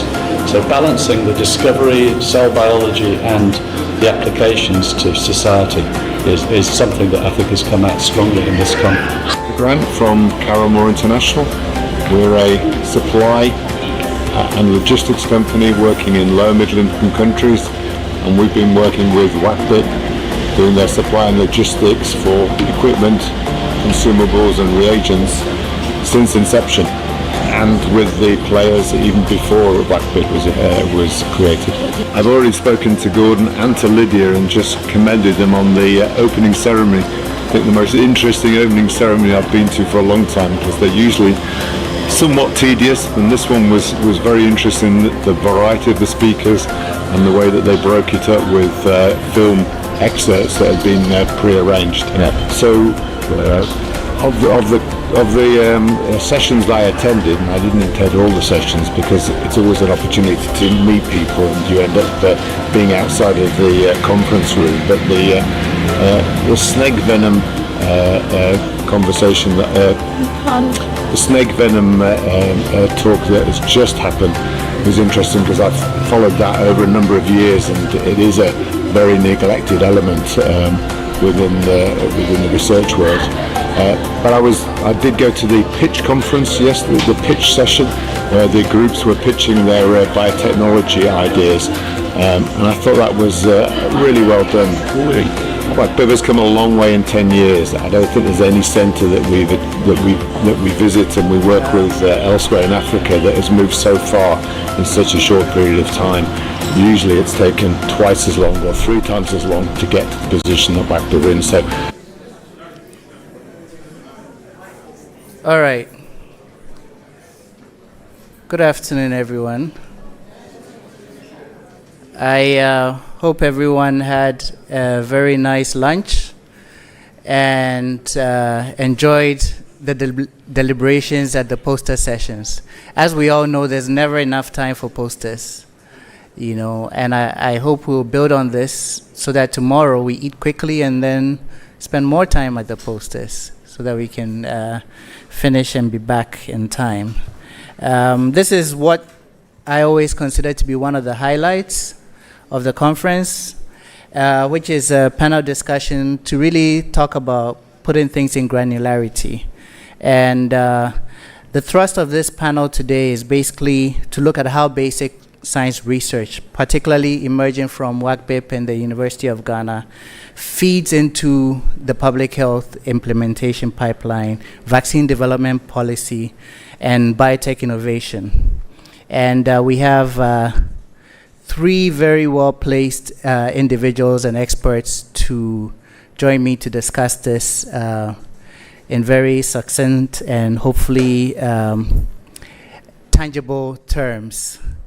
So I will invite them to join me up on the panel, and we'll begin what I hope will be quite an engaging discussion. So I'll call Dr. Faisal Nuhu, who is the Deputy CEO at the National Vaccine Institute.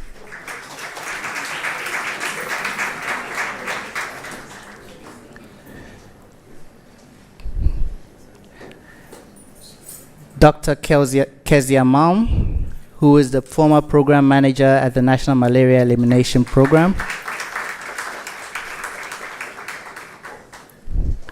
And Dr. Yao Bediako, who is first a WACCBIP fellow and, more importantly, the CEO of Yamachi Biotech Incorporated.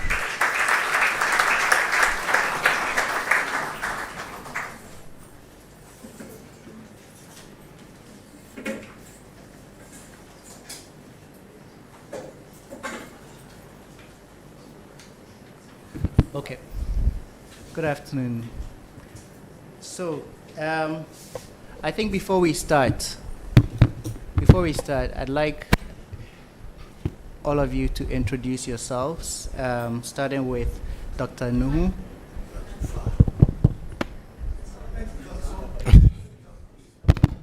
Yes, starting with Dr. Nuhu. Talk about your role at the National Vaccine Institute and how the National Vaccine Institute, how you sit and how you interact with us as academia to drive the public health. Thank you very much, and it's a privilege to be here. Yesterday when I mounted here, I said your team, Evolving African Science from Capacity Building to Discovery and Impact, was as if you have come to National Vaccine Institute and said, what sort of team would you guys want us to put here? It speaks really to the core of what National Vaccine Institute is all about. I am the Deputy CEO, and I know yesterday I mentioned my boss was supposed to be here. He was called to equally important venture, so he's asked me to step in. NVI, in short, is the Ghana government and the people of Ghana's response to what I call vaccine racism following the COVID-19. People would like to call it vaccine nationalism. But I see, we all saw during COVID-19 that the global south literally were left to their fate. And Ghana, the Ghana government at the time and the people of Ghana decided that no more would the life or the health of our citizens be determined by other capitals other than Accra. We will determine our own fate in Accra.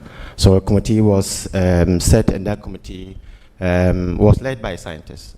You know, it goes to say, when times are hard, we have only one trusted partner to turn to, scientists, not politicians. And then the scientists deliberated and gave rise to National Vaccine Institute to oversee institutional arrangement that will lead to vaccine research and development as well as vaccine manufacturing. And once those institutional arrangements have been made, then the National Vaccine Institute is also mandated by law to supervise vaccine R&D as well as vaccine research in the country. So that is what NVI is all about. And I'm the Deputy CEO. Thank you very much. Thank you very much. So to Dr. Malm, I'll ask the same introductory question. Thank you very much. It's a pleasure to be here. Good evening. So I am Kezia Malm. I just stepped down as the program manager for the National Malaria Program. And I believe I'm here because of that role and not the new role that I'm yet to experience. But basically, The National Malaria Program is the institution under Ghana Health Service that is responsible for coordinating all activities when it comes to malaria. So working with all partners to ensure that malaria is no more a disease of public health significance. And as a program, we do work with with researchers quite a lot. All the activities. All right, thank you very much, Dr. Kwashi. So yes, all right, thank you very much, Dr. Kwashi. So yes, I'm very familiar to very many people here, so I probably shouldn't do too much of an introduction. But I'm an immunologist by training, trained in the US and actually did postdocs in Kenya. Some of my former colleagues from Kenya are here. And then did postdocs at the CRIC in London, so some of my colleagues from the CRIC are also here. And then I moved to WACCBIP, and then all of my colleagues from WACCBIP are here. I am a scientist, first of all. I always have to remind people that, you know, even though I'm trying to be an entrepreneur, I'm first a scientist, probably second a scientist, and maybe third an entrepreneur. My company is called Yamachi Biotech. I'm giving a keynote tomorrow, so I will try not to steal my own thunder. So I know I'll be competing with graduation, but if you're not graduating, then maybe you can show up and listen. But Yamachi is a biotech company headquartered here in Accra that seeks to diversify precision medicine, at this point focusing primarily on precision oncology. We're seeking to understand cancer among African people. In a way, today Dr. Pemka almost sort of set the stage talking about the lack of data. So at Yamachi, our vision is how do we leverage what is perhaps our biggest resource on this continent, which is our genetic diversity, to transform how pharma think about developing drugs, how pharma develop drugs, and ultimately develop drugs that are effective across diverse populations. Now, whilst our core focus is oncology, Yamachi is also seeking to build a platform and capacity in genomics that can translate to, to multiple disease types. And we are a commercial company. We're not an institute. We are a biotech company, which means I have investors who expect a return one day. And so I need to keep that in mind. And so that is the difference perhaps between WACCBIP and Yamachi. We do very similar things. We work very closely together. But the metrics of success of WACCBIP will be very different from the metrics of success of Yamachi. I think we're going to get into some of that in this discussion. But yeah, quite broadly, Yamachi is a 5-year-old company, so we celebrated our 5th anniversary this year. So we're still here, which for those of you who are in startups, if you survive 1 year, you're basically the top 10%. Lord is here, he knows what I'm talking about. So yes, we're 5 years old. We're based in Accra, but we now have a footprint in multiple African countries. We actually have a team in Kenya now. And we're excited about the prospect of building or contributing towards an ecosystem in Africa that will contribute towards transforming the lives of people on this continent. Thank you. So those are our panelists. And Dr. Nuhu, I'm going to continue this trend for now that I've established. You mentioned that National Vaccine Institute was a response to vaccine racism. And I know it's been a number of years in the making. That's and right. Your administration is new, and I'm just wondering, we consider ourselves to be stakeholders. That's right. To the goals of the National Vaccine Institute. So for the audience, let's start with how do we plug in, and how do we work together to basically bring basic science within the vaccine development priorities in Ghana? All right. Thank you very much. In my introduction, I mentioned our role is to,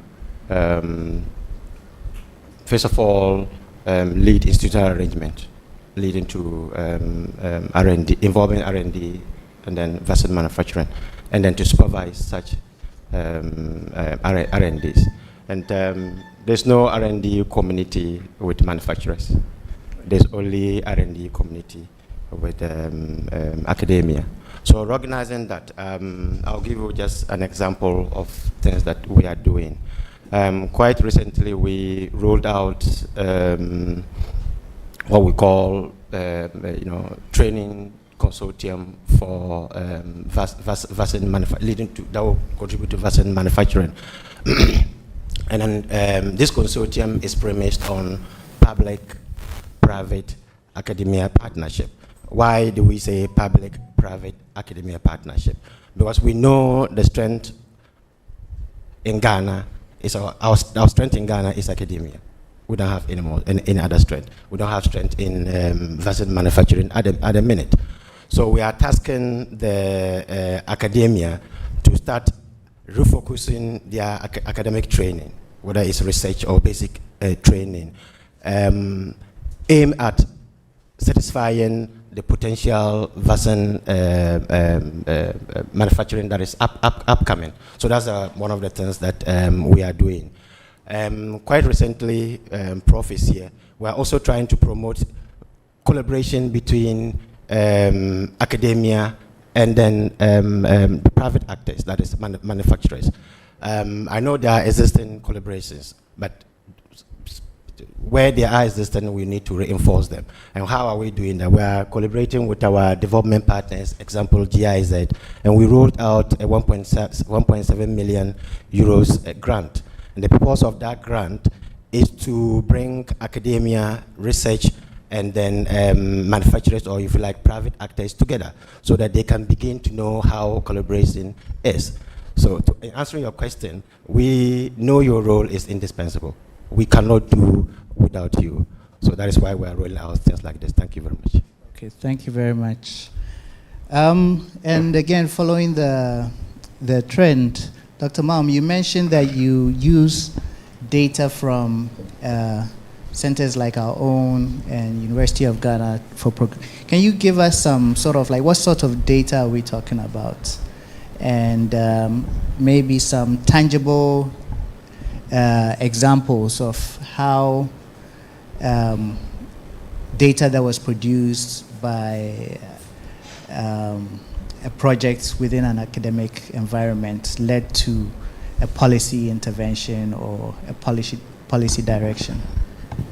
Okay, so we use quite a wide range of data, and the kind of data we use depends on what question you want to answer, or what is the issue with policy or implementation, where is the gap. So the data can range from RCTs to even anecdotal data, and sometimes anecdotal data in terms of even rumors can lead us to start looking at things better and change the way we do things. So the data is wide. But most importantly, if we are looking at data that affects policy change or affects something substantial that we do, then it has to be data which is very representative. It has to be data that is, we can speak to it as having good scientific basis pertaining to the people of the country. As a program, as much as possible, when we are making choices, we want to see that that tool has been studied in our population, because populations are different. That tool is timely. As to whether we'll take the results from any research or not also depends on the timing of the research, how the research was done. I always say, and I think I can see Prof. Wandari from the left side of my eye, he just stepped up. But one of the key things is that the research should usually be guided by what is happening in the programs or in the implementation of policy space. So it's helpful when researchers work with those of us in implementation to understand what the gaps are and then try and fill in those gaps. That helps for us to use those research. And just to give you an example, and there are several examples, but I mean, the type of medicine that we use to treat malaria is guided by the research that is done by Noguchi through our drug efficacy testing. And it's a collaboration So we sit down, we plan, and then they do the test. We change from chloroquine to the ACTs, and we keep changing which kind of ACT we should even use based on what they do. The insecticides we use to control our vectors are guided by work that is done by Noguchi, WACCBIP. So it's unending. Okay, I'll follow on that because I've always been interested in, if you go to, I believe Burkina Faso or Mali, they have a national malaria control program, for example, and we now have a national malaria elimination program. So I sort of always wanted to ask this question to the program manager to sort of understand what drives those kind of changes. So as a country, we got to a point where we decided that we've done a lot when it comes to control, and we need to be a bit more audacious to be able to bring the disease down. We also do recognize that the country was heterogeneous and is still heterogeneous when it comes to malaria burden and transmission. But there are areas that it's so low that we could aim for elimination. So based on the tools available, based on the progress that we've made, where death due to malaria reported in our health facilities are quite low, the country moved from just controlling to at least aiming to eliminate malaria using a sub-national approach. So it's not a one-size-fits-all. The country has been zoned. Some areas are moving into pre-elimination, others are still burden reduction and things like that. Okay, all right, thank you. So, Dr. Bediako, you sort of touched on some of the things I wanted to discuss, but I think for the audience, we may have some burgeoning entrepreneurs here, because one of the things about WACCBIP is we want to see the ecosystem, right? And so one question that I'll start off with is, what is the fundamental difference, if you had to distill down a lot of the differences between doing academic science and doing academic enterprise? What is the fundamental difference that you think our audience needs to know?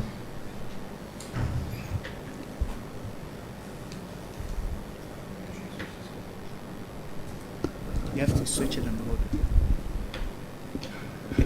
it. So I think there are a number of ways to think about the difference between academia and industry.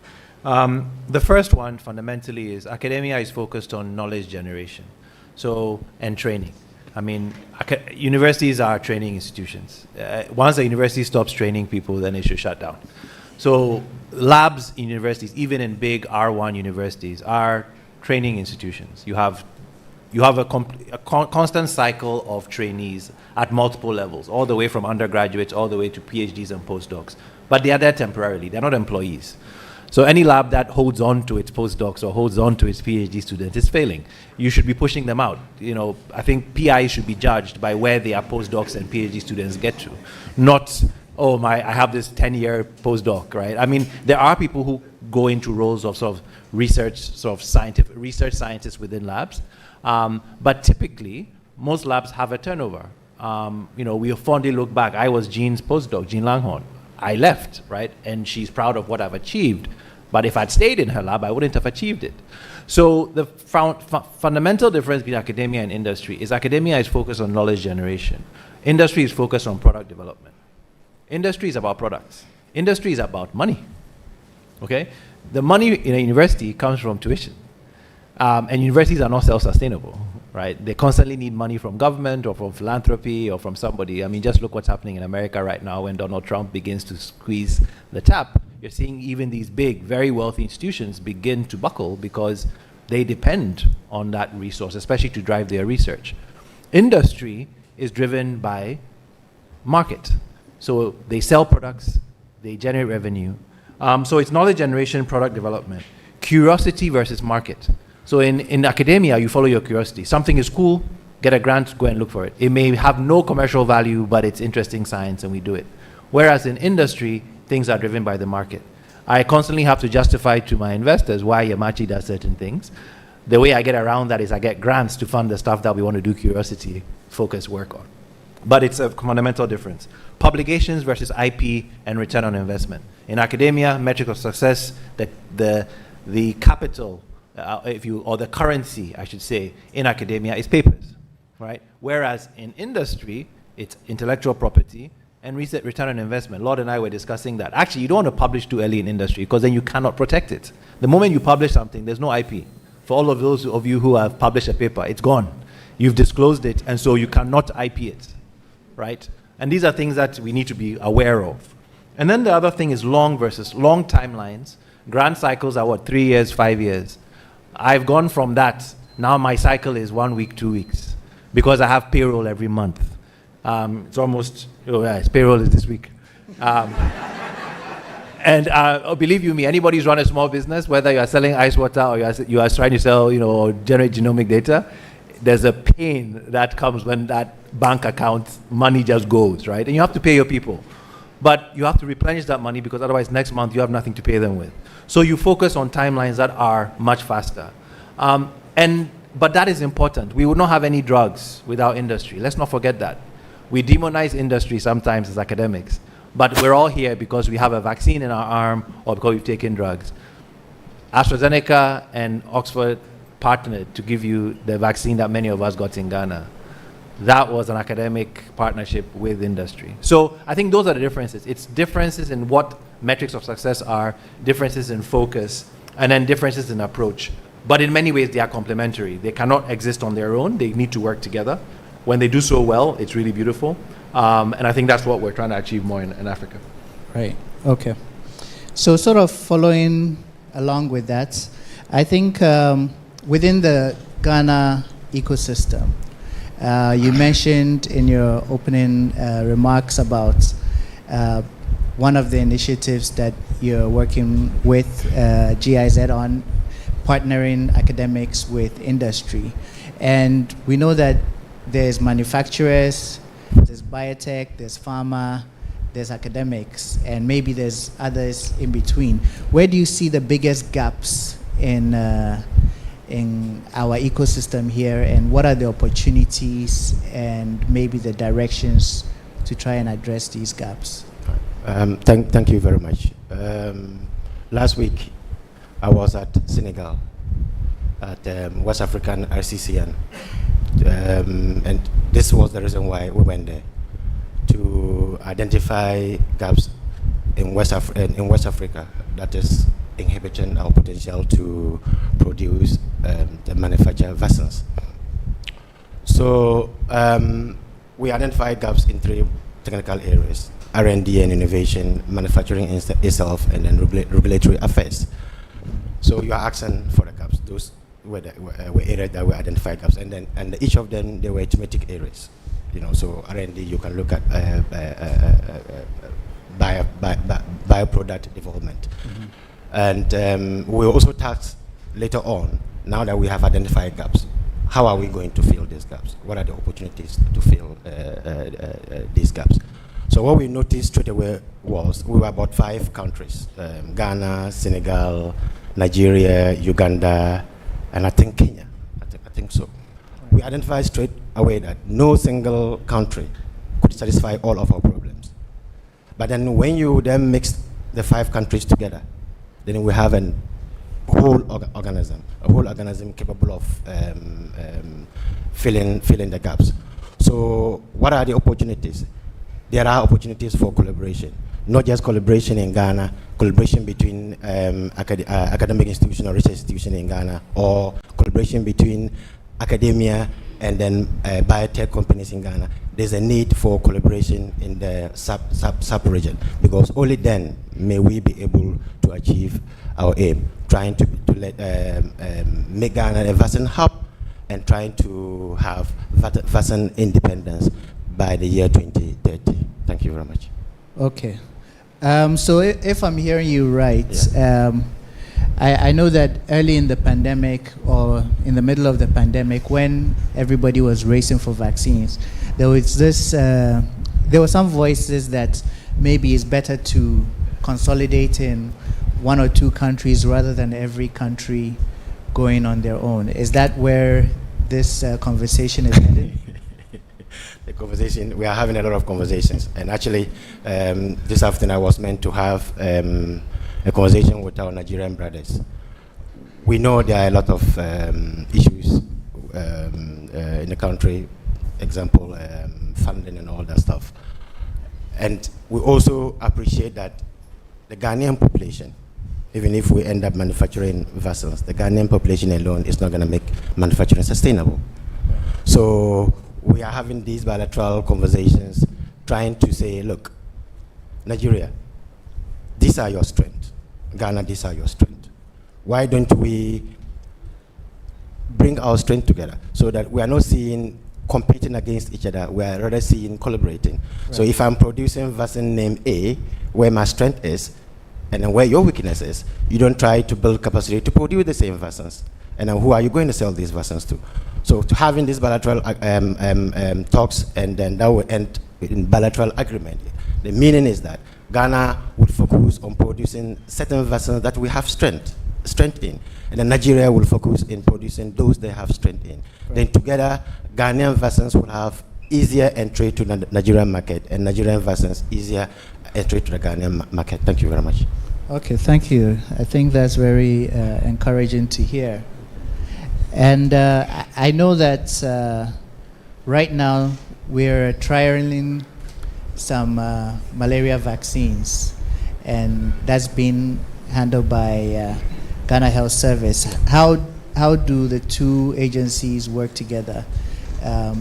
Is National Vaccine Institute involved in that work? And we just arrived. Okay. So maybe I should ask that to Dr. Mao. Yeah. So thank you for that question. So the malaria vaccine has gone past trials. We are actually implementing it. It's being rolled out as a routine vaccine, and we have 2 vaccines that we are using. Like he said, when we're doing the clinical trials, the National Vaccine Institute wasn't established. So we use the research centers to do the trials. Just to say that at this point, where the National Vaccine Institute comes in, like what he's talking about, manufacturing is leading Ghana and identify. If Ghana is identified as a country with a strength in malaria vaccine, then we manufacture the malaria vaccine. If you remember, Ghana was the first country to license the R21, and I believe all those actions were part of activities culminating into eventual production of the R21 in the country. I know there's a lot of collaboration going on, but that's what I can see. Okay. I mean, this brings us to when you start a project and when it becomes implemented, or when you collect the data and when you are putting it in for intervention. So how well do we do that? Like the lag, are there some gaps in terms of when we decide that this is what we want to do and when that implementation happens? I don't know if that question is clear. I mean, this question of asking whether there are gaps between research and implementation. Yes, research, providing the data, and then... I think I may be biased, answering this question, because I can only speak from where I used to sit or where I sit, and until I get onto the side of academia, I wouldn't see that there is some research that I need to have taken on, and it's not getting to me on time. But so that's my opening statement on that. But there are always gaps that needs to be filled, and I think sometimes it's whether the timelines are appropriate or there's a huge lag depends on how well the researchers and the implementers work together. Because if we work together well, in the development of the strategic plan, which is usually a 5-year plan, we are all around the table, and we take that document and identify some of the gaps that we'll need to answer using that document. And that's a whole 5-year stretch. And so the researchers then would see which questions to answer. But I do know that sometimes it's not just a matter of identifying the questions, it's a matter of getting the funding to be able to do the research. And that's what sometimes brings the lag as well. Okay. And so you sort of preempted one of my questions about co-creating the priorities. And I think Dr. Bediako wanted to come in on that. Yeah, I just wanted to say, Dr. Malm said researchers and implementers.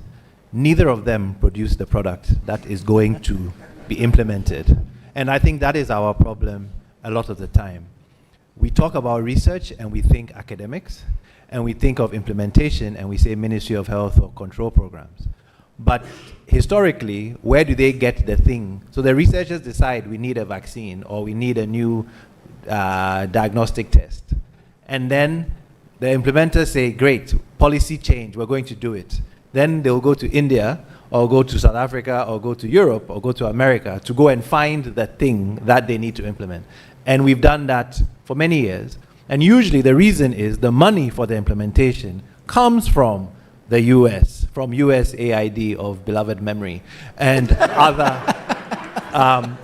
other organizations. And their mandate is to spend money locally. So what happens? You have research locally, you have implementation locally, but you don't have the product. And then COVID happens, and yes, we need to vaccinate. Okay, where are the vaccines? We don't have them. So I think, I love what the Deputy CEO was saying about NVI. NVI's role is to catalyze that local production. Because without that, we will always be at this problem. So I think it has to be researchers, product developers, and implementers. That middle section, it's not just in Ghana, it's pretty much across all of Africa. And I think that is the role of the private sector. Because the job of academia is not to produce a vaccine. There is no vaccine that a university has made that's in anybody's arm. The initial basic science, yes. But to produce a product, you now go from a research mind to a business mind. The deputy is talking about total addressable market. If a scientist, I'll say I can make a vaccine in Accra, and yeah, it'd be great, I'll give it to all the Ghanaians. I would go bankrupt because not enough people in Ghana would need the vaccine. It takes a business person to figure that out and say, let's agree with Nigeria or with Kenya that we will produce for them, and then we'll strike a deal and they will produce something else for us. That is business. That is what industry does. So I think our discourse has to evolve to the point where we recognize that there's research that's academic, there's industry research that leads towards translation and product development, and then there's policy. And if you don't have the full ecosystem, you don't have the full value chain, then we're always going to be dependent on someone. And in this current age, we don't want to be so dependent. So I think that is the key thing to think about. Okay, so yes, sir. Just something to add to what they are saying. You asked if there are gaps or if there are cracks. Yes, indeed there are. That is why MVI is positioning itself in a manner to foster collaboration. It's only when you collaborate between, there's a perfect collaboration between industry and academia or research institutions that we can lead, we can get to product development. Otherwise, we're not going anywhere. Thank you. Okay. Yes, I think those. Last year we had a joint symposium with MVI, and this year we're going to have another one. So watch this space. Just there's a little bit of a plug to make sure that we get the audience. But I want to stay back with you, Yao, and briefly, since you mentioned that Yamachi is now 5 years old, and I know you've been dealing a lot with regulators and also looking at the ecosystem. How has it changed within the 5 years? Is it getting better? Do you see some potential signs of other startups joining you in this biotechnology avenue? I know it's a bit of a loaded question. It's been a lonely 5 years, a very difficult 5 years. But no, I think there are signs. There are a number of people in the WACCBIP, even in this room, like Incas with Lord, Revna. There are a few, in Ghana alone, there are a few people beginning to think There are few scientists beginning to think entrepreneurially, and I think we need to encourage that. Not everyone should be an entrepreneur. In fact, I would almost not recommend it if you value your work-life balance and your quality of life. But at the same time, some of us have to do this. And so I think that mindset is happening. There are more and more people who are saying, I want to try. The problem we have, it is currently so difficult to succeed that most of those people will fail unless something changes. So right now we have the mindset that we should be entrepreneurial, but we currently struggle with the ecosystem.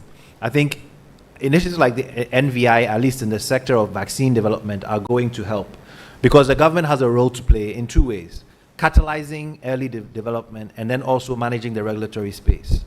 One of the biggest challenges that small businesses in Ghana face is access to capital. Biotech is extremely capital intensive. We talk about the tech revolution in Africa. It's mostly fintech and agtech. These are not as capex intensive. You can build an app, a payments app with a few developers eating ramen noodles and chicken, and you could become a unicorn. Building a genomics or a life science research company requires considerable capex. You have to spend a lot of money, build labs, spend money on reagents. And so it's very difficult to get over that hump. So I think there's a role for government. I mean, we talk about tariffs, import duty. Everybody, everywhere I go, I talk about how it is killing us. We just got a new sequencing machine. I can't even tell you how much duty we're having to pay on it. And yet, our argument is we are building this in Ghana. Our research will help the economy. But I think, to answer your question in terms of what is changing, that mindset is coming. The government is, especially the new government, is beginning to talk about focusing on industry. Previous government began it. New government is talking about 24-hour economy. That may mean different things to different people, but certainly there's an interest in how can we help industry. I think the main thing for us, and probably for NVI and others, is to show that science can also be industry. Because usually in Ghana, when we think of industry, we think of ekumfi juice, right? We think of agriculture, we think of exporting pineapples and bananas. And that's great, not to besmirch them. But genomics research or precision diagnostics is also industry. And I think that is what we need our government to understand, so that we can get some of the same concessions that some of the big factories doing some of the more traditional industry would also get. And I think the other thing is we also cannot do this in exclusion. I loved the idea of vaccine racism or vaccine nationalism. We have to be careful we don't also have this research nationalism within Africa. Everybody talks about Africa's potential. But in truth, Africa is fragmented. It's 54 countries. So when you say, 1.4 billion Africans, there's nothing like 1.4 billion Africans. There's 30 million Ghanaians, about X million Nigerians, and 70 million Kenyans. When it's easier, I have some of my staff who are Nigerian or Kenyan. I pay huge amounts of money for their work permits. They're Africans, right? It's easier to sometimes recruit somebody from outside of Africa. Data movement. We're talking about collaboration. Harder to move data from Kenya to Accra than it is from the Sangha to Accra. Now that is wrong, right? So I think those are the things we need to be talking about. If we want our research to be internationally competitive, then we need to reduce some of those barriers, make us competitive by creating a moat. Africa uniting, collaborating, not necessarily integrating. We can all be different countries. But let's think about that, so that if we are making a vaccine, let's make it for the African market. But that, of course, requires the kinds of bilaterals and other agreements. But I think we need to begin to get that discourse, so that continental free trade includes genomic data, includes health data, includes biological science, life sciences. So I think those are the things. I know it wasn't brief, but I'm never brief. So. Yeah, I know you're never brief. But I think you hit a lot of points there, and actually got me thinking about, everybody is here because in Ghana, for instance, malaria is a big thing. And I'm wondering, in West Africa, malaria is a big thing. And talking about continental engagement, how much do we engage with other control or elimination programs? Is there, for instance, an ECOWAS policy? Do we receive data from, let's say, Togo, if they identify something, Vivax, for instance? Do do you get that data, if assuming you are still sitting in? There is some form of engagement across countries, but I don't believe it's adequate. And yeah, talking about a country finding something. Most of the time, it's at international conferences that you get to learn that. Burkina Faso is presenting on the VIVAX that is good.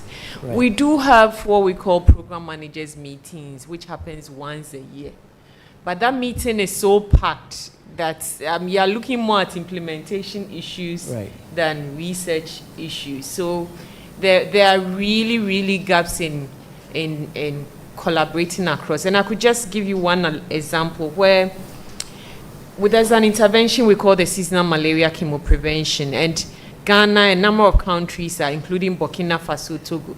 So the countries that are being funded by a particular funder, we're collaborating. Ghana is sitting amongst them, but we were not included even in the initial meetings because it's all. So we had to put in extra effort to reach out to these people. And our first meeting, they are speaking French, we are speaking English.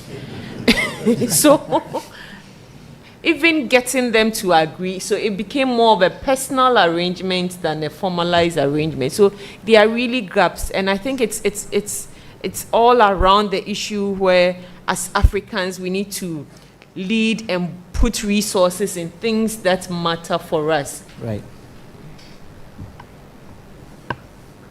Yeah, and I mean, I think you hit the nail on the head in that fundamentally it's about who pays the piper, right? And that, because if certain people are being funded, they'll speak amongst themselves. So it goes back to what Dr.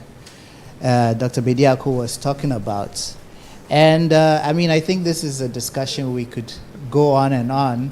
I'm going to ask each one of you for a sort of final directed question, and then looking at, so to Dr. Nuhu, if you look, are there, beyond what you talked about, the industry academic collaboration, which we are part, are there ongoing investments or are there planned investments to sort of position academia to be able to really feed into this ecosystem, or to work not just with the manufacturers, but maybe with some biotech companies and things like that? Yeah, thank you very much. Yes, they are. On the 6th of August, I think that's in 2 weeks' time, NVI is organizing what we call investment forum. The aim of that investment forum is to create awareness among the financial community that there are ongoing vaccine-related research in Ghana, and there are ongoing efforts to promote vaccine manufacturing. And indeed, we have 2 vaccine manufacturers currently. So there's a special session in that forum that we call it a pitch session, where investors will have one-to-one discussion with research groups. And I think we're having research group from WACCBIP, we're having some from UHAS, we're having some from Noguchi, we're having some from KCCR in Kumasi. So the purpose is to promote Ghanaian research. And then for Ghanaian researchers to also reach out to the investment community and say, look, we are doing potential translatable research that can go into potential manufacturing. And we're doing this in collaboration with the industry. So industry can tell these investors, look, this is what we are collaborating with researchers to do. And researchers can say, this is what we are collaborating with manufacturers to do. Thank you very much. Okay, thank you very much. And Dr. Mao, where do you see, I know, where do you see the future of the program? Yes. So I'm hopeful that we eventually would win this fight against malaria in terms of elimination. And I'm happy today that I'm not just sitting at the table with NVI, but with a partner who is also into manufacturing, because I think it's important going forward. I mean, when you go to other places, the universities are really doing a lot in terms of ideas going out.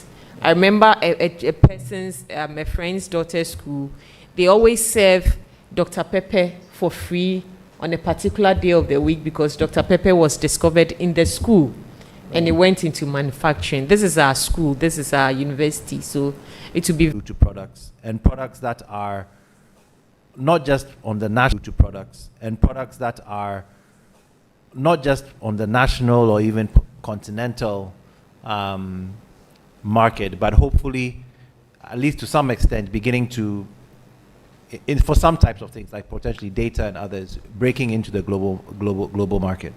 I just want to give an example.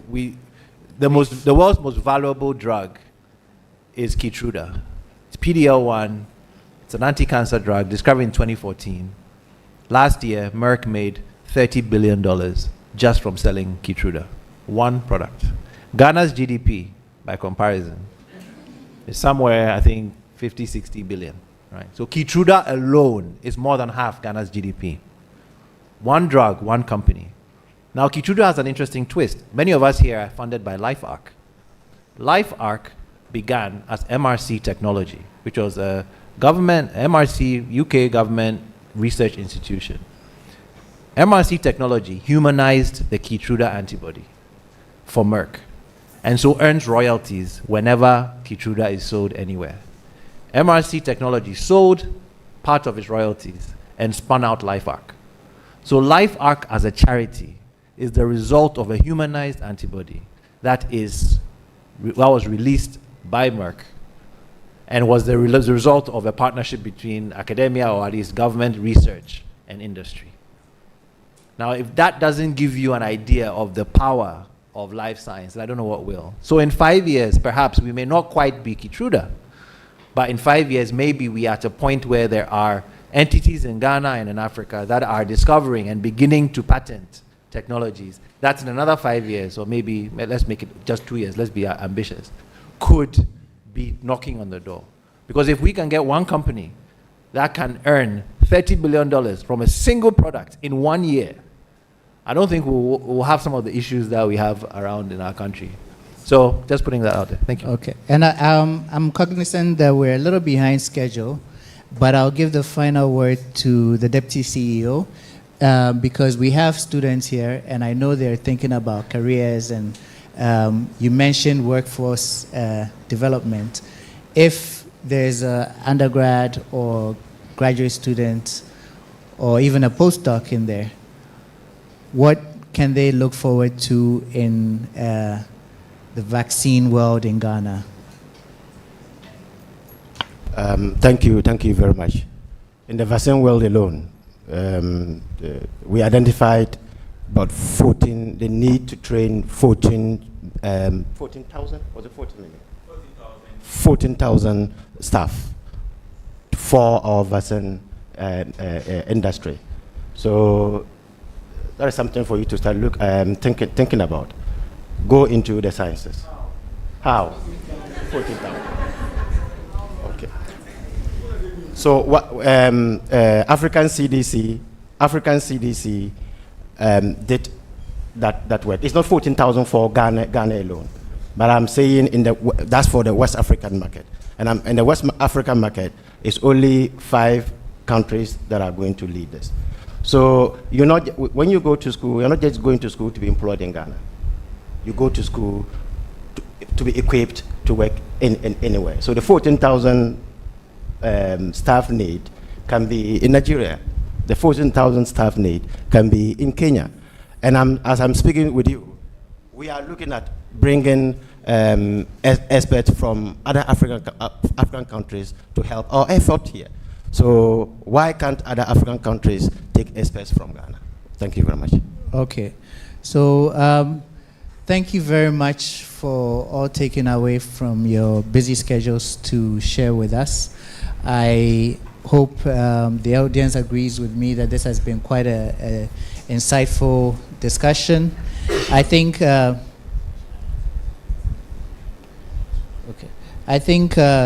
takeaway is basically the future is bright. And before we close this, I think we can ask 1 or 2 questions from the audience. There's a question online. Okay. Professor Mosi has a question online to read. So this question is from Philip Ilani and is directed to Dr. Bediako. Talking about research ecosystem, how is artificial intelligence, which is becoming a big thing globally, influencing or affecting product development, human resource and staffing, majorly in terms of research and general biotech industry startup and growth? Are biotech industries adopting AI? Any resistance in the home front, i.e. Africa? Philip will always ask a question. So Philip is a WACCBIP fellow, actually, so for those who don't know. Yeah. AI is well, I guess it's extremely important. It's going to be increasingly important. When I'm asked about AI, I actually think we need to focus less on the technology. I was at Google actually this afternoon. They're doing a lot of work in Africa and in Ghana. The Minister of Communications was there. The challenge we have in Africa is we don't have data. And AI is data hungry. So till we have data, we will be left behind. So we should almost focus less on AI and focus more on building up the quanta and the volume of data that AI needs to ingest. The AI models will only be as good as the data in them. And if we don't have raw data to plug into AI, we will build AI that will might as well have been built in Cambridge or in New York. So I think for African science, especially in the biological sciences, our biggest problem right now is the lack of sufficient data. And AI is only going to exacerbate the disparity because it is going to highlight the lack of data. So I think we cannot talk about AI. ChatGPT is great. You play around with it. There's uses for AI, especially with all the languages and linguistic challenges we have in Africa. But our biggest challenge is going to be generating data. And that is the hardest and some of the most expensive aspects of what we need to do. And some of us just have to start doing it. So till we have enough data, AI will always leave us behind.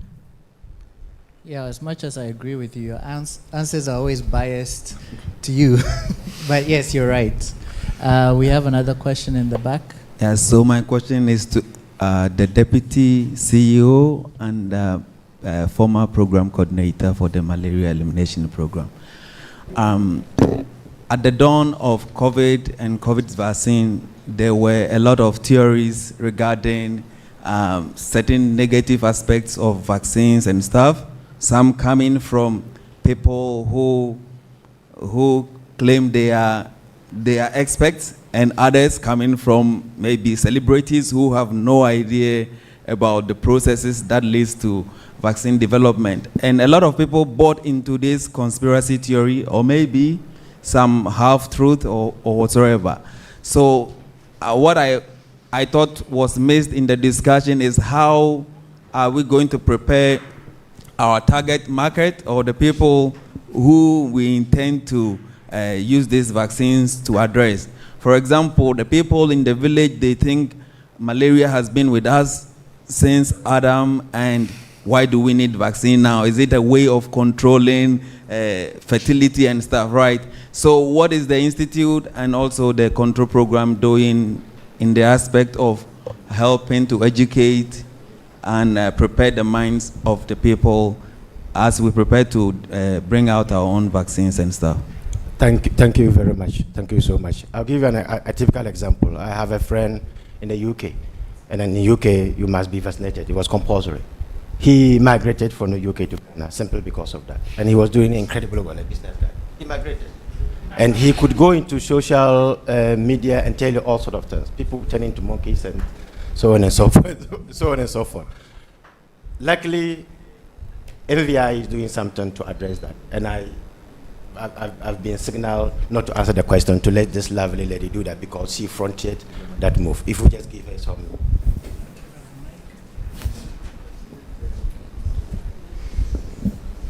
Okay, thank you for the question. So to address this problem, NVI, we have been working on it, especially with the rural areas where we go to them and we engage with the leaders of the community, the religious leaders, the chiefs, and everybody. And we do it in a form of a deba, so where we get to interact with the people, listen to their concerns, and then address them. But now we want to move further away, not just in the rural communities. We also want to add the youth to it. So we are developing a plan that we will use social media. Maybe now the norm is creating skates, so we want to do that through social media platforms like Instagram, Facebook, TikTok, and the rest, to get the opinions of people over there, to see their fears and address to them. So by knowing their concerns, we can develop a better plan or strategy to address these concerns. So FEI is not leaving this out. We started sensitizing the people, and there are some situations where the chiefs and their people pledge to support us. And just like we use example like the chocolate, the golden treat, just like we've accepted this as one of the best chocolate in the world, and just like they have accepted it the same way that some communities have also pledged that when we make the vaccines, they will also accept it.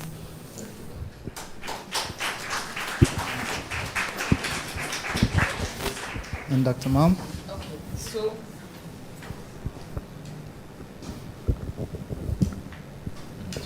So thank you. I think she's just mentioned some of the activities that are implemented and using the malaria vaccine that we rolled out. Whenever you are rolling out any tool, you need to have a communication plan, a behavioral change and communication plan. And that's what we do. And the interesting thing about the vaccine is that because of the hesitancy and all these stories, means our communication plans are usually very much on point, trying to be proactive, target the community, how the communication people say. You decide that this target group, you do this particular activity to reach them, this target group, this is their challenge, this is how to address. So there's a whole group of experts who are good in communication, behavioral change, who work with all the interventions, and the vaccines are not left out, especially the vaccines because of the hesitancy. Yes. That's a premise to my question, because I did some surveys, and then the reaction was that most Africans thought we are being used as guinea pigs, right? And the survey also revealed that they will be willing to see Africa do something for itself, probably because the trust is there that we're not going to endanger our own. So I think it's a very interesting and great initiative to start something ourselves. Thank you. And I think one more question from Dr. Bassin, and if there's any other person, yes, let him ask, and then we do online. And if there's any other pressing questions that can be asked after, because we do have 3 plenary presentations after this. Okay, so I have a very short question to the National Vaccine Institute. What's the role of development and manufacturing of, say, diagnostics in NVI? Diagnostics. Yes, so what's the role of basically development and manufacturing of diagnostics when it comes to the NVI? Thank you very much. Thank you very much. That's an interesting question. We are working with a lot of groups. I know a few weeks ago, I wasn't around. I had traveled then. They were people from the diagnostic industry at NVI, and they were looking for a possible way to collaborate. We appreciate that you can't work on diseases if you don't have means to diagnose them. So it's a point that I will relate back when I go to the office so that we can expedite that collaboration. Thank you very much.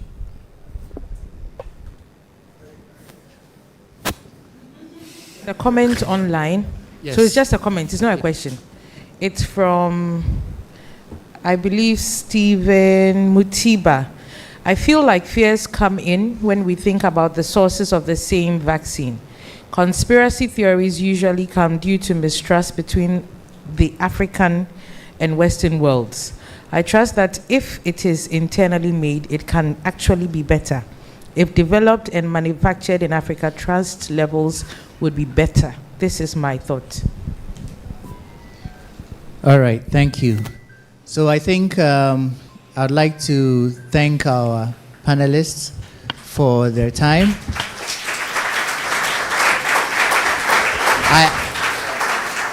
I hope we've basically seen how basic science and centers such as our own fit into moving forward in terms of vaccine development in Ghana and what has been actually ongoing for a long time in the malaria first control program and now elimination program and the future. And hopefully when we do this in 5 years' time, it will all be no weak links and we'll be looking at selling data rather than selling vaccines as Yao wants. So thank you very much, and let's give them a round of applause.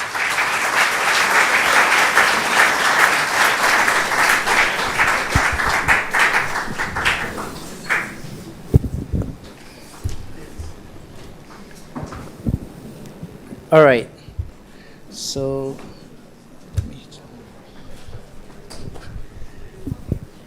what's next? Coffee break. Somebody took mine. I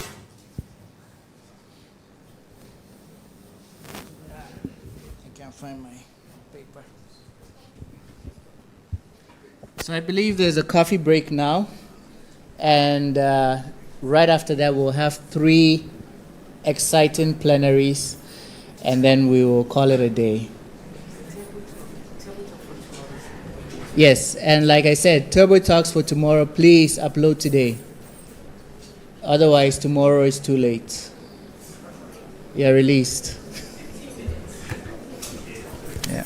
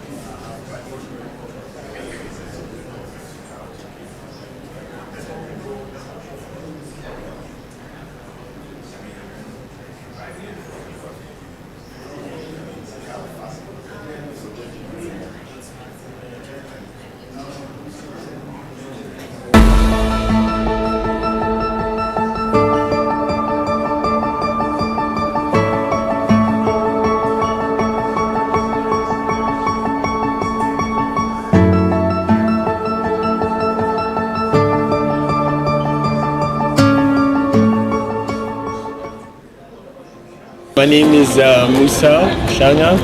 I'm a scientist at the Radboud Institute for Molecular Life Sciences. I have been a friend and supporter of the WACCBIP for ever since I can remember. So unfortunately I haven't been here since the beginning, but the parts that I've seen, I've been very impressed. I've been very impressed with the presentations, seminars, a lot of very significant work going on here being presented. I also think it's important to have people from around the world coming to this meeting, and so all of these have impressed me over this week.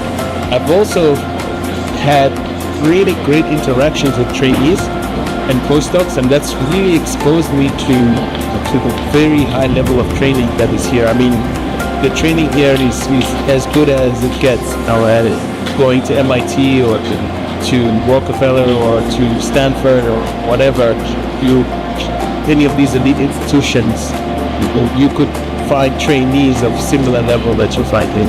I'm David Conway, the London School of Hygiene and Tropical Medicine, and it's been my pleasure to have been working with Gordon and with his colleagues here at the University of Ghana since just before the foundation of the WACCBIP Centre, and to have enjoyed the last 10 years having a good relationship between the London School and WACCBIP and partners elsewhere in West Africa. I think our research, as UK-based research, has benefited from WACCBIP having joined together many collaborators who we were already working with.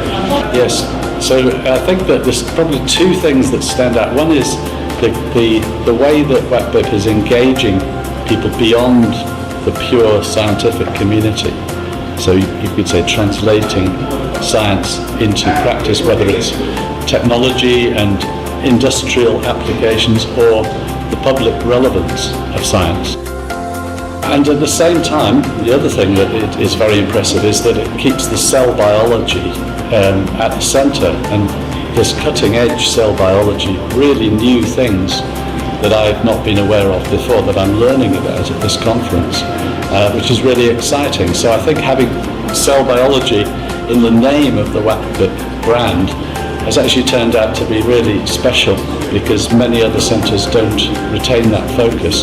So balancing the discovery, cell biology and the applications to society is something that I think has come out strongly in this conference. A grant from Caramore International.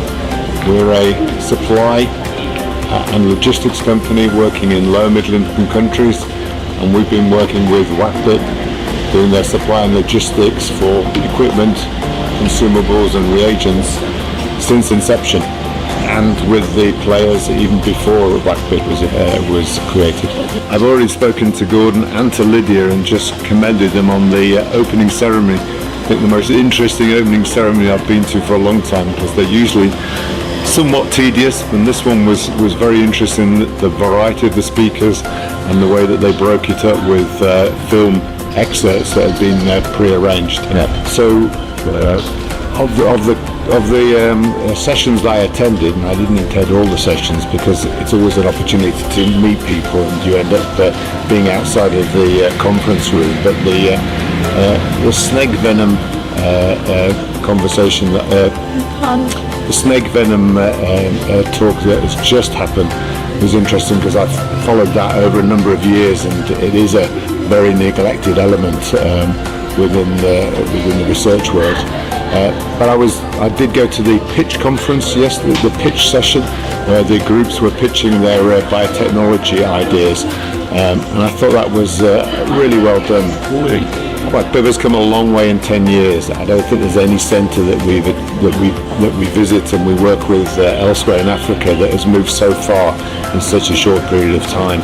Usually it's taken twice as long or 3 times as long to get to the position that WACCBIP in. So, you know, the next 10 years can see WACCBIP go even further, and will remain a solid mark on the research world in Africa, and hopefully make that one of those centres that keeps research south-south, not just north-south. My name is Janelle Beeman.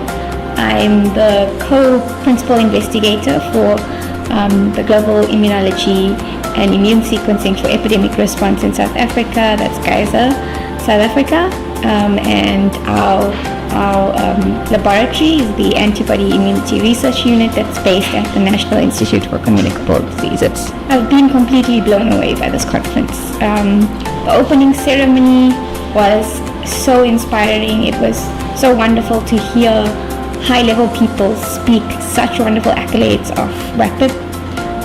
It really made me realize what an impact that the center has made over the past 10 years. The conference itself, the scientific presentations have just been of such a high caliber.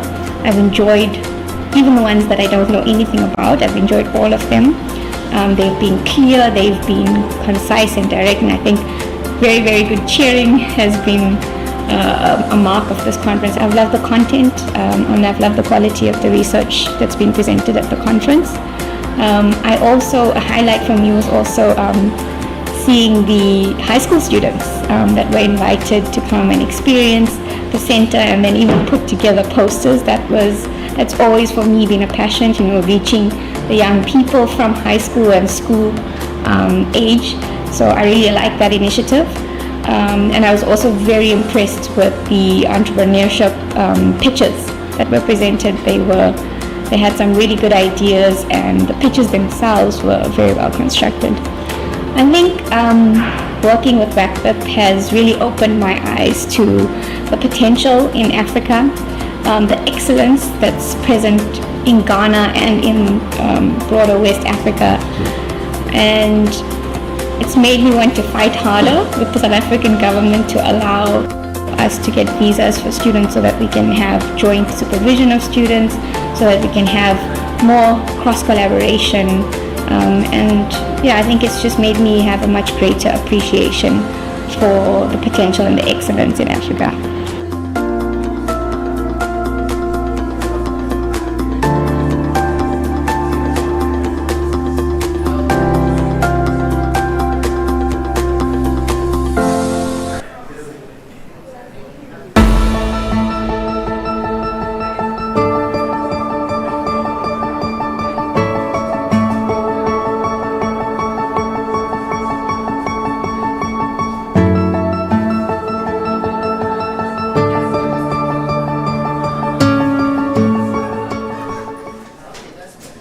My name is Musa Shanga.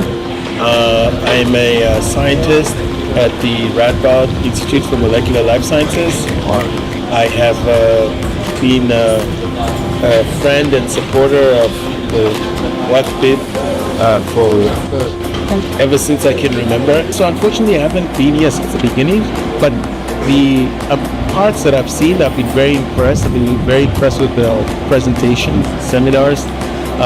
A lot of very significant work going on here being presented. I also think it's important to have people from around the world coming to this meeting, and so all of these have impressed me over this week. I've also had really great interactions with trainees and postdocs, and that's really exposed me to the very high level of training that is here. I mean, the training here is as good as it gets. Going to MIT or to Rockefeller or to Stanford or whatever, any of these elite institutions, you could find trainees of similar level that you'll find here. I'm David Conway at the London School of Hygiene and Tropical Medicine, and it's been my pleasure to have been working with Gordon and his colleagues here at the University of Ghana since just before the foundation of the WACCBIP Centre, and to have enjoyed the last 10 years having a good relationship between London School and WACCBIP and partners elsewhere in West Africa. I think our research, as UK-based research, has benefited from WACCBIP having joined together many collaborators who we were already working with. Yes, so I think that there's probably two things that stand out. One is the way that WACCBIP is engaging people beyond the pure scientific community. So you could say translating science into practice, whether it's technology and industrial applications or the public relevance of science. And at the same time, the other thing that it is very impressive is that it keeps the cell biology at the centre, and this cutting-edge cell biology, really new things that I have not been aware of before, that I'm learning about at this conference, which is really exciting. So I think having cell biology in the name of the WACCBIP brand has actually turned out to be really special, because many other centres don't retain that focus. So balancing the discovery, cell biology and the applications to society is something that I think has come out strongly in this conference. A grant from Caramore International. We're a supply and logistics company working in low middle income countries, and we've been working with WACCBIP doing their supply and logistics for equipment, consumables and reagents since inception, and with the players even before WACCBIP was created. I've already spoken to Gordon and to Lydia and just commended them on the opening ceremony. I think the most interesting opening ceremony I've been to for a long time, because they're usually somewhat tedious, and this one was very interesting, the variety of the speakers and the way that they broke it up with film excerpts that had been pre-arranged. So of the sessions that I attended, and I didn't attend all the sessions because it's always an opportunity to meet people and you end up being outside of the conference room, but the snake venom conversation, the snake venom talk that has just happened was interesting, because I've followed that over a number of years, and it is a very neglected element within the research world. But I did go to the pitch conference, yes, the pitch session, where the groups were pitching their biotechnology ideas, and I thought that was really well done. WACCBIP has come a long way in 10 years. I don't think there's any centre that we visit and we work with elsewhere in Africa that has moved so far in such a short period of time. Usually it's taken twice as long or 3 times as long to get to the position that WACCBIP in. So, the next 10 years can see WACCBIP go even further, and will remain a solid mark on the research world in Africa, and hopefully make that one of those centres that keeps research south-south, not just north-south. My name is Janelle Beeman. I'm the co-principal investigator for the Global Immunology and Immune Sequencing for Epidemic Response in South Africa. That's GISA, South Africa. And our laboratory is the Antibody Immunity Research Unit that's based at the National Institute for Communicable Diseases. I've been completely blown away by this conference. The opening ceremony was so inspiring. It was so wonderful to hear high-level people speak such wonderful accolades of WACCBIP. It really made me realize what an impact that the center has made over the past 10 years. The conference itself, the scientific presentations have just been of such a high caliber. I've enjoyed even the ones that I don't know anything about. I've enjoyed all of them. They've been clear, they've been concise and direct, and I think very, very good cheering has been a mark of this conference. I've loved the content, and I've loved the quality of the research that's been presented at the conference. A highlight for me was also seeing the high school students that were invited to come and experience the center, and then even put together posters. That's all right. For me being a passion for reaching. You know the deal. If you know somebody outside who's not in the room, text them, tell them we're about to start. It's been not a long day, but I know it's been a packed day, and we have 3 fantastic talks to round up the day, and that will be focused on, let me just get the title right.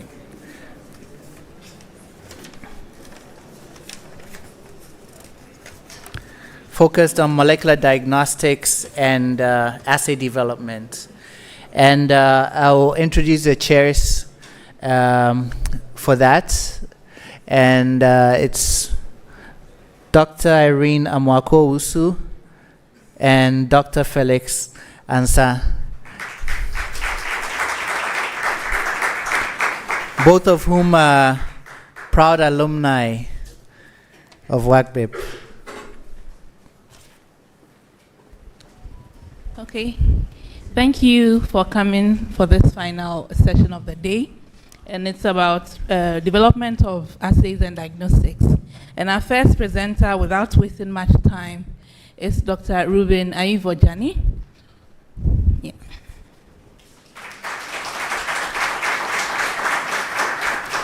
He'll be talking about the manufacture of enzymes for RT lamp application here in Africa. So, thank you. Good evening. I just want to see how this works. So you have 15 minutes, and I'll give you a signal at 13 minutes.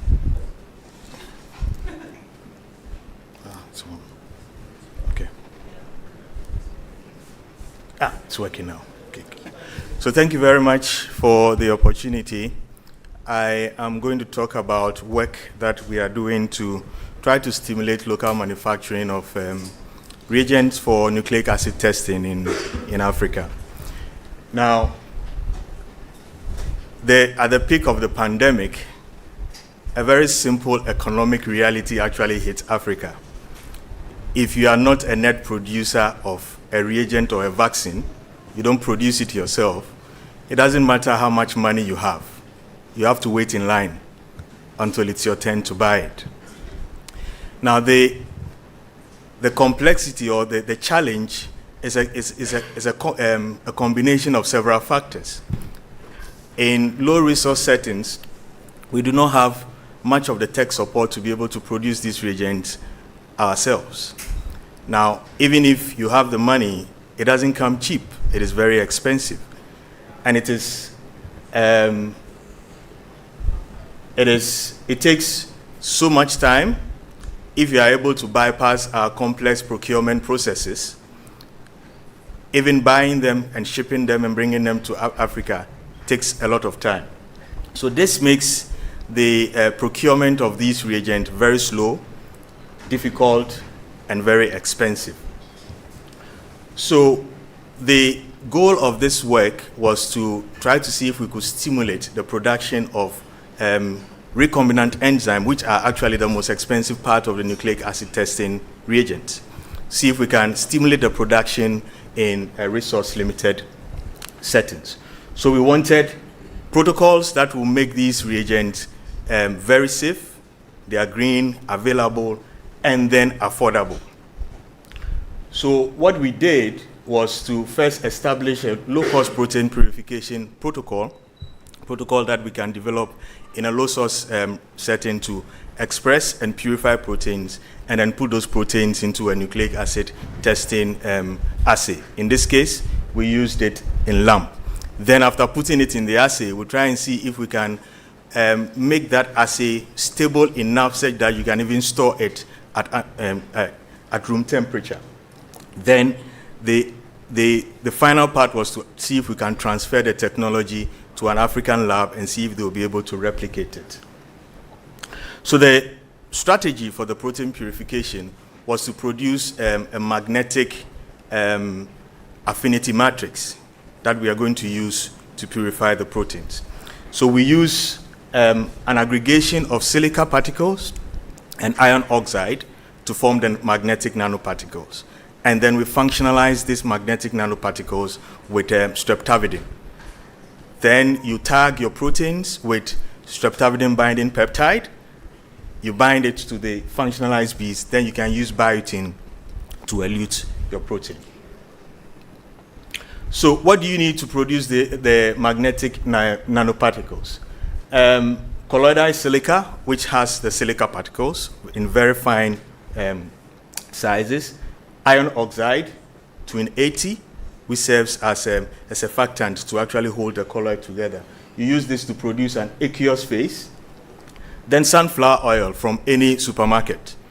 Okay, you can get sunflower oil, and then what we call span 80, which serves as an emulsifier, because you are going to create a water in oil emulsion. So you need an emulsifier to create very tiny particles of your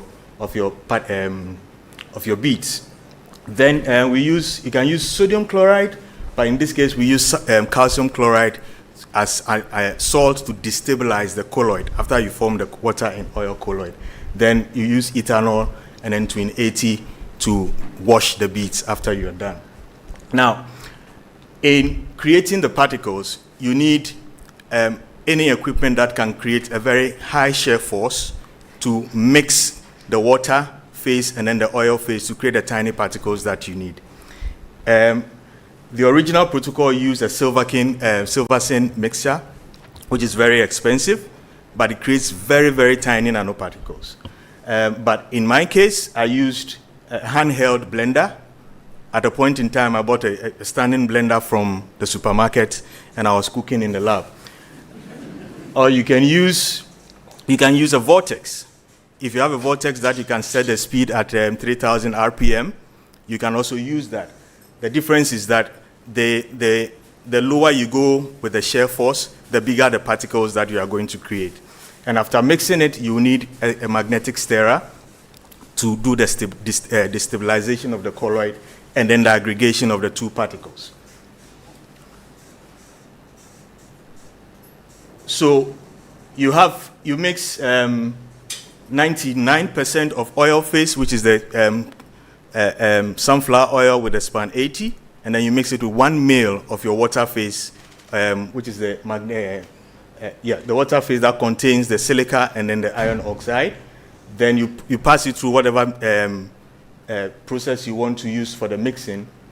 Then you destabilize the colloid with calcium chloride, and then you can wash, and the beads are ready. So what you see here is electron microscopy pictures of some of the beads that are produced. So we are able to produce this in the lab, and it doesn't take that long for you to produce it. Now the second part, if we are able to produce the beads, and this actually are very cheap, now the next stage of the protocol is to express the proteins. So we wanted to see how we can actually remove all the expensive part of protein expression. Most of the protein expression system comes with large equipment that you need to shake and all that. So we use what we call the auto-induction protein process. So we have, we feed the plasmids that we use to transform the cells actually can switch between lactose using and glucose using. So once they start using the lactose, the allolactose that is produced serve as an inhibitor to the inhibitor of the T7 polymerase. So it binds the T7 polymerase and then allows protein to be expressed. So what we do is that we feed the cells with little glucose to allow them to grow and get to the exponential phase. And when the glucose is finished in the medium, they start using the lactose, they produce allolactose, and then they express the protein that you want. And I used this plate, which is about 6.5 Petri dishes. That is the volume. You load it about 250 mils of agar, and you spread your culture of the cells on it. Then we adapted this reptile incubator. I intentionally got this from AliExpress website. The price now is on promotion. The price now is around 2,626 Ghana cedis. So what we did was that some proteins actually need different temperatures. You start at 37, you need to reduce the temperature, else all your proteins will go into inclusion bodies and lysine is going to be difficult. So we bought a new board and then reprogrammed this such that automatically, once it gets to the time you want, it's going to switch to the temperature you want. So we start at 37 and then go to 18. And the cells love it. They show their true colors. So what we do is that because we don't want to depend on SDS page to show that the protein is being expressed, most of our proteins are tagged or are fused with fluorescent colors. So we express M-cherry, GFP, and even M-scarlet in the lab to show that the protein is being expressed. So the next stage is, how do you make the magnetic beads functional? So to demonstrate that the binding of the protein that we want to use to functionalize the beads is dependent on the R5. R5, sorry. Oh, yeah. So the principle of the functionalization is that silica has negative charges on its surface. So we use a peptide that is expressed in diatomic particles that they use to actually precipitate silica out of solution. And this protein is R5. So we fuse R5 with whatever protein we want to use to functionalize the beads. So in this case, to demonstrate the binding, what we did was that we fused R5 to GFP. So we could be able to track and see if the protein actually binds. And what you see here is a gel that shows that if you purify R5 GFP and then you incubate it with the beads, it actually binds. You wash it several times and you see that it is bound to the beads when you strip the beads by boiling in SDS. Now we viewed these beads in a fluorescent microscope and we saw that there was some binding.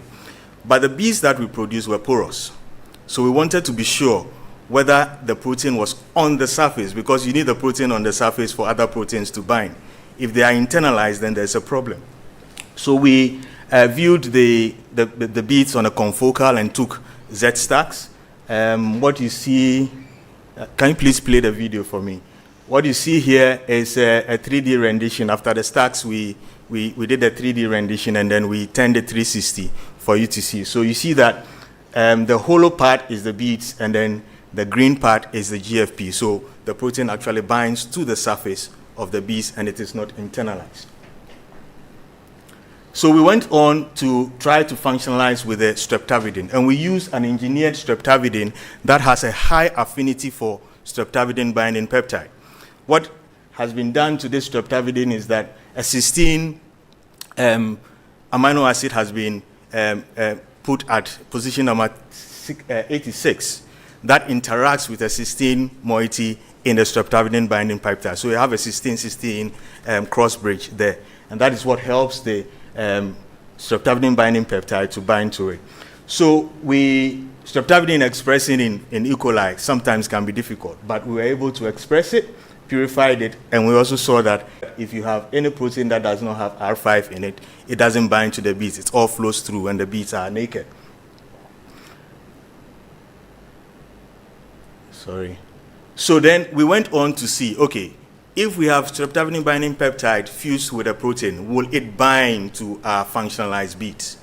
So we fused streptavidin binding peptide with GFP again, and then we incubated the functionalized beads with that protein, and we realized that SBP GFP also binds to the functionalized beads. As you see here, this is the band for the M32, which is the streptavidin, and then this is for the GFP.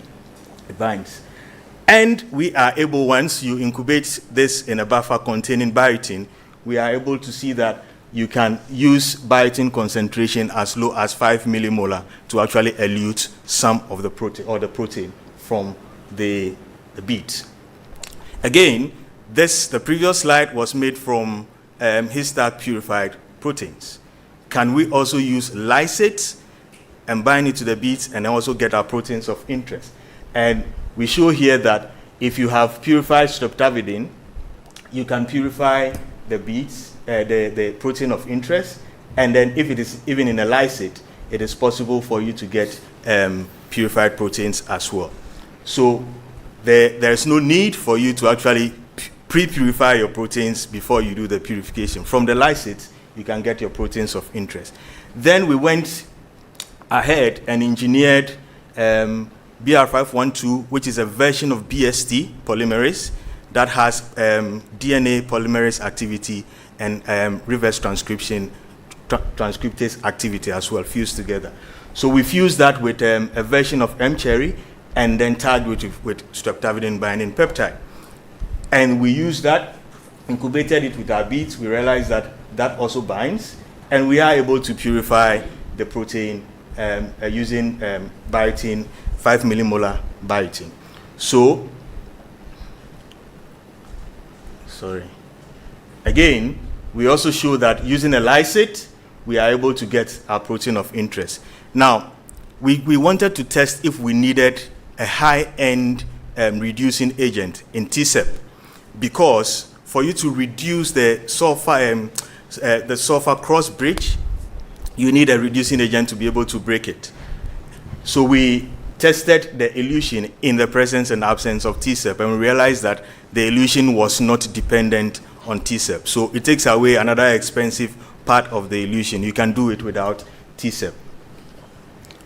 So we concentrated the purified proteins. What you see here are two versions, the Histag purified proteins and then the WACCBIP purified proteins, and then put them in a LAMP assay and tested and compared it to commercially available LAMP kit.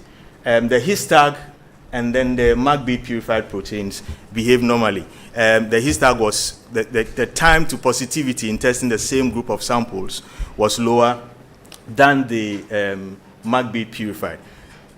The reason simply could be that perhaps maybe you have some residual biotin in your elute, and biotin actually chelates ions. So if it chelates the ion that the BR512, especially the reverse transcriptase activity, it's needed for it, then the reaction is going to be slower.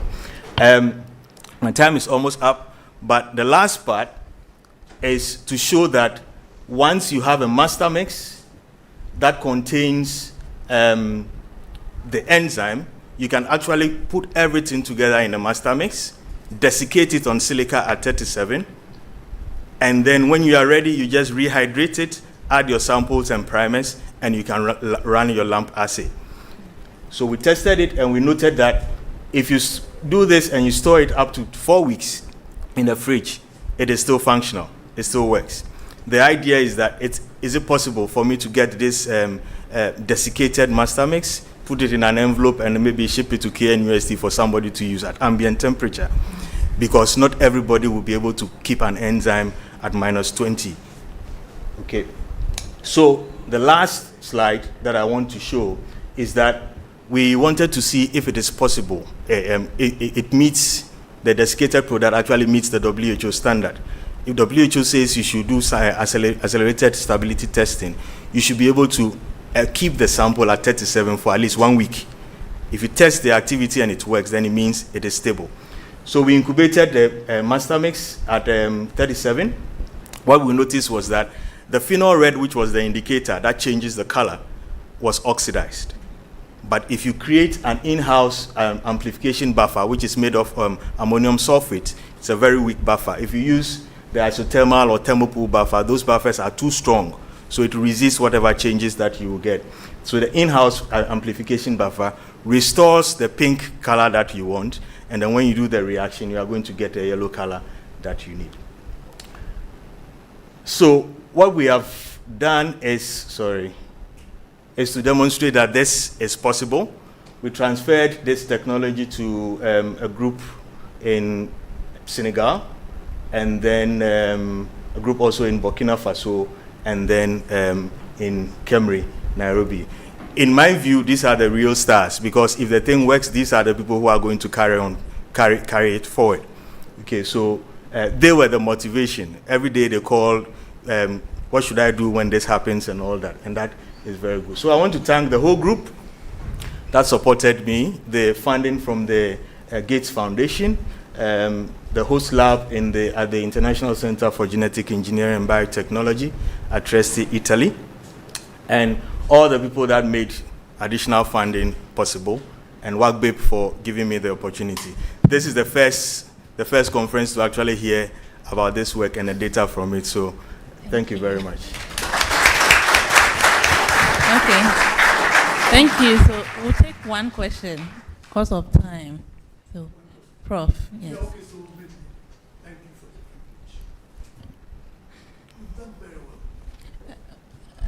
Prof, the mic is coming to you. Something that we should be doing in Africa or in Ghana. And you fall right within mine. If you've ever heard of a student project in WACCBIP where we said made in Ghana agarose.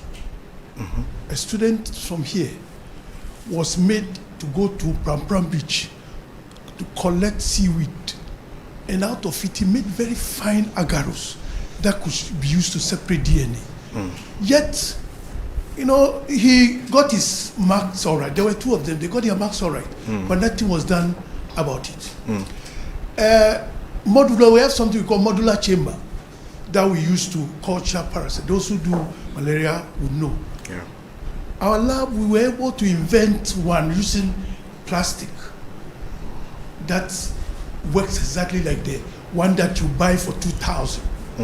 I'm saying all these things so that you go further down. You are not on the ground level yet. You are still using sodium chloride for a nanoparticle, sodium chloride that you imported or you bought from Mex or whoever. But the richest commodity in Ghana is salt. It's sodium chloride, am I lying? Yes. Yes, so why do we go? Do you think the China man or the Chinese will go to America to go and buy their salt for their experiments? Yeah. We have tons of sodium chloride here.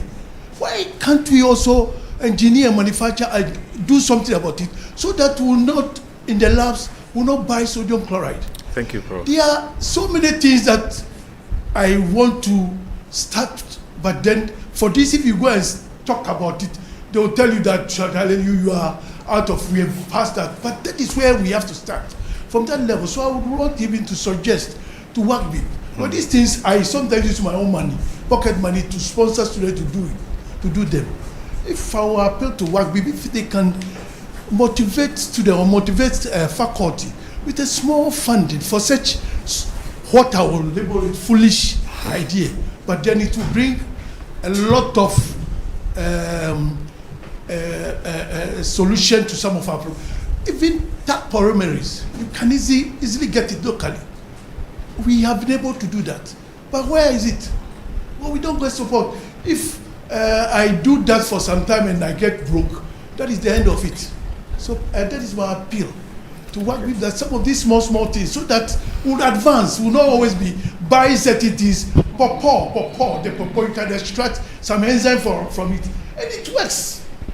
Those in the north, when they go grazing with their cattle and they want cheese, they just grab a pawpaw tree, squeeze the liquid from it, and they make cheese out of the milk. And these are all enzymes that we can use, but we always try and think about buying them from Europe. Thank you very much. Okay. Just a quick question, a quick comment on that. Yeah, maybe very quick. A quick comment on that. When I was in Senegal to train the guys there, turns out they didn't have lactose. I also didn't take lactose with me. You know what they did? There were cows, there were cattle ranches around. So they milked some of the cattle, and then they processed the lactose in the lab. And that's what we use to culture. So the tools of biology is, we can use it to solve a lot of problems. But as to whether we are ready to use it, that is the problem. Yes. Okay, thank you. We'll take a question from online. Dr. Musi, Prof. Musi would read that. Okay, so the question is again from Philip. Did you test the compatibility of the MAC beads with different detergents that are commonly used in lysis buffers, like NP40, SDS, and Triton X? And have you tested the usability of these beads in immunoprecipitation to pull down other proteins or interactions? Okay. So yes, we tried different lysis buffers. Lysis buffers that have lysozyme, NP40, Triton X, and all that. We've tried all that, and it is compatible. The only thing you have to be worried about is whether your lysis buffer actually affects the folding of your protein of interest. That is the only. Once your protein is properly folded and the SBP tag is rightly exposed, it will bind to the beads and you can purify it.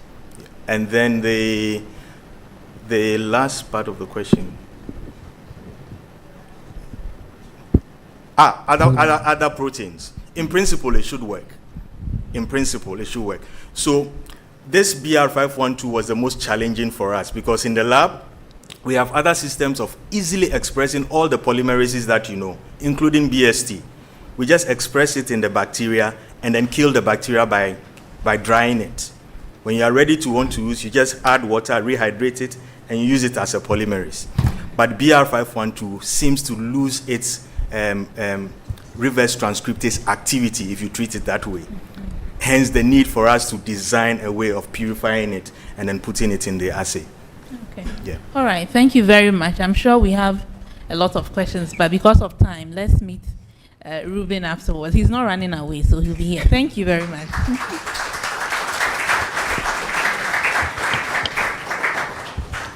Okay, so our next presenter will be Lord Anthony Bassin. I hope he'll be able to address some of Prof's concerns, because he's one of the few individuals in Africa developing diagnostic kit for African market. So, Lord, he's going to talk about one of his products. Yes, thank you very much. Okay, so while we wait for the slide to come up, I'll be talking about the development and validation of a CRISPR lamp-based biosensor with a lateral flow readout for the detection of cutaneous leishmaniasis. Okay, so cutaneous leishmaniasis is a neglected skin tropical disease. It has been reported in Ghana by quite a number of studies. There's a study in Oti region that found out that out of all the people that had skin ulcers, 31.9% were those that had cutaneous leishmaniasis. Hitherto, skin ulcers were thought to either be yours or Buruli ulcer or any of those other popular skin entities. Cutaneous leishmaniasis was not really thought about as being in Ghana. The challenge with cutaneous leishmaniasis is that early detection is necessary for effective management, because without early treatment, it moves into either mucocutaneous leishmaniasis or there's basically disfigurement. So the patient then becomes disfigured, and it becomes very difficult for you to be able to treat. And so early diagnosis is extremely important. However, there are a lot of diagnostic challenges with this. First of all, clinical diagnosis, all the lesions look the same, whether yours, Buruli ulcer or H. ducreyi or any of those skin ulcers, they look the same. And so it's very difficult for you to look at the skin and say that this is cutaneous leishmaniasis.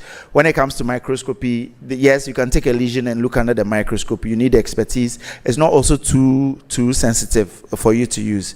Serology is not recommended for cutaneous leishmaniasis because of the several cross reactivities. And so the mainstay is molecular diagnostics. However, the people that have cutaneous leishmaniasis live in very rural areas. In fact, sometimes where the road ends is where some of these diseases begin. You have to drive all the way to a particular place, park, and then be on a motorbike to another area and then park, and then walk before you can get to places where you find some of these diseases. And PCR work is not what would help those people. You take the samples, bring them to, let's say, Noguchi or WACCBIP, and come and run. By the time you send the result back, those people are lost to follow up, and you cannot find them. So you basically need a sample to answer, something that can give you a sample to answer within a short time, so that you can then test and treat the people on the field. And so basically what we sought to do was to develop a molecular test for cutaneous leishmaniasis, because molecular was the way to go. All the other parameters do not give the sensitivity that is needed. We also needed to detect the results without the use of equipment, because if you are having equipment, then its field deployability is it's going to be almost impossible. And then we also wanted to ensure, just like what the previous speaker said, was to ensure that these reagents can be used at room temperature without the need of any cold chain. And of course, we wanted to validate it as well. And so we looked at the technologies that were already available, and then we decided to settle on two things, CRISPR and LAMP.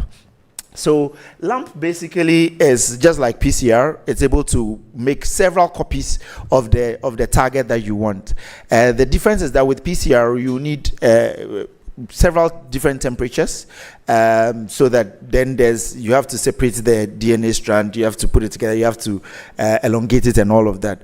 But LAMP basically has BST polymerase, or it has an enzyme that has a strand displacement ability. So it's able to separate the strands without necessarily having to change the different temperatures.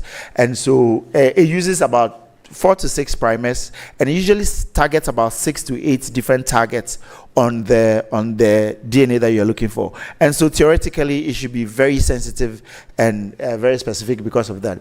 In reality, yes, it might be sensitive, but there's also non-specific binding, so you can easily get a lot of false positives when you use LAMP. So that was one of the things we thought about. And LAMP also, one of the advantages is also that it's field deployable. It can even be used with a semi-skilled, somebody who is semi-skilled, if the right things are done. The next one was to look at CRISPR. So CRISPR is just, I like to say that it's a scissors with a GPS, with GPS activity. So basically it's able to target a particular gene and be able to snip the gene and make edits to the gene. So that's what CRISPR does. Now, there are two important things about CRISPR. There's something called a guard RNA or guard DNA, whichever one it is. But that is like the GPS. So it's able to really target particular sequences and guide to that particular sequence. And then we have what we call the Cas. So the Cas system is then able to then snip these these portions that the guide RNA has been able to find. Now, this is significant because once it's able to find these areas, you can then adapt it for diagnostics in the way that once it's able to find a particular sequence you want, then it will be able to light up, and then you will be able to say that yes, that particular sequence is there, and so that particular organism is there. And so we looked at developing the kits with LAMP and then with CRISPR as well, just to compare how it is. And then after we did the development, we realized we thought about putting it together so that we have a CRISPR LAMP device, and that also was done. So we explored the use of combining these technologies to develop something that was efficient, cost-effective, and all of that. So basically, in developing the test, we developed primers, 6 primers, that targeted the small subunit ribosomal RNA of Leishmania. Now, this is basically conserved in most of the, in all the Leishmania species, whether cutaneous, visceral, or any of those things. So if anybody has Leishmania, while we targeted cutaneous Leishmaniasis, if anybody had any other Leishmania species, it could work. Initially, we wanted to use the A20 gene. It gave us some results, but when we used the SSU RNA, it worked better. So that's what we used. And so we developed it for LAMP and optimized it at 65 degrees Celsius for 30 minutes. Then what we did was that with the results that had been, with what we had done for this, with amplification, we had basically biotin and fluorescein tagged CRISPR-Cas12 system. So the CRISPR-Cas12 is one of the Cas systems that is supposed to snip the DNA up. But what it's unique about the Cas12 is that once it detects a particular sequence, it cleaves or it snips all the small DNAs around, or RNAs around it. And so if you are able to have something like a reporter where you can target with some antibodies, you basically tag them, and then once it discovers that particular sequence that it wants, it will cleave all of them, including these ones. And once it cleaves these ones, you can have antibodies to them that can then be detected, and then you will say that, okay, yes, once it's detected, then the organism is present. And that is why we use CRISPR-Cas12 system. And then after that, we basically looked at the limit of detection, and then we looked at the sensitivity and specificity using 108 clinical samples that we had gotten. Okay, so the second one was basically to detect the results without the use of equipment. Most LAMP or CRISPR, you have small fluorescent devices that are able to then detect it. What we wanted to do was to use a lateral flow test. And this is because lateral flow tests are easy to use and easily to interpret. And you do not need any electricity or anything like that. And so if you remember, we talked about fluorescein and biotin. So what we did was that, so these are basically fluorescein and biotin reporter that comes into the lateral flow test. Now, in the lateral flow test has 4 components. So this is the sample part, this is called the conjugate part, this is the nitrocellulose membrane, and this is the absorbent part. Now, in the conjugate part is where basically all the reactions occur. So in the conjugate part, what we've done is to put streptavidin, and then we conjugate nanoparticles, and then we spray that here. Now, on the control line, on the test line, we put anti-fluorescein, so that if there's fluorescein here, the fluorescein will bind to anti-fluorescein and it will give you a red line that tells you that there's fluorescein in there. And you can only detect fluorescein if it was cleaved in the CRISPR, which means that a pathogen is there. And then the control line, we put anti-streptavidin because this is streptavidin conjugated, just to show that the test works. So if it's able to move from here to here, it will light up. So this would always test positive or would always show a red color. But this would only happen if the pathogen is not there. So all of this was developed in our lab, basically, and then we're able to then use that to test for the CRISPR lamp that we did. And then the third one was to look at whether we could dry these reagents. And when you do that in the lab using PCR, you need basically 25 microliters and all of that. And so we basically use what we call PET. PET is like filter paper that is able to absorb reagents, and then we put it in our device so that when you reconstitute it, you can then do the test just like a PCR. And so that's what we did. Okay, so sorry. And so basically what we developed was a 70-minute sample to answer CRISPR lamp test. Basically, you just take the sample and then you put it into a tube that contains lamp reagent, and then add a buffer that, you remember, this is dried lamp reagent. So you add a buffer that reconstitutes it. After heating it at 65 degrees Celsius for 30 minutes, and heating it for 65 degrees Celsius, you could even use a water bath in a local lab.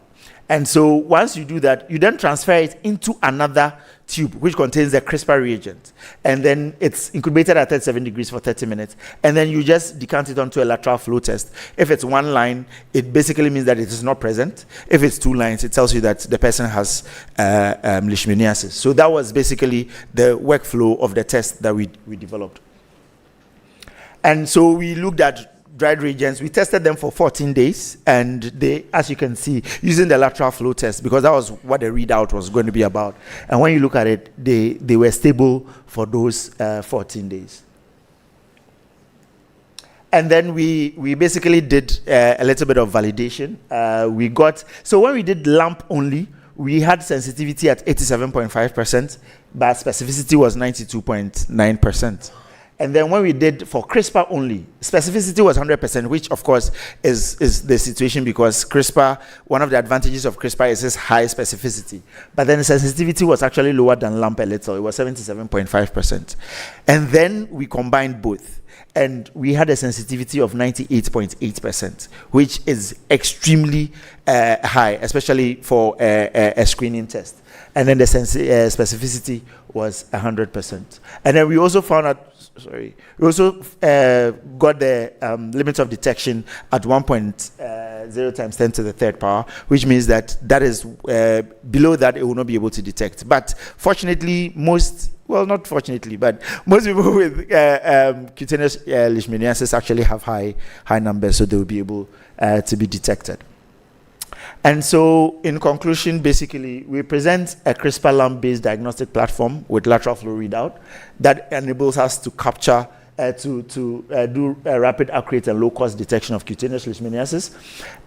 We use very minimal equipment, and we have high diagnostic accuracy.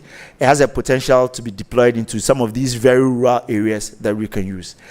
Future work, we are focusing on integrating a portable heating device. So fortunately, we have an organization that is in the US that had developed something called NINA. It's a small portable disposable heating device. So NINA means non-instrumented nucleic acid amplification, and they are willing to license it to my company called Incas Diagnostics for us to then use it as part of our, so we would manufacture these NINA devices here in Ghana, together with manufacturing all of these in Ghana, and then we can be able to deploy them to the areas that actually need this. So combining LAMP with CRISPR-Cas2 significantly improves diagnostic sensitivity and while maintaining its high specificity. So we've applied for an ARIPO patent. So we want to, it's a company, and so we need to make money, and so we need to protect the intellectual property. That's why a lot of the details have been taken out. This is just enough for everybody to understand what the project is about, but the real details have been neglected because we've applied for a patent for it. And yes, we're grateful to Grand Challenges Canada that funded this work. The Department of Medical Diagnostics and the Department of Clinical Microbiology, KNUST, was very instrumental in the development of this. Incas Diagnostics, which is my company, basically is going to commercialize this, so we're grateful. And then the Basing Labs at KNUST, which is the research arm of the company, is the one that basically did the work. And some of the staff who worked on the paper are sitting at the back there. So thank you very much for your attention. Thank you, Lord. It's time for question. Oh, wow. Wow. Okay. I thought the time was fast spent. Privileged opportunity. There were so many hands, but they brought it to me, so. Anyway, so I have one scientific question and one sort of business question. So. Okay. Your control, for the lateral flow device. Yes. The way you describe your control, so for the band that you are using as a control, yes, that's basically an antibody-antigen interaction. Yes. But for your test itself, it's more of an enzyme cleavage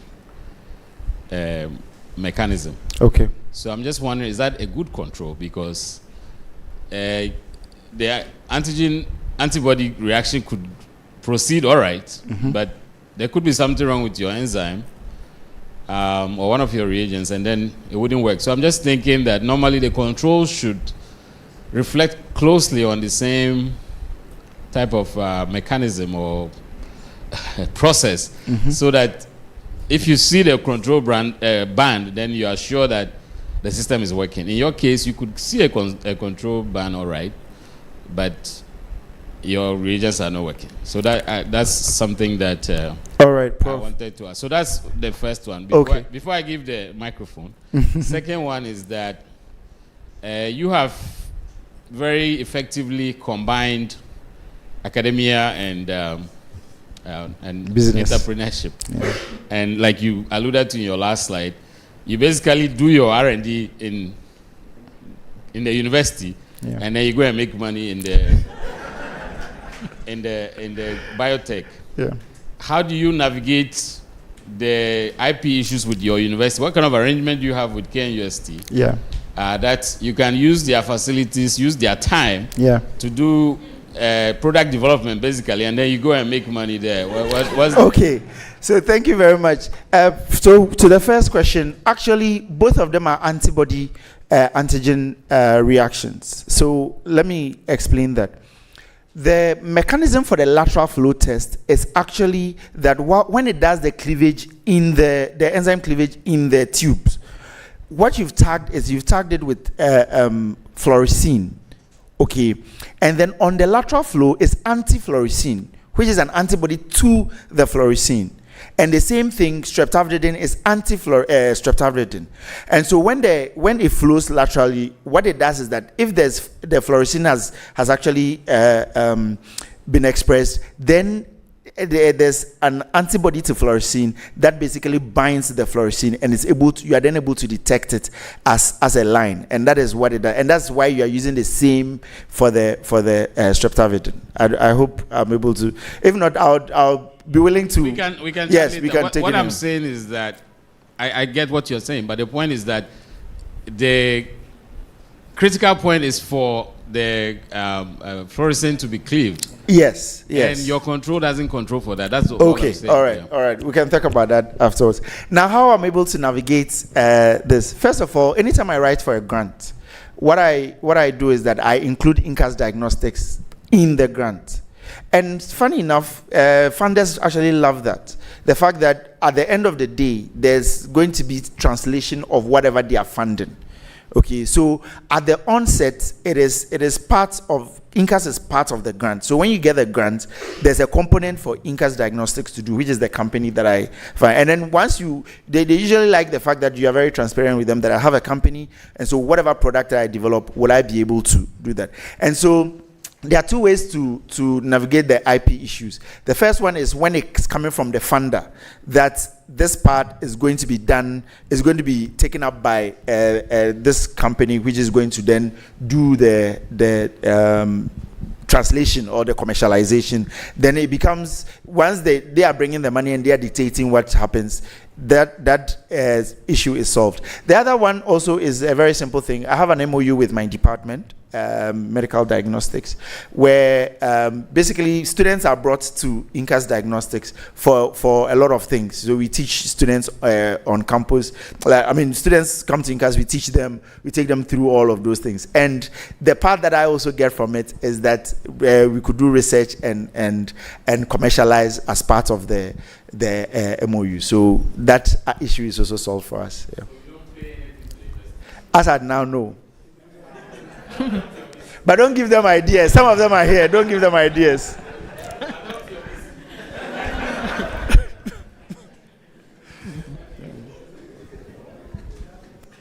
But I sponsor a lot of university programs. So when I sponsor that, Prof. Adelai. He's begging. So, Lord, I have one follow-up on that, and then there was something at the bottom of your slides I didn't quite agree with. So, which one? I think future presentations from KNUST, we need to vet them. Oh, yeah. Misinformation. I got you.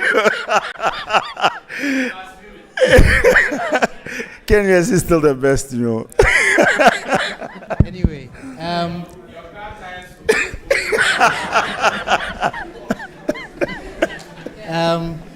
so if I get it right, so you, in your academic hat, sign an MOU with you in your business hat, and then you go ahead. Okay, so that is not, it's not as simple. So me in my academic hat cannot sign an agreement with me. There are people in the university that are responsible for looking at this. So we actually developed an MOU which we shared with the department, which the department then looked at. It was sent to the university's legal thing. We went back and forth and all of that. But for me, personal experience was that you should make it like what is in it for the university. Yeah. If the university can see what is in it for them and be able to see that it is very valuable. Some of the small things you can get away with them, you know, like when you request for certain things, it's quite easy to get away with. And so once they saw what was in it for them, they were, because, and then also when you are writing the MOU and you make it a business case, for instance, if you are to take students, we were to charge students for the service we offer the university, the amount of money they will pay, will be way higher than the amount of money they would lose if they allow us to do what we currently do now. It would be, and then with what we currently do now, if you don't get a grant, they don't get anything. You get the point. But right, you would always get to train students and all of that. Every year you have a batch that you train. And so when you weigh them, it is way better financially for the university to leave it as it is right now. Okay, thank you. So I think we are running out of time. So we take only 2 questions. Well, one from Martin, then last one from online. So Martin. Online first, or? Okay, online first. Sarah Ashite is asking, did you produce the enzyme, the Cas protein yourself? No, we didn't. We didn't. Thank you. Thank you very much. 2 questions. The first one is, your model, it can apply on other diseases. Yes. Yes. Have you tried it, and can you talk about it? The second question, so did you create a company before starting doing this? Because I'm seeing that you are just filing for patent now. And where do you domiciliate your grant? Because, it looks like it's your main source of funding. So is it the university or your company? Thank you. Okay, thank you very much.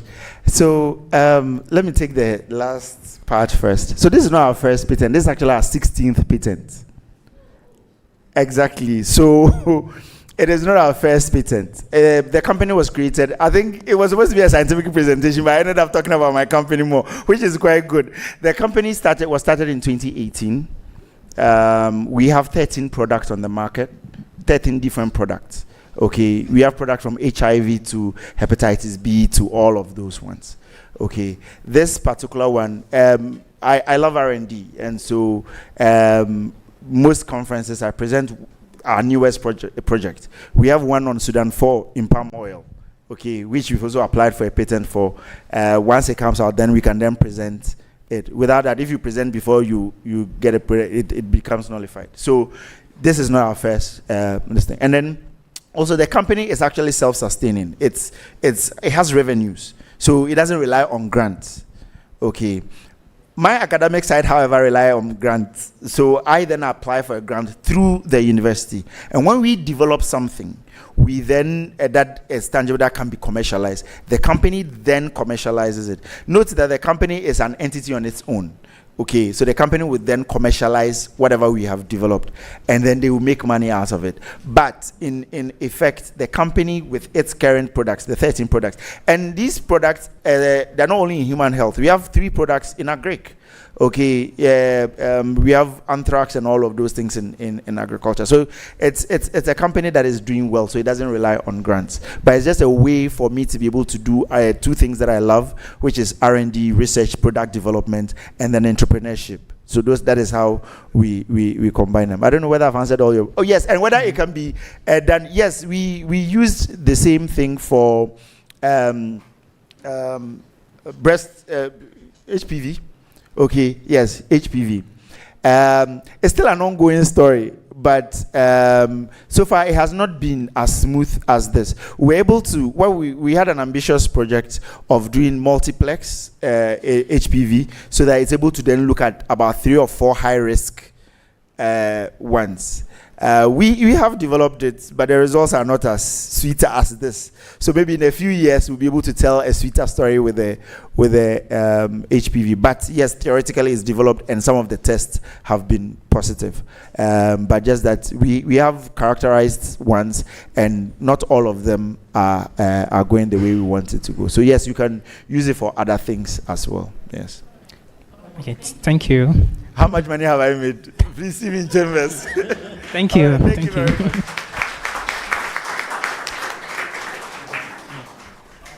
Right, so we will take our last presentation for the day, and this will be given by Chotu. It will be given by Tochuku. Yeah, and he's going to present on Candifluidics, which is a microfluidic platform for detecting single molecules. Thank you. Mr. Bassner, I have to say that you're a lucky man to have both academia, and the academia is not requesting anything in return. I wish I had such with Imperial. Okay, so today I'm going to talk about some technologies that we can use locally to develop solutions to some of the things, to build the things we need, basically. I know a lot of things have been said today about localized development of solutions. And so what I'm going to talk about today are some of the works that we are doing. So permit me to, before I talk about from sugar to chips, not the chips we eat, before I talk about it, permit me to talk about some of the technologies we are developing and also the motivation behind it. So first of all, the motivation behind my research, just it was a way of introduction. Thank you. By way of introduction, I've been in the medical device and diagnostic industry for close to 2 decades, and my recent move from Abbott Diagnostics in the US to Imperial was triggered by this knowledge that nobody actually sets out to design devices, especially diagnostic devices for Africa, because of the economic reasons. Because everyone that is an investor wants you to focus on the market that's going to bring the most return. And example, molecular diagnostics is going to become a $36 billion market. And so everyone wants to, and 40% of that is localized in North America. And so everybody wants to tap into that. So we want to buy things for maybe less than $1. We subsist under the poverty line. And so nobody sets out to design things for us. And so most of the things that we have are based on, okay, there is now great funding for TB in Africa. Okay, let's design a panel for TB so that we'll tap into that. So I'm just telling you the reality. And so when I set out to do my research, my question is, how do I develop a technology that the average Mama Lasisi in the streets of Makoko in Nigeria can be able to afford it without, breaking the bank? And so first of all, before developing all this, I focused mostly, first of all, on molecular diagnostics, and I x-rayed the minimum wage of the countries in sub-Saharan Africa, and I realized that currently, for each molecular diagnostic test, it ranges from $3 to about $25. And then during the COVID time, most of the molecular diagnostic tests were reported to be more expensive in Africa than in the US. And so I now looked at them. If you look at the minimum wage profile of these countries, realize that for some of these tests, somebody may actually have to bring out the entire earnings for the month for a diagnostic test. And nobody will listen to you, trust me, if you develop such a test. And so what I did was to think about why is molecular diagnostics really expensive? Sorry about that. So I did a critical analysis, basically root cause analysis, to figure out why molecular diagnostics is expensive. And then I realized that each time you have anything that involves a lot of process steps, you introduce dependencies. And so the current way that we all do sample prep in molecular diagnostics is you use a silica-coated bead or silica-coated surface. And the mere fact that you've used that silica-coated beads, you need a magnet. And you need to tell the user, add the lysis buffer, then add the beads, wait 30 seconds or mix for 30 seconds, then use the magnet to pull this. Now imagine that you as a researcher, you have about 100 samples to run, and then you are reading the protocol for each of those 100 samples. You're gonna get tired. You're gonna be exhausted. Then apart from that, someone in rural, remote Nigeria, remote parts of Ghana, the person has 50 samples, he's not a scientist, he just wants to get the results. And you're telling the person to do all these processes. It's the person is gonna have fatigue. But more importantly, what I'm looking at is that, why is this really expensive? So first of all, it requires at least 4 tubes, because you have to keep transferring the beads from one clean tube to another. Then secondly, the beads, because you have these beads here, you definitely need an alcohol wash buffer for DNA or nucleic acid precipitation. You need a magnet system or a way of transferring the beads out. You need a second wash buffer, which is a specialized buffer, and also you need an elution buffer. Now, the main need for this elution buffer and then 2 wash buffers and the magnets as well as the bead adds to the cost of this process, and also introduces a lot of environmental waste from all the extra tubes that you're using. So I got thinking, how can we change this so that it's easier for people? If you're in the field, if you're in the lab, it's easy for you to do molecular diagnostics. It's not going to break the bank. It's not going to introduce any waste into the environment.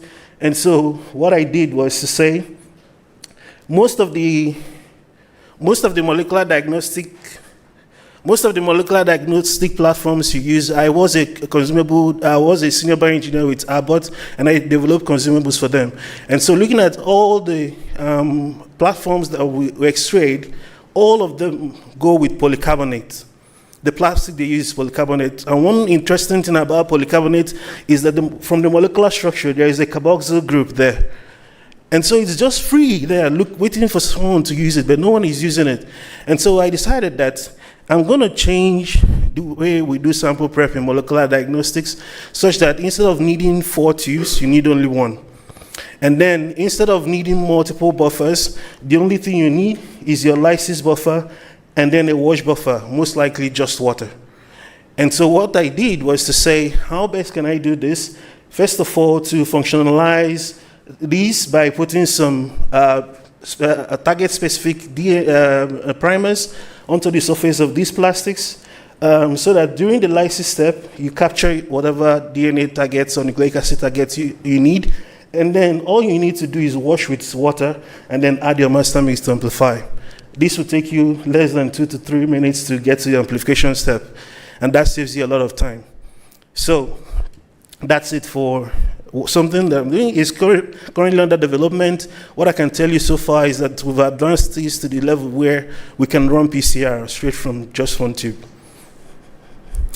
Moving on to other technologies. Yes.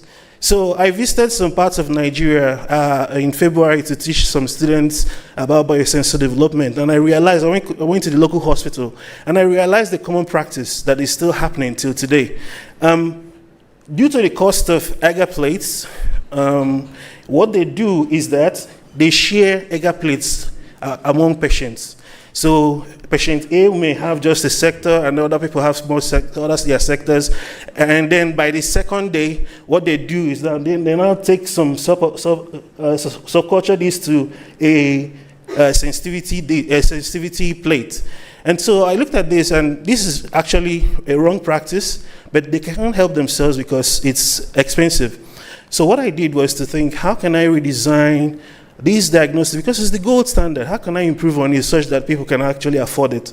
So I thought to myself, let's embrace mesofluidics, which is actually working with fluids around 1 mil and above. And more importantly, not just improving it by making it cheaper, I thought to myself, how can I make it better and faster? So that you as a person, if you need to run 100 samples, you don't need to wait 72 hours to give out results. Rather, in 12 to 18 hours, you should be able to give out results.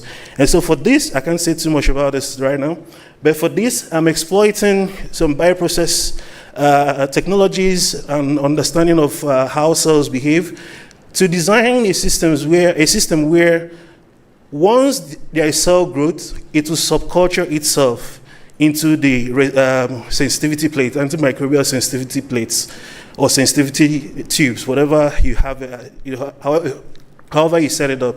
And so what happens is that in 18 to 24 hours, by the time you come the next morning, if your culture grew, you would have the sensitivity results immediately.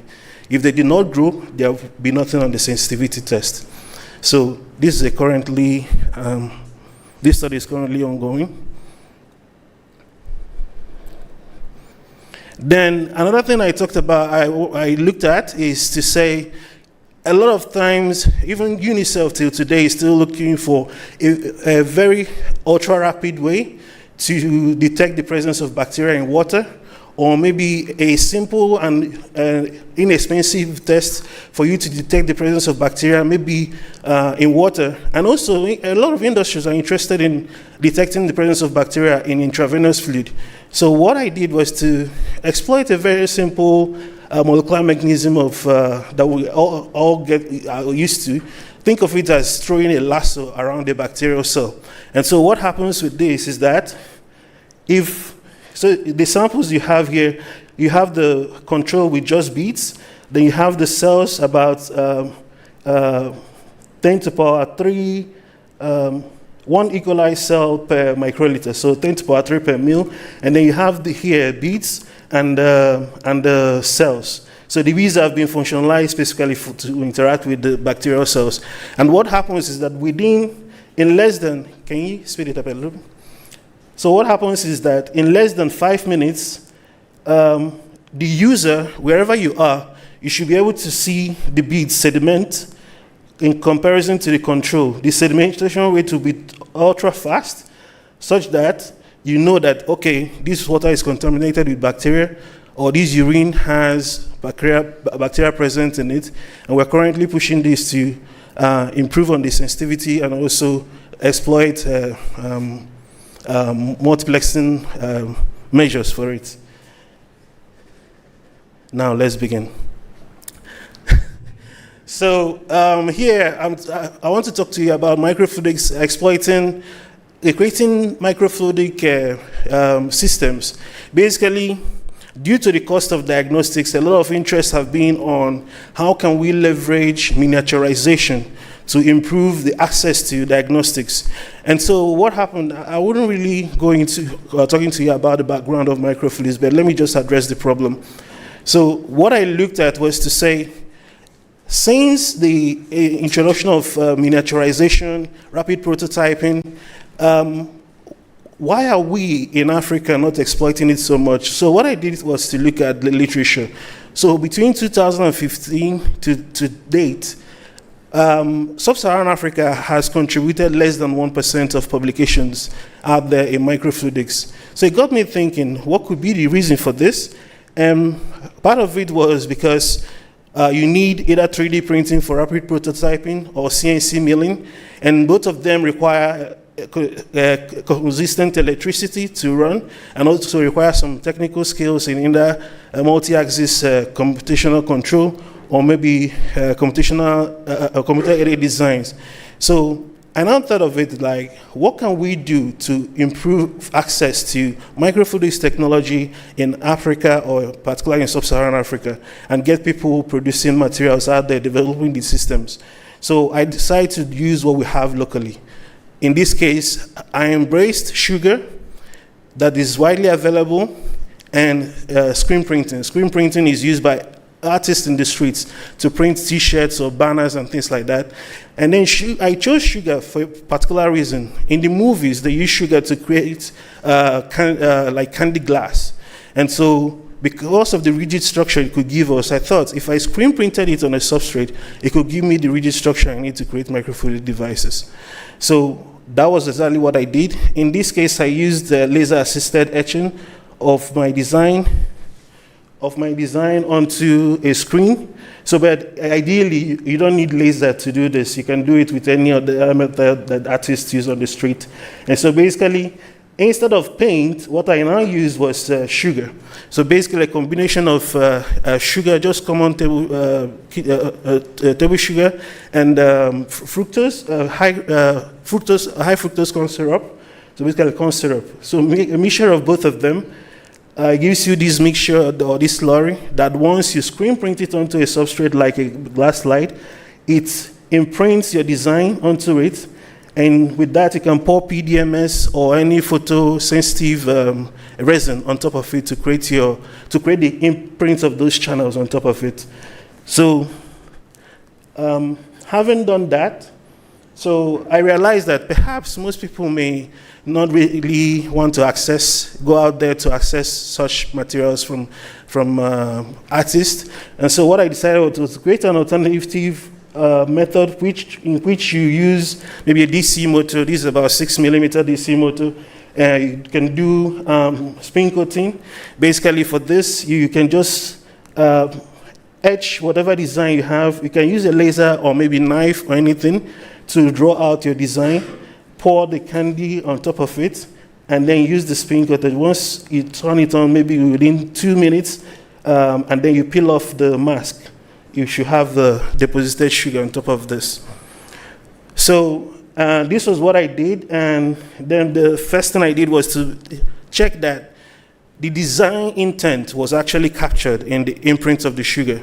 So I did a conformance analysis whereby I'm comparing the dimensions of my design to what actually I have printed on the substrate. And I realized that there's good fidelity on that. And so the next challenge I had was the fluidity of the sugar mix. If it's too watery and you print it, it's going to imprint some bubbles. But then the best consistency is the consistency you have in condensed milk, more like that. And so another study I did was to look at the bubble imprinted channels like I have here. So these bubbles, I wanted to know if it actually had any effect, or if you have such a thing, should you continue using the chips like that? So I ran a computational fluid analysis to look at how it affects flow. So what you notice with the mass fraction of water here is that in the system where you have the bubbles,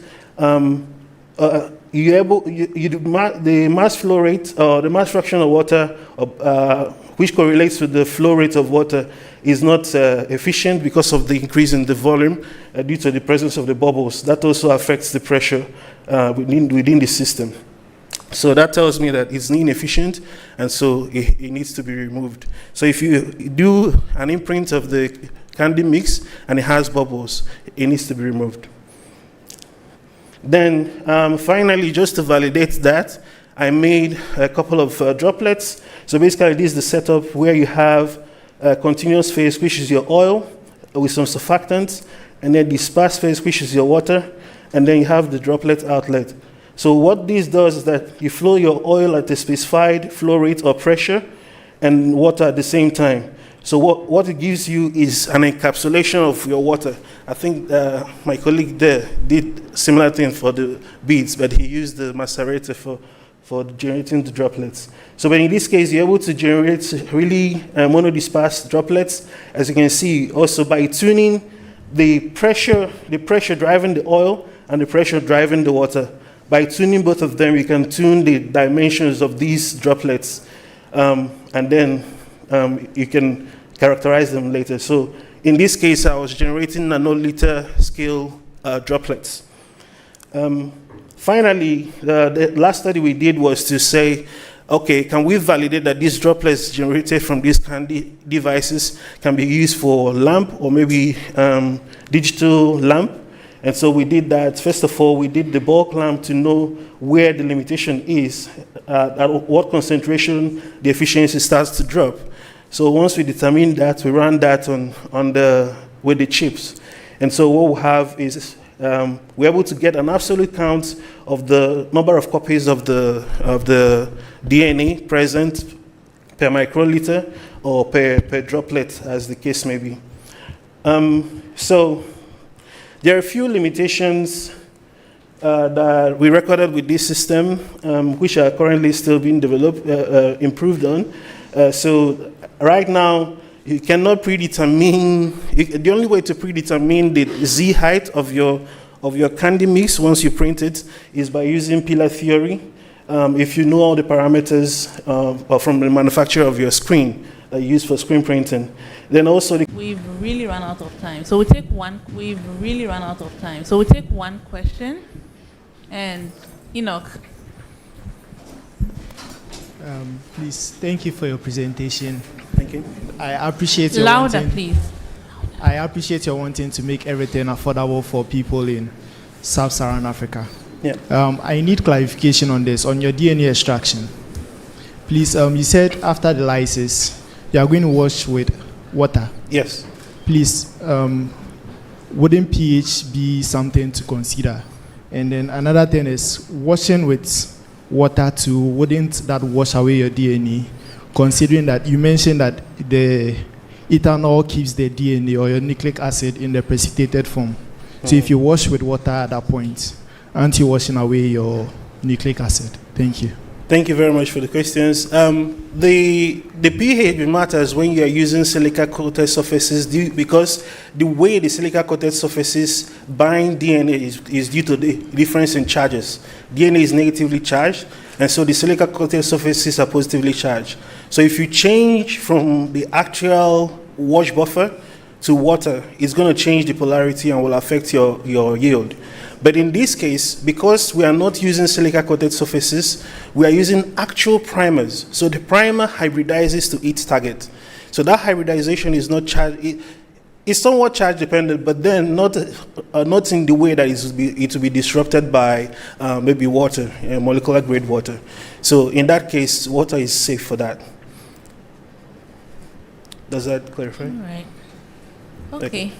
All right. Thank you, Tochukwu, and thank you everyone for staying.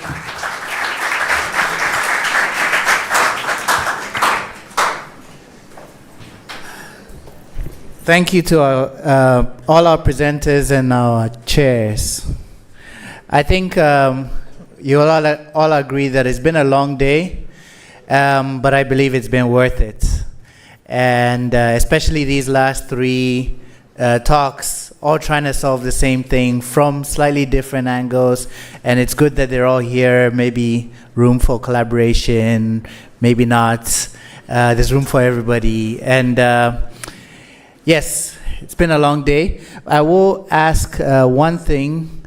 Our monitoring and evaluation officer is telling me that the orals have not been evaluated yet and the posters. So please take the time.